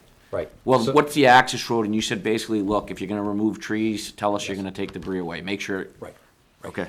Right, what the access road is gonna look like and what the plan is for that entry that's visible from Vinyl Road, what it's gonna look like. Debris will be removed, trees will be removed, ground will be graded, just like you're putting in a little dirt road. Sure. So that, thank you for bringing that up. That's item 6. And where did we come down on the balloon photographs that were requested just now? We could do that. I can appreciate the concerns of the abutters. I don't know what we're gonna do with that data after we take it. No, it's not going to make a material difference. It would, I think, help with some of the anxiety of the butters. And it's just a nice Okay. thing to do. All right. You know, and for Okay, so all we- that they've invested in this thing so far. So do we wanna request that, or we wanna demand that? I don't think we can demand it. I don't think I think it'd be strongly recommended. It'd be a great thing if you could do that. And I'm guessing it's probably not gonna be, if it's not visible from the photo that's in there, it may not be visible. It may not be visible. Can we leave it at, I have a boss like everybody else, and I don't want to give you my answer? And if you're not demanding it, I'd like to reach out to, my boss and see what their feedback is. Is that fair? Not really. Well, I just don't see the purpose if there's nothing really that you're gonna do with the data. Haven't you heard what you was, If I could, if we did do a balloon, it's not gonna represent a cell tower. It's not gonna look anything like it. And is it silver? Is it a silver balloon? It's orange. No, It's they do. orange, so, I mean, Well, Orion, I think what they did is they pasted in a picture of a cell tower where the balloon is. oh. Yeah, So you didn't think Photoshop they it to They the photoshopped it in. height of the top, to the height of the balloon is what they did. But listen, So what's, you're right. what's your John's right. recommendation? It's not gonna make a I difference. thought we were talking about them actually taking a balloon out and airing it up. Well, they do. They take I think, as I understand it, they take a balloon And out, they then you put it just up said they there, photoshopped it? and then they just paste in an antenna where the balloon was and take the balloon out of the picture. Oh, wow. But then what are you gonna do with it, like you said? So, I give Right. up. You know, I'm worried that we're gonna cross ourselves and get ourselves into something that we shouldn't be getting into. we're not making it a requirement. I think we all agreed. We just thought it would be a nice thing to do. Okay. Okay. All right, vote on a continuance, motion for a continuance to, look at this at our next meeting. I guess in an effort to we did 800, have we done everything we need to do so we don't No, that's a good find point. something in 1305 That's a that good point. Let's go may to require them to come 1305. back? Good point. Thank you. Yep. 10 o'clock. So now do we need to extend or what? We won't start anything new. No, it's 9:30. Okay, 10 o'clock, we actually need to authorize ourselves to oh, keep we going. do. Thank you for reminding. Okay, so, motion to continue past 10 o'clock You're good, and finish this application. Oh, So yeah. moved. So moved by Jeff, second. All in favor? Okay, so let's continue through and finish this application. 1305. Okay.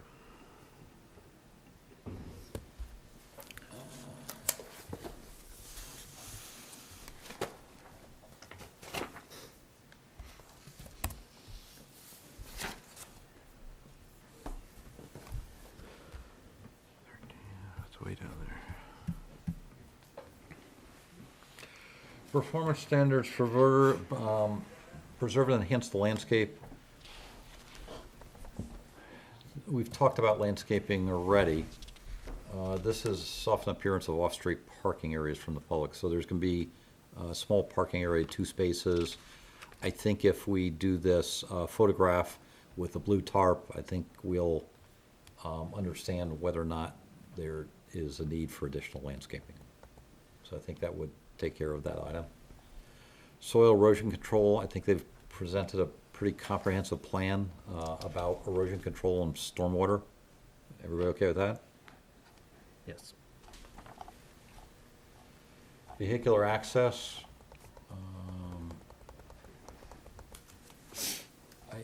I don't know that I'd go back and look at the specific parking requirements. I'm looking right here. Okay, do we need to do 1304? 1301, 2, 3, 4? Do we? I thought we just had to do 1305. Site plan review purpose, I think the site plan. administration. The site plan is specific, I think, for wireless, different from that. I see, so Okay. we can jump Yeah. right to. So we're jumping right to it. Okay, sorry. Okay. Vehicular access, I don't think we need to go through and look at specific parking spaces. We've got one truck coming up once a month. There is space for that truck to park. Okay. Okay.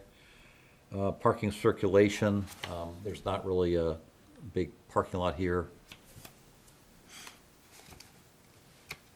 We don't have a lot of pedestrian traffic up there in the mountain, so I think that's okay. Surface water drainage, again, I think that's part of the stormwater plan that they've put together. Very comprehensive. Pretty comprehensive. Existing utilities, unreasonable burden on sewers. There is no sewers or stormwater drains or water being used from public utilities. So I think that's okay. Special features of development, machinery installation, service areas, truck loading, utility building, similar sort of setbacks. I don't think that would apply. Exterior lighting, I think you said there would be one light on the outside of the platform. We even noted that it would have a downward directional thing on it. Okay, and it's not on all the time? It is not on all the time. Only when someone is there? That is correct. And they would turn it off before they left? Yep. Quick, I'm sorry, Joe, I'm just Good. reading something as an aside. Is there there's a permit required to come in and out of off 17, right? It's not coming off 17, it's coming off Vinyl Road. Oh, Vinyl Road, I'm sorry. Yep. Okay. Is there any permit required for that? I don't think there's DOT Is it- requirement. is No. it- is- no, I It's mean- on state highways. The solar farm came off of 17, and that was a state highway. So the code officer, they Yeah. would have an access permit from the code officer? Right, that's what For a I'm saying. local road. Yeah, Yeah. yeah. So does that have to be done before we approve it, or no? No. Okay, all right, forget it, go ahead. Emergency vehicle access, interesting question. So does the fire chief need to weigh in on this, as far as getting an engine up there? he did. If there were a fire? He did, he weighed in. He did on this one? Okay. He did, he did on all the agenda items. and All he right, said remember he the didn't other have a two, this one too, concern. okay. And the police chief didn't have a concern either. Okay. Water quality, I don't think doesn't appear there's anything that would be polluting up there. Air quality, there's no emissions that have been cited. And water supply, there is no water supply that's been specified. I think that's it. As a finding of fact. Good. As a finding of fact, the application. Well, wait, 1305. we can't have a finding of fact because we don't have a complete application yet, Okay. can we? So what? We can't. No, you're You asking gotta- for, you need a lot more information. Okay. Yeah, we can't do anything other than Okay. just give a preliminary saying that Yeah, it's like a, Are we okay with Yeah. 1305, I guess that's. Yes, so we're okay with 1305. What did we do? We did a straw vote last time. yeah, we can do a So straw let's do a vote. straw vote. Do we believe that the application is consistent with the requirements of 1305? Straw vote. All in favor? Okay, so it's 5-0-0. So we'll vote on it officially next time, but we found no issues. And that's it, those two sections, I believe.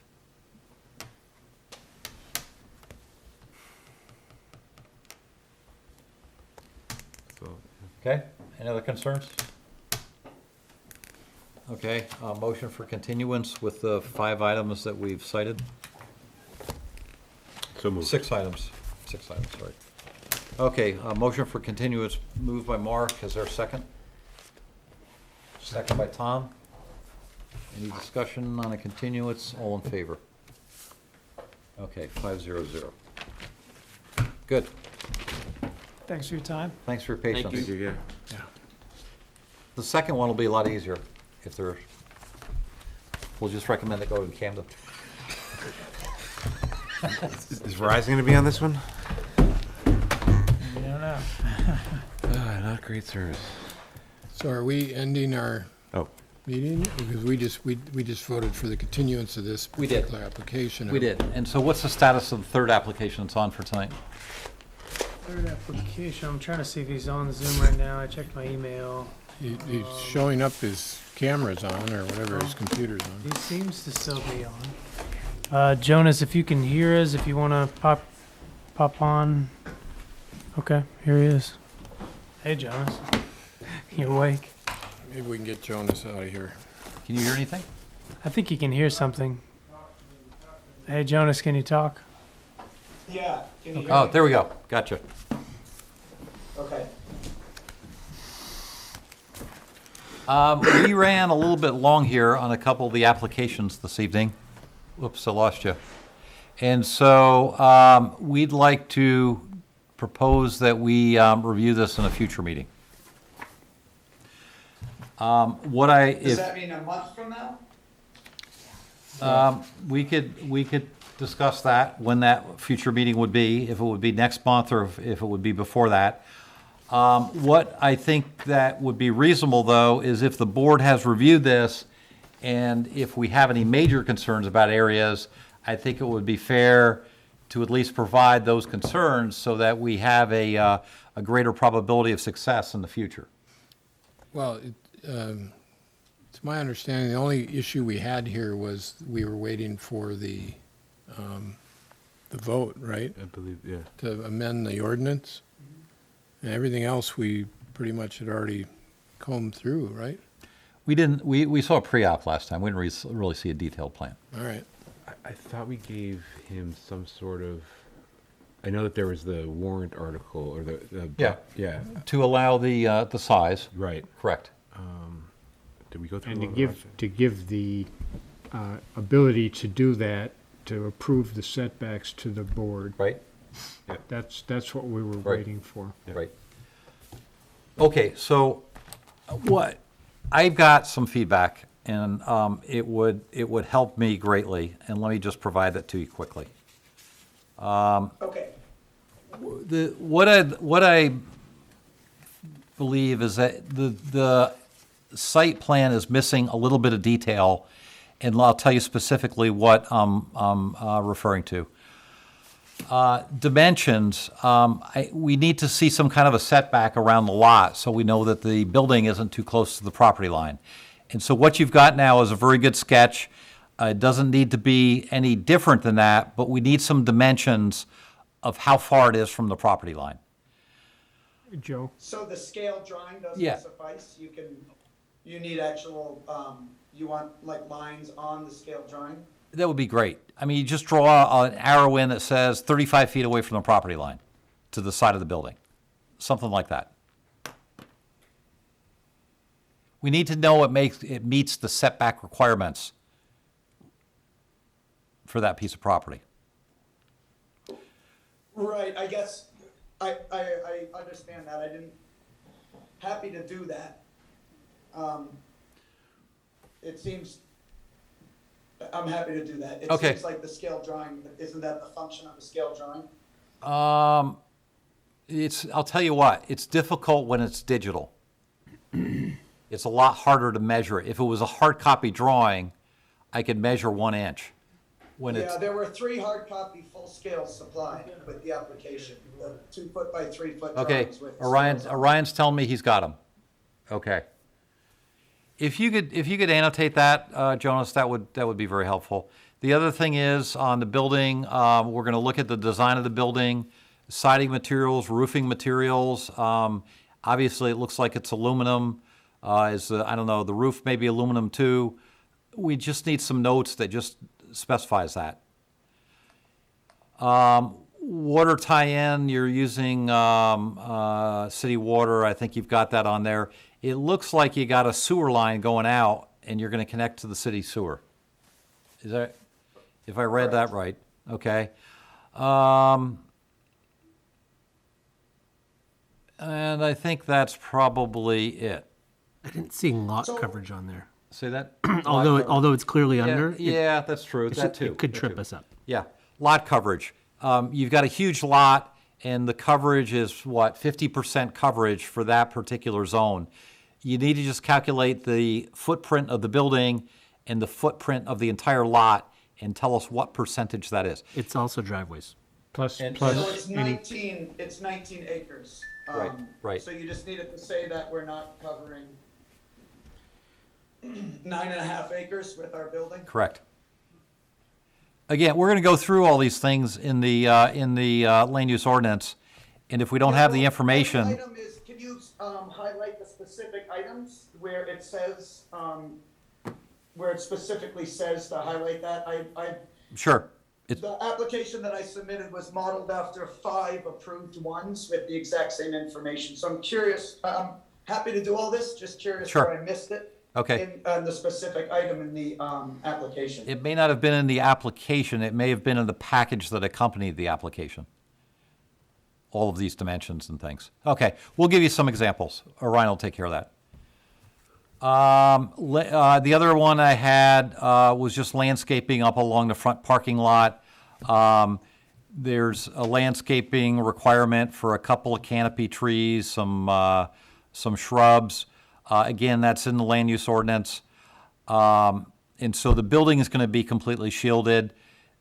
Looking at an aerial view of that particular lot, it's completely barren along the roadside compared to all the adjacent lots.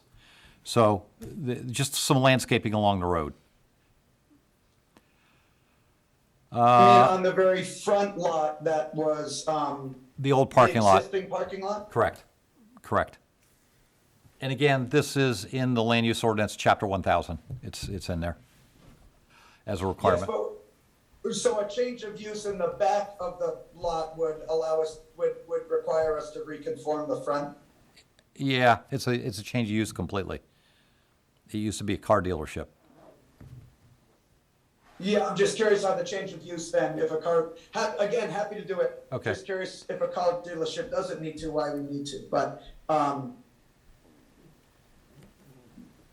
happy to show, some landscape changes in the front. That would be great. Yeah, I think it would be good for you, it'd be good for the town, a little bit more attractive. And it's required in the ordinance.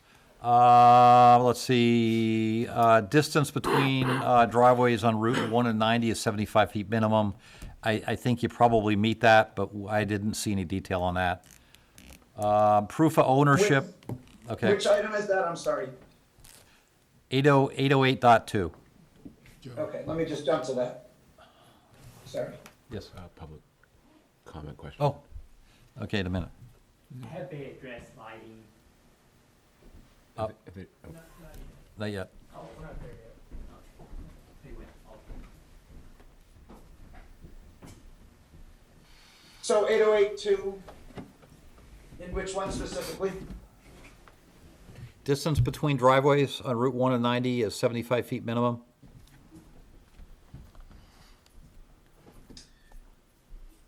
On abutting properties, you mean, on Route 1? Correct. Okay. And I think you're okay there. We just need, again, some data that shows that. Yeah. Okay, proof of ownership, we need a copy of a deed. I'm not quite sure what the form is that was submitted. I've never seen that before. But I need a deed that shows that it was recorded in the county office. Yeah, that's fine. The first time we only needed a purchase and sale agreement, but if you need the deed now, we could do that. Either of those would work.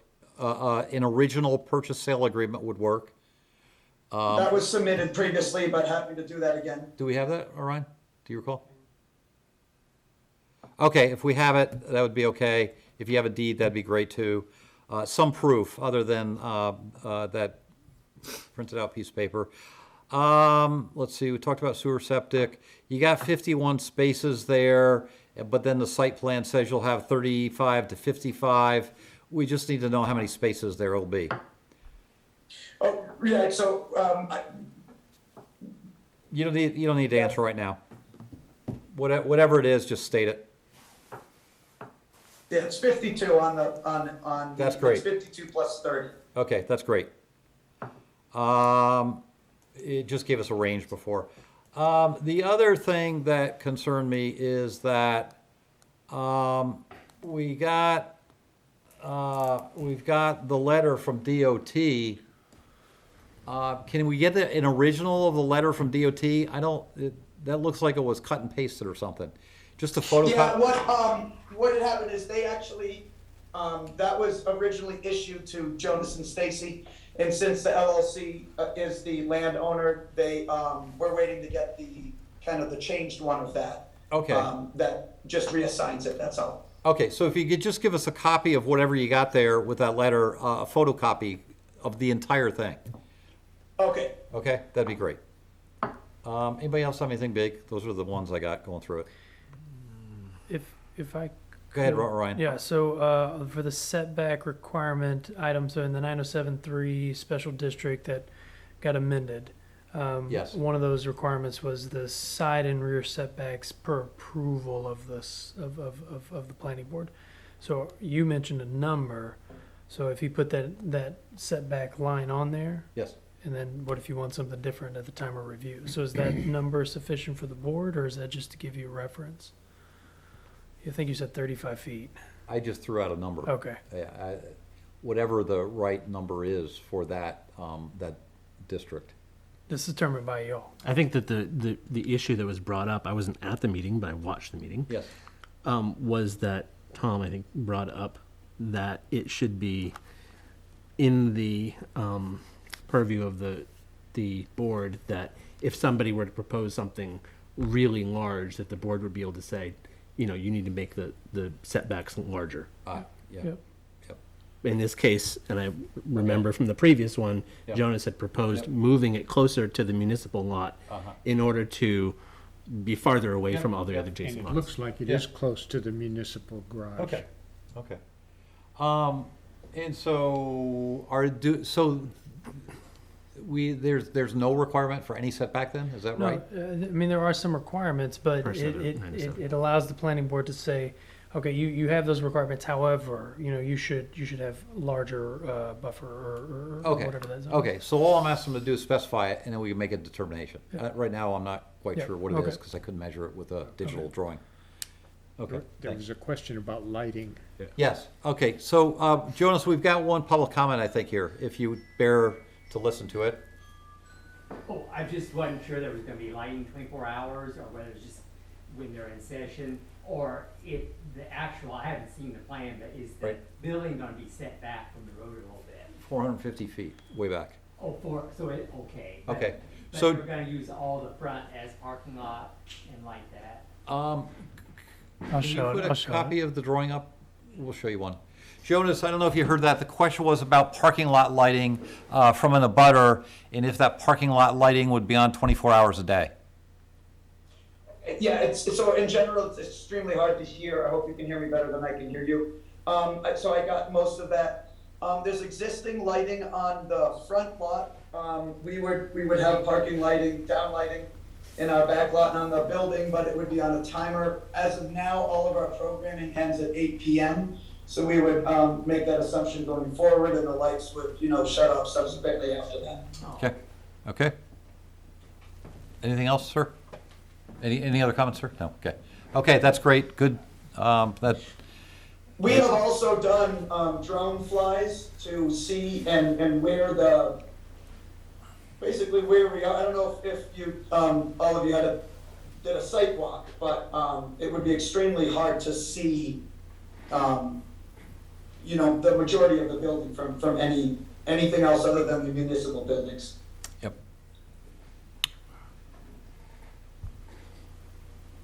And from the photos I think you showed there, you're planning on leaving all of the wooded area that surround the building and the property. Yeah, that's correct, and including, and that's the reason for the curved drive too. We can leave almost all of that original tree growth and go around it for the driveway to kind of visually shield the building. Right, okay.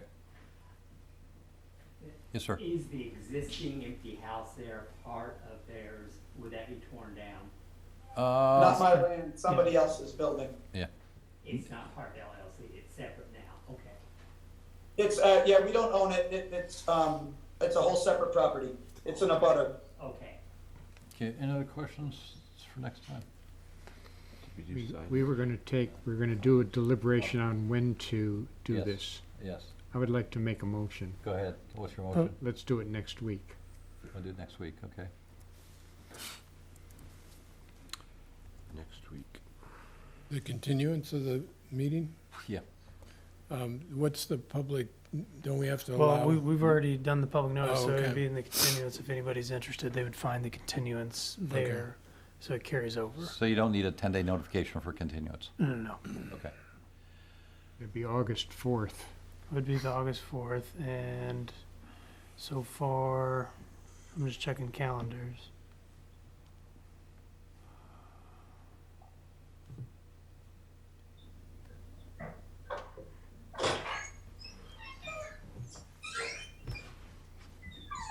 August 4th is open, if that's what the board can do. I can do August 4th, 5:30. Is that standard?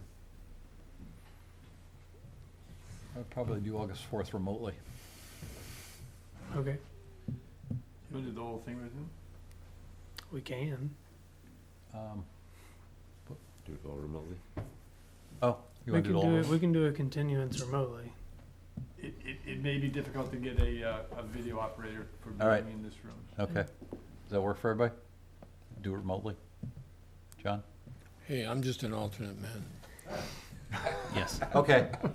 Jonas, I don't know if you heard that discussion, but we're looking at August 4th, which would be a week from today, to complete the continuance of this Okay. and review. Yeah, and I'll be back, so I'll be in person, so that time would work fine for me. Probably Okay, be the only that's one. good. You'd be the only one, though, because everyone, we're talking about doing it remotely, because we've got some issues with a video operator here. Okay, I kind of got that. It sounded like a remote Yeah. situation. That's fine as well. Right. However it plays Okay. out a week from now is great. Right, okay, so Orion will confirm that with you tomorrow, but we're looking at August 4th. Okay, and I just want to confirm, did the board want to do a site visit or not? I think everybody's driven by it plenty. Well, But did, Okay, yeah, I'm just getting bits and pieces now, but. Interesting. hang on, But I think Jonas. that's great. Hang on, Jonas. Did I hear that Jonas has drone footage of it? Of this? He said he had drone footage. I mean, he says that would be a better way to look at what we're, More than I likely. don't know if that's acceptable. I'm just asking if there was a need or desire from the board to do a site visit. It's not a requirement, it's just if you're interested. Well, okay, so what are the concerns here that we'd want to get a visual on a site walk? The building's going to be pretty much shielded, it's going to be back 450 feet. I mean, it'll be The within view front of the. parking lot exists already. I think the only big issue on this one, if if I'm recalling some of our conversation, was this, there's a stream, right? Got a- Oh, Oh, yes. But again, that's EPA, isn't it? Or, yeah. Hey, requirements. Jonas, can you hear me? Jonas, are you there? Yeah, it's just really fuzzy, but if you talk slow, I'll get it. Okay, you had talked about reaching out to U.S. Army Corps of Engineers, and they supplied you with a letter or a response about that stream. Yeah, I have a response from them. The application is submitted because it's not perennial. It takes us out of kind of that massive application and one that I can do myself. Application submitted, talked with her this week. All of the Army Corps of Engineer side is done. There's a 30-day grace period to check with indigenous tribes to make sure that there's no impact. Okay. Which it's kind of a formality at this stage since it's not perennial. And I don't have the exact date of when she hears back from me, but the Army Corps side is fine on just a traditional culvert stream Okay. crossing at this stage. Then my advice to the board is if we don't have that, just to put a condition of approval that be submitted Yep. for code officer. Okay. Great. Okay, motion for continuance? So moved. Did we vote? We didn't vote on that yet. Okay, so moved, seconded by John. Continuance of this application. Continuance of this application for, August 4th. well, continuance of the application for, I'm trying to get, construction of a gymnastics facility located at 425 Commercial Street. map 20, lot 133. Put forward by Mark, seconded by John, all in favor. Okay, 500 to continue this for a future meeting. Okay. Okay, Jonas, sorry for the delay this evening. Things ran long on previous applications, but we look forward to seeing you next week. Great. Thank you all very much. Have a good night. Thank you, you too. Bye. I move we adjourn. Okay, Well, before we do that. So next week, though, when we do this, I'd still like to be able to at least review the bylaws and approve the minutes, okay? So not big deals. I have only one comment on the bylaws. Really? Yes. It's got to be something grammatical. No, it's not grammatical. It says the duty of the chair is to call all the meetings. And then later on, it says the director, the planning director sets all the schedules of the meetings in consultation with the chair. So which is it? I'm sorry, he's Sorry, working with me. you'll have to look Repeat at it. that. But that's the only thing that I really came up with. Okay, we'll look at that. It wasn't grammatical. Okay. Are Oh, have any of them changed? This is planning board bylaws? Yeah. Have any of them changed? No, they haven't Last changed. year? I mean, we look at them once a year just to see if there's anything that came up during the course of the year that would. But I'm just saying those two things are slightly at odds. Okay. And you would Go find through. it. Yep. Okay, so Well, before we look adjourn- at bylaws, look at the minutes after we get done with the application next week. So before we adjourn, can I Sure. just welcome Jeff? I'm very, Oh, I'm sorry. very impressed. I am also Very, remiss. very impressed. You've done your homework, you're familiar with the ordinance, and it's gonna be fun working with you. Yeah, Yeah, Jeff made a welcome, really Mark. good Jeff. catch, too. Yeah. Yeah, he did. He got us. He Yep. caught us, Yep. kept us on our game. Yep. So, Thank you. Yeah, that's gonna come up with Jonas's application, as he pointed out. I think the ORC is He's got gonna 50 be spaces. working More on than that one. 50 spaces. Yeah. So are we adjourned now? Okay. Motion to adjourn. Motion to adjourn, all in favor? Aye. Aye. Meeting adjourned at 10:32.